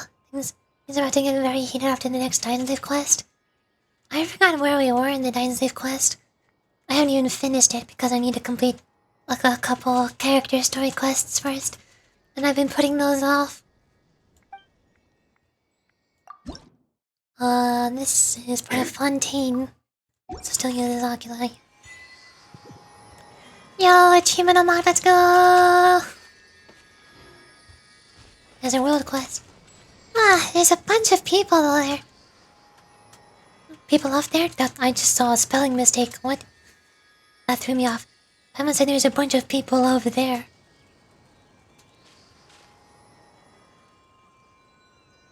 Where am I? Yeah, here's the interlude here. I assume this is Dynasleaf quest? And this one's the chasm. Does Dynasleaf go in the chasm? I forgot. I think he introduced us to the chasm, but then he left at one point. So I still need to continue these to figure out what's going on with Dynasleaf. All I know is he's some weirdo who shows up out of nowhere from Conria, some ancient city civilization in the past. And there was a war 500 years ago, and I was somehow involved in it, or my brother was somehow involved in it. I don't know how. It's very confusing. It doesn't make any sense. I gotta go now. Have a nice time. Nice. Here's another. Okay, bye bye. Have a good time. Thank you for joining. I'll see you probably in the future when we play more Genshin Impact. Or Hongai. Since you seem to like Hongai. I also still need to play through Pinakani, so I gotta go back to that at some point. I was planning on continuing Pinakani today, but then I realized that the new update released. So I had to do Arlecchino story quest. And now that's done. And then, what else is there in the update? I haven't done these yet. I can play as Arlecchino. This is done. New area, I gotta go do. That's why I'm here right now. Is this also part of the new area? Yeah, that's the quest right in front of me. Okay, yeah, that makes sense. I kinda wanna try an Arlecchino while I'm here. Hold on. I can do a test run. See if she really does play exactly like Hu Tao. Or just very similarly.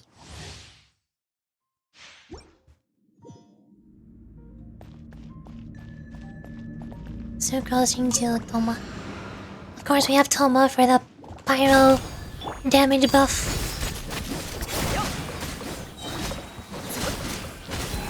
She attacks so fast. She won't stop attacking. This... what? It feels like she doesn't even have a combo, she just constantly attacks. There's no end to any combo, there's no end to any animations. She just constantly cancels her animations as fast as I can press the left click.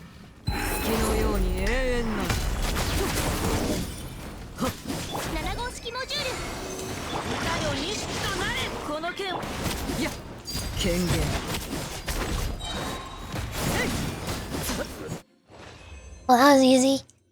Hooray! Okay, so basically, power creep is very real and it can hurt you. Understood. Too bad I'm not going to pull for her. On to Lene. Well, as far as I know, Lene just plays by Charge Shot Simulator. Bang! Bang! Bang! Bang! Lene gameplay.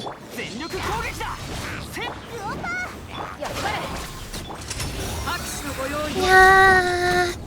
Yeah! I become cat. Yeah! Lene becomes the cat. Wow! Bang! Cat! Yeah! Yeah! Ta-da! I did it. Whoa! Damage! Burst! Whoa! Burst! Oh! Burst! Oh! Okay. I deleted them. Hooray! And last one is Femini.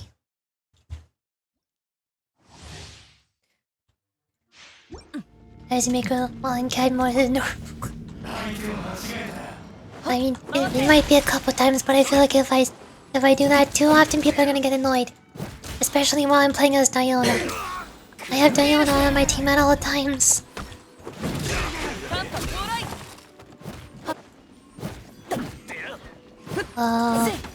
I don't know how to play Femini. What do I do?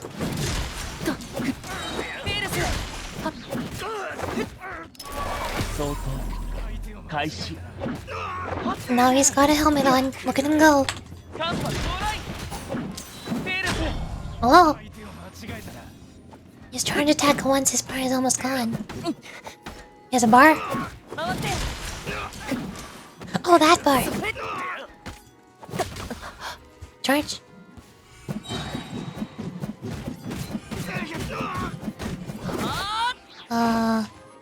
So E skill that creates the bar. I do some attacks and like that. Oh, there it is. Okay, once the bar fills up, I use E skill to turn it on, do a couple of normal attacks, and then when it's full, charge attack to release it. Got it.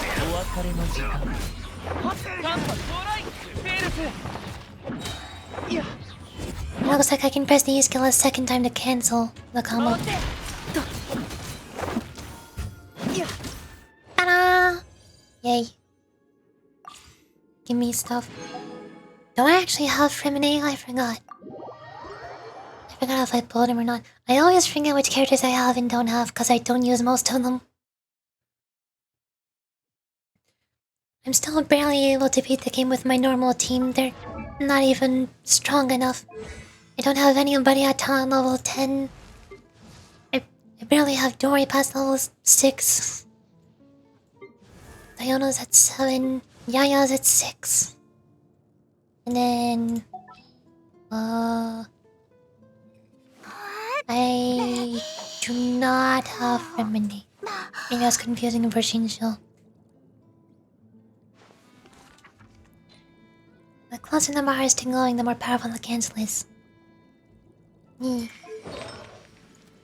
bad I don't have him, so I'll never get to put this knowledge to use. Goodbye, Femini, you will be missed. Okay, now for the new area. Later? Hey you! Yes you, you blathering idiot. What are you doing dragging your feet for? Waiting for us all to get old? Why in the blazes aren't all these boxes already on the ship? No, boss, it's just... these boxes are way too heavy. If we lug them all up, I think the ship might... Might what? This is a treasure here. Treasure! You're gonna just leave Prophet on the ground like that? But if we load everything on board, plus ourselves, I don't think the boat can hold all that weight. That's an easy one. If we just leave a couple of you here on the island, we can bring all the treasure back, now can't we? A cunning plan, boss. Oh wait, I'm one of the ones you're taking with you, right? I don't want to get captured by those golems. You've seen what happens to anyone they catch. Then stop yapping and start moving. If the Dark Lord's lackeys catch up, we're all done for. Dark Lord's lackeys? Are they putting on some kind of show? Wait, boss. There's people over there. Yorichi, why don't we ask them? This is honestly perfect to listen to while I grind a calyx for our Astro and stuff. Why, thank you. Most people get really turned off the instant they hear me start talking as any male characters in whatever game I'm playing. So it always makes me really happy whenever somebody says they like my extremely large vocal range.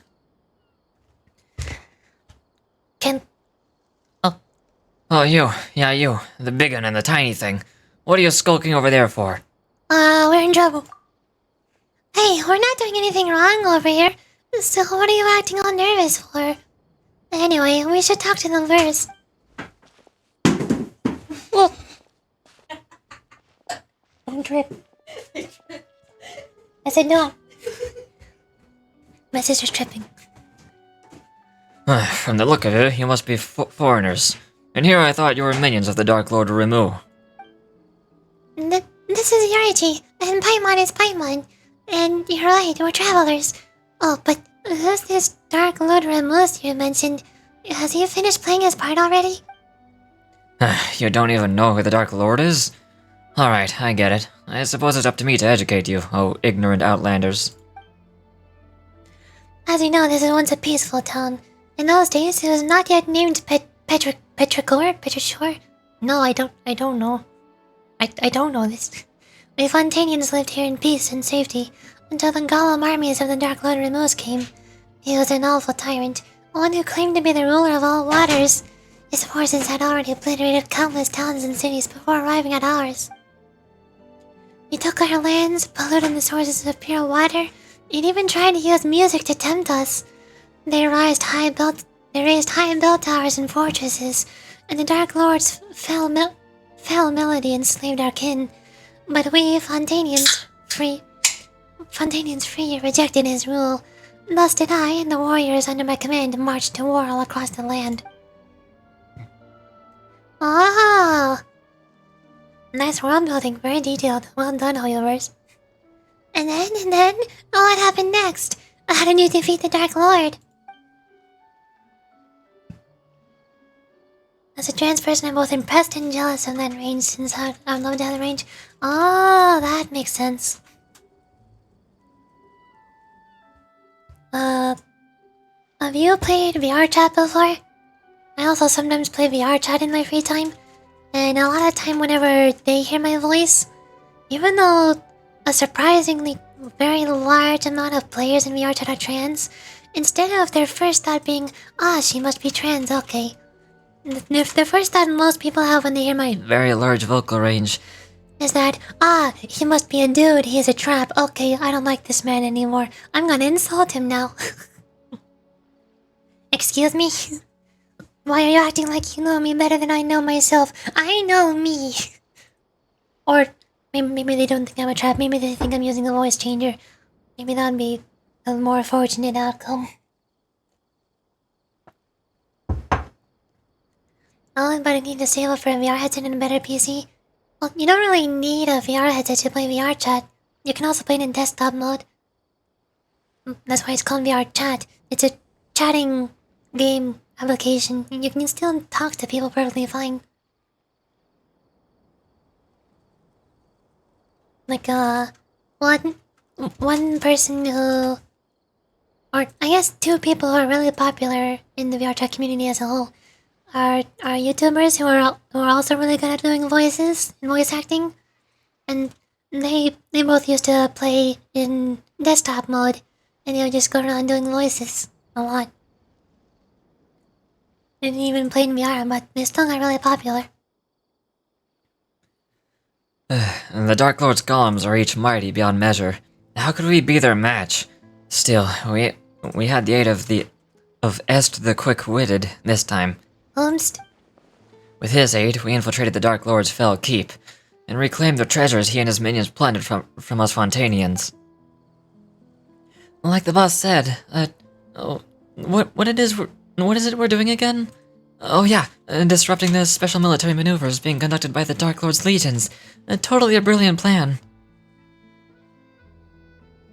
My PC can't even run VR chat on desktop? Oh. Using an RX 550 that was still cheap during the GPU shortage? Surprised I was able to handle any game. I don't know much about numbers with graphics cards, but I have one friend. It's one of my sister's friends who I play Overwatch with. She also doesn't have a very beefy computer, so Overwatch is one of the only games she's able to play. That's why I play with her. She can't play more resource-intensive games. Like Genshin. I tried to convince her to play Genshin Impact with me, but she couldn't.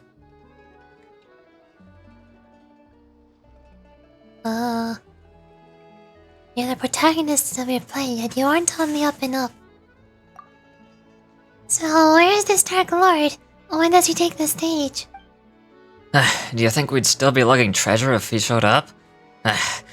Like as not, we'd have all been turned into golems already. Just like Est probably was. Est the Pitiful, now more like. Well, he totally helped and you guys just left him behind and ran away? Are you sure you guys aren't the baddies? Baddies don't get to be the protagonists. What do you mean, protagonists? Take out the stage. Well, from where I'm standing, it's looking like you're really his minions, just dressed up as foreigners. I can tell from all your blabbering on about performances and plays. What?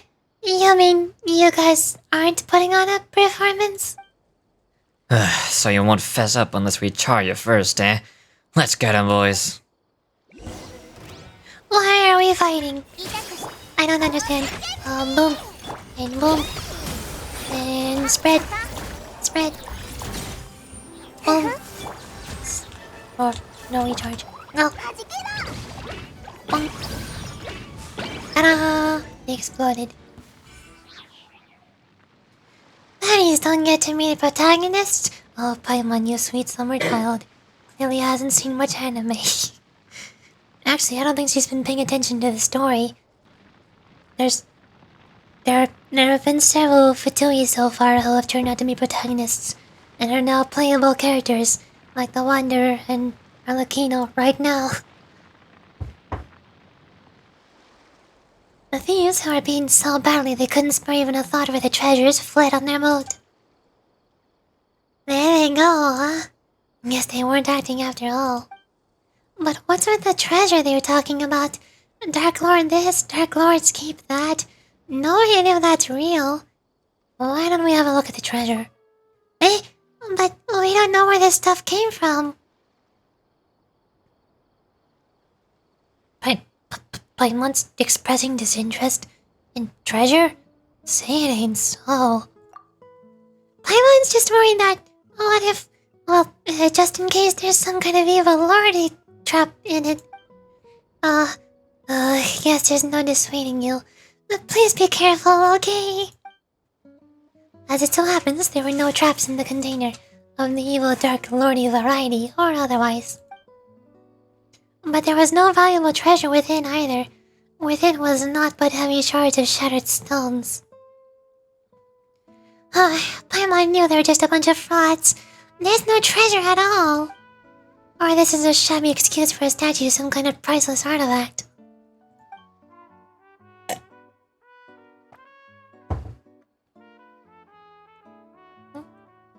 Fun fact, Genshin was meant to be a short-lived test. They didn't expect it to blow up though, so they decided to give it a proper go afterwards. Oh! Is that why they gave it a different name instead of calling it a Honkai game. Like, they made Honkai Impact 3rd and it didn't get very popular, so they made Genshin Impact to see how it would go. And then it got super popular, and then they used some of that budget to make Honkai Star Rail as some kind of sequel to Honkai Impact, and now when they're actually making it a bigger game from the get-go, or something like that. Let's go to Petra Shore and ask around. Maybe it's some kind of a landmark or lucky mascot or something. As for the treasures, Paimon's voice? Why does it say Paimon's voice instead of Paimon? Hey, Yuraji, you... Oh, how unforgettable the horse erugitus? What? Overflowing with fruit and flower. Why I can't read that fast? Imperator. A dream? You're finally awake, Imperator. This day is one of great import. The day when we shall sound the great symphony. Phobos. There is yet time before the ritual, Imperator, but we should set out. Why do you have a stone statue head like the people in Honkai Star Rail? Or like Dr. Ratio, or the people in Pinakani? What's going on? I'm confused. When the Honkai Impact 3 was popular, they just wanted to test a proper open world. Oh! So like gameplay-wise, it was a test. I seem to have had a dream. A dream, Imperator? I did not know that gods could dream. In that case, what did you dream of? The great plains beyond the north wind? The silver tree beneath the frozen soil? Or did you see that golden future that you once showed me? I saw the sea swallowing the earth. The children of white stone and brass sinking. The collapse of all that was once radiant. That prophecy, then, Imperator. It is precisely to prevent it from happening, to fight against inevitable fate, that we are here today. Just as you said, we have paid much for it, but once we are free of fate's shackles... Fortunas? Those sacrifices shall not have been in vain. Is there some kind of vision to Honkai? That doing that weird small text above the normal text is usually something that Honkai does. I think Genshin has only done it a couple times when mentioning the Harbingers. In this have I had faith ever since I accepted this body and became a Rumarian. I have no idea what that means. Apologies, Imperator. Forgive my lack of manners. I also don't know who the Imperator is. In any case, please come with me. Oh! I'm going crazy.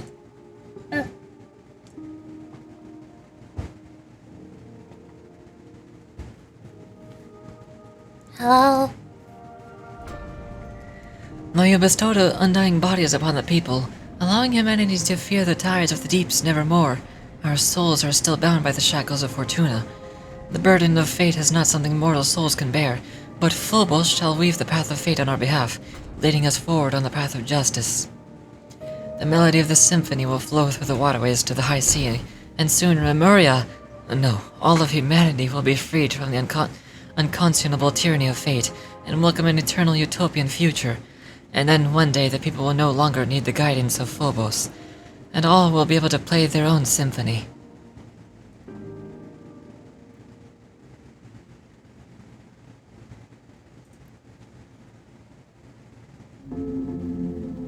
Oh, Ramos.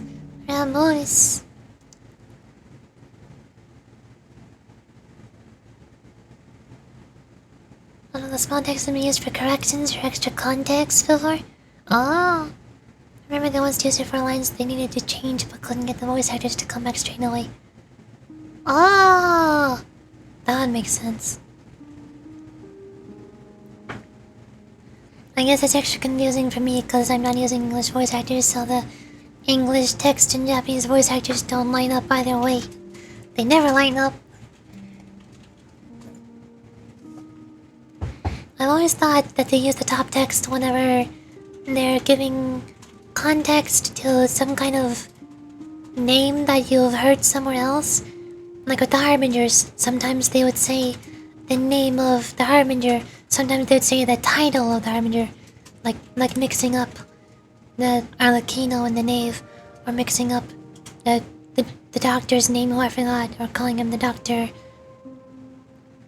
Or sometimes mentioning the Tsarita, or calling her title. I forgot what her title was.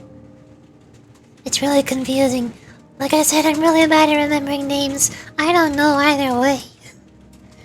It's especially confusing in the Honkai Star Rail, because most of the time when they use the top text is when they're referring to the gods, and I don't know who any of the gods are.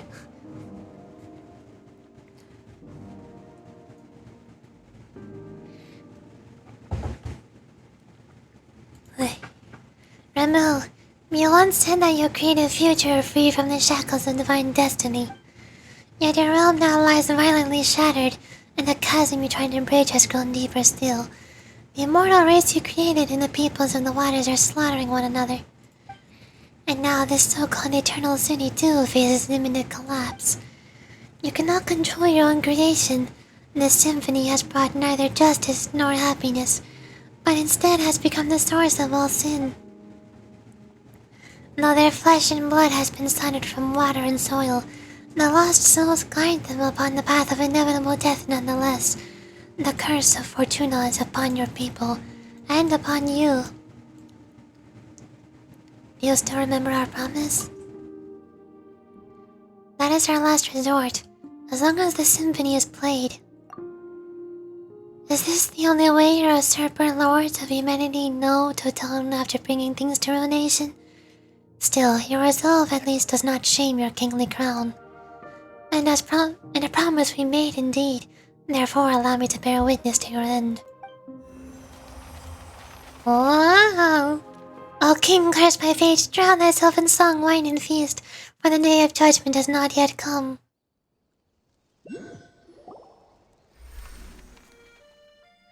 Yarachi, please wake up! I am so incredibly confused, Paimon. I have no idea what just happened. ADHD just makes me unmatched at remembering all this stuff for this. In anything important out of game, I just wants to do things exact opposite. I don't think I'm good at remembering anything, either in-game or out of game. I don't know if I have any kind of ADHD, but I'm just really bad at remembering things. Sure, I like reading stories and reading out dialogue and reading visual novels, but most of the time I don't remember the majority of the little details that happened. I just remember the general flow of the story and the key events, the moral of the story, things like that. I just know. Oh, you scared me to death, Yuriichi. You suddenly just completely stopped moving and started staring at the statue, like you were a statue yourself.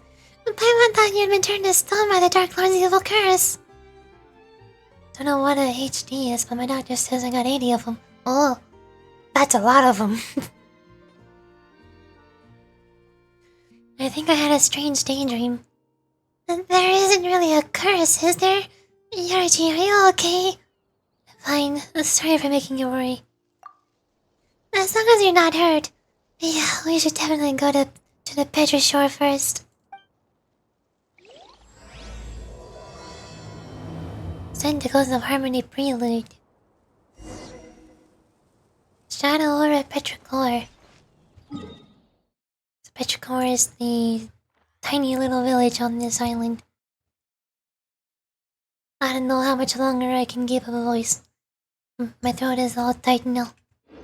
I've been talking too much.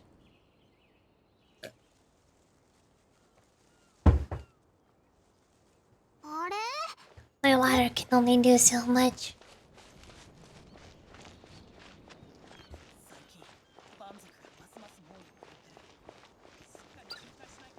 Oh, pretty. Get some hydration. I do. I have water right here.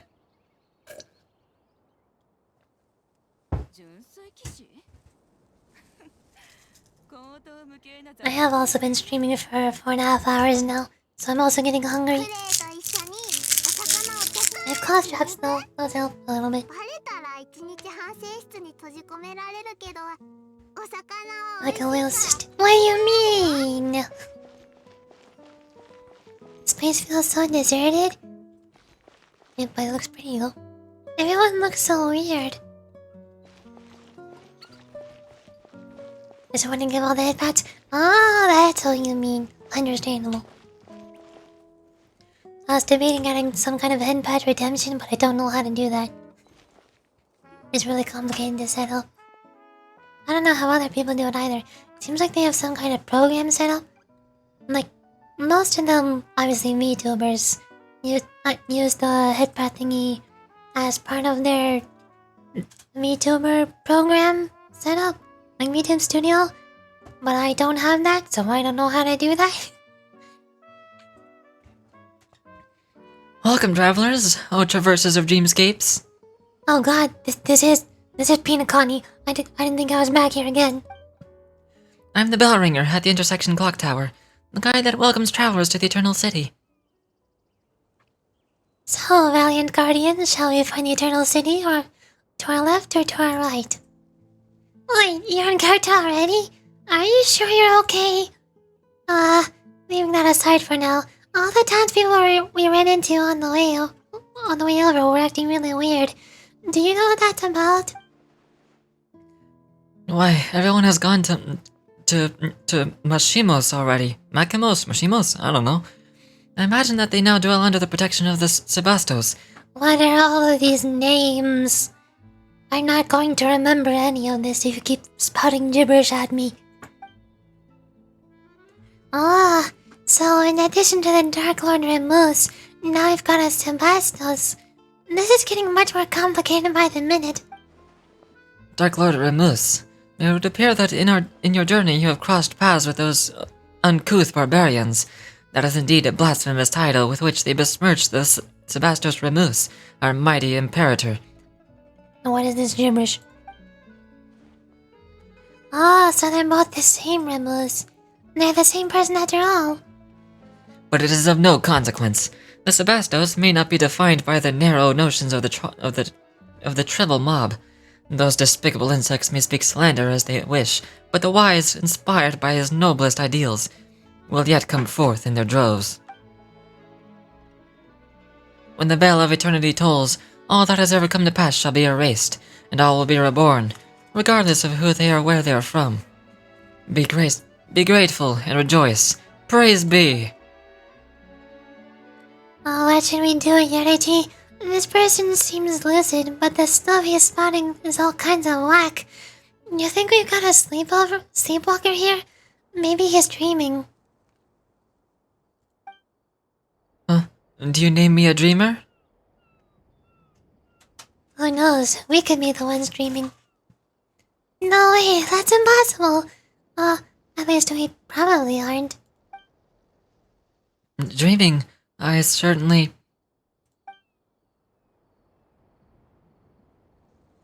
Oh, he died. Oh, he's dead. Oh god, we killed him. Oh no. I made him realize he's dreaming and he woke up and then they had a server's connection and it also severed his life in the process. Oh no. Quick, Paimon, hide the body.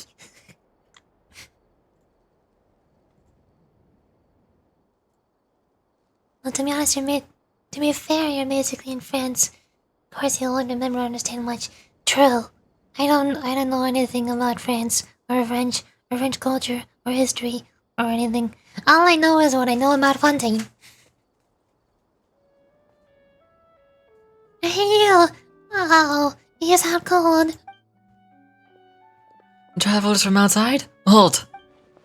Excellent. You two look completely mentally sound. Finally, a normal person. Seriously, what's going on in this town? Before that, let's get that gentleman somewhere safe. I can't be leaving him lying here, can we? He'll catch a cold.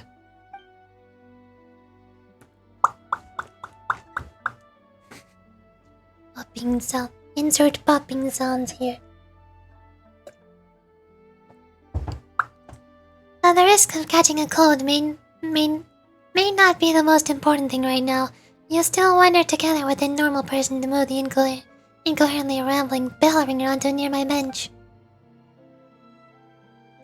Anyway, allow me to reintroduce myself. Call me Est. I'm a member of the town's daydream club. I'm the only member present right now, though. Paimon's Paimon, and she's Yoriji. We're...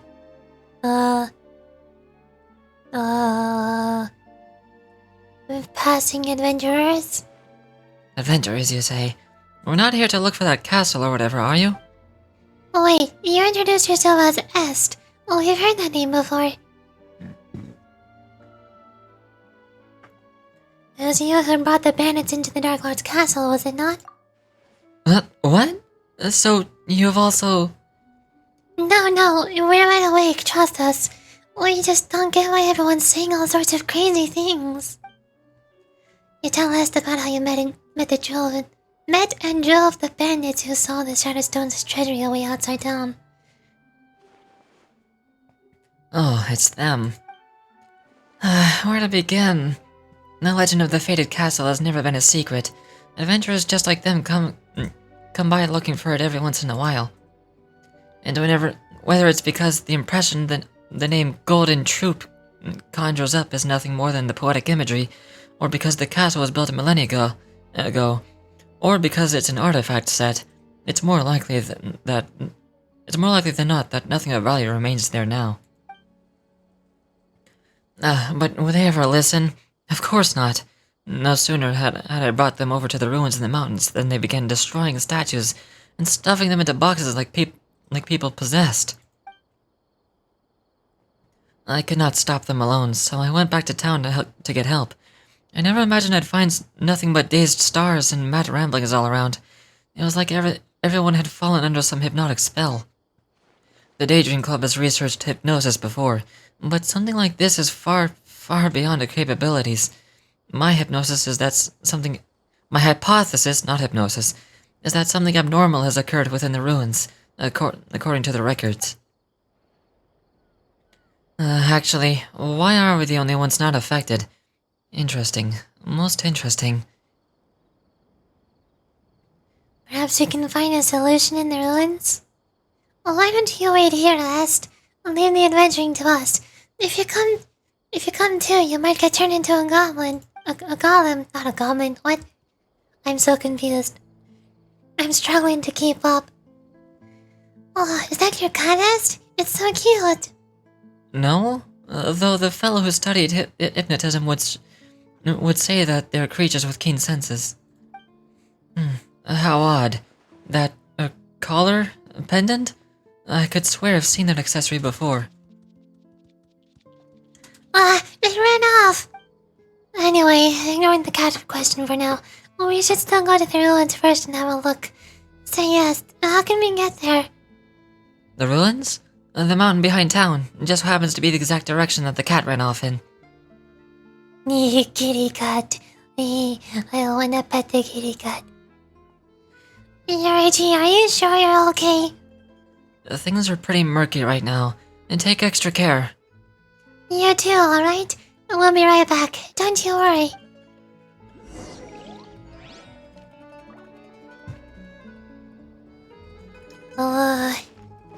I'm getting tired.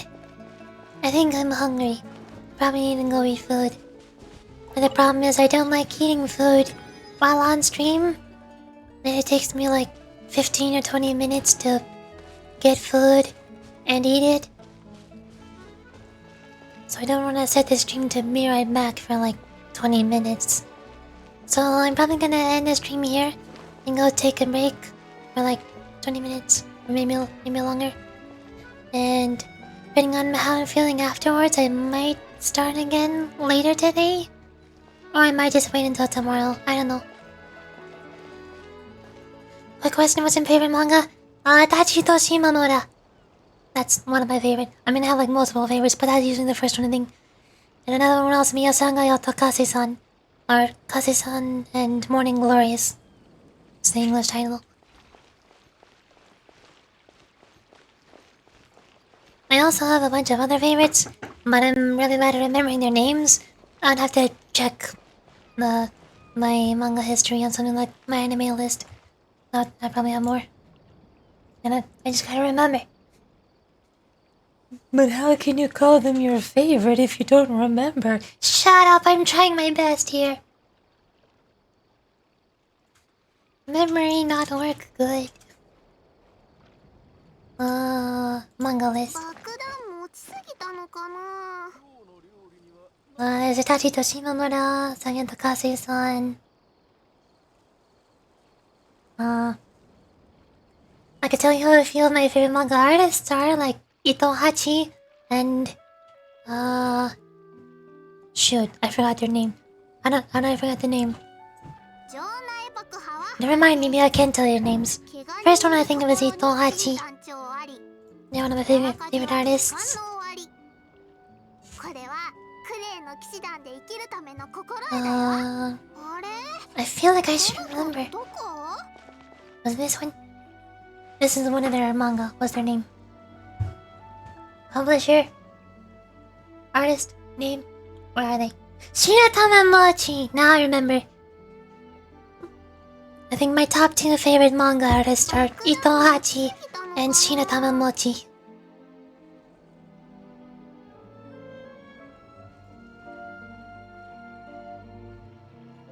I don't think any of their manga have been made into anime though. They're not very popular.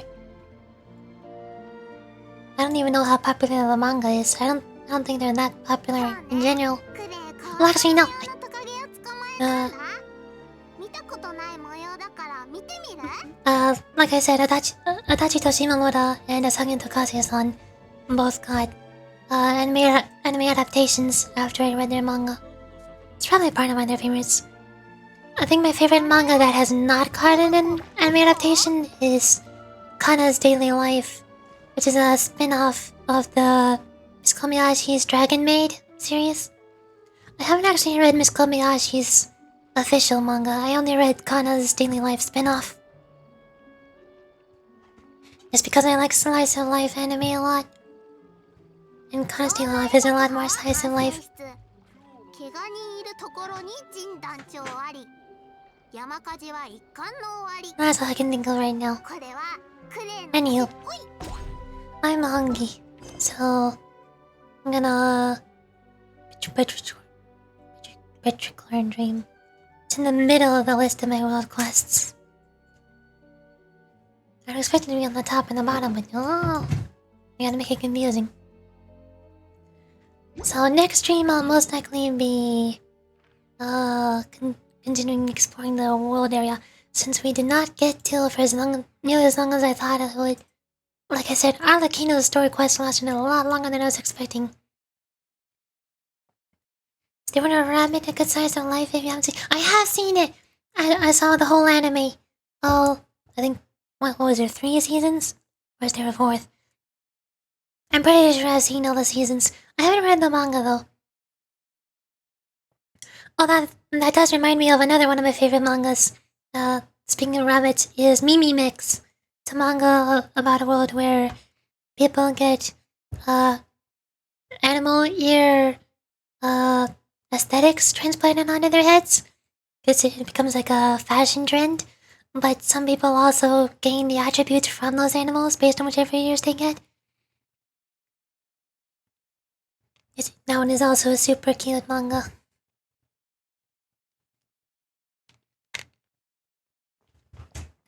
Speaking of The Order as a Rabbit, I think, aren't some of the voice actors in Genshin Impact? I think one of the characters has the same voice actor as Hook. One of them has the same voice actor as Hua Hua. And I forgot who the third one was. I found out because somebody made an animation about it.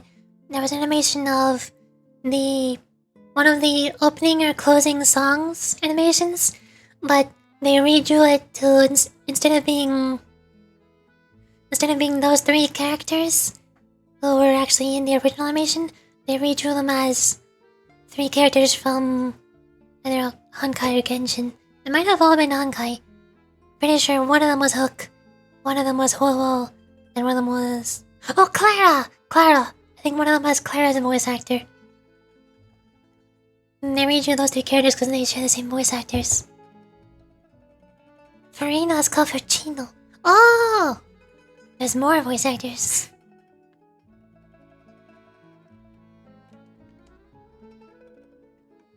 I forgot what the video was called, but it's on somewhere on YouTube. You could probably find it if you look up, like, Is the Order of Rabbit Honkai Star Rail animation or something?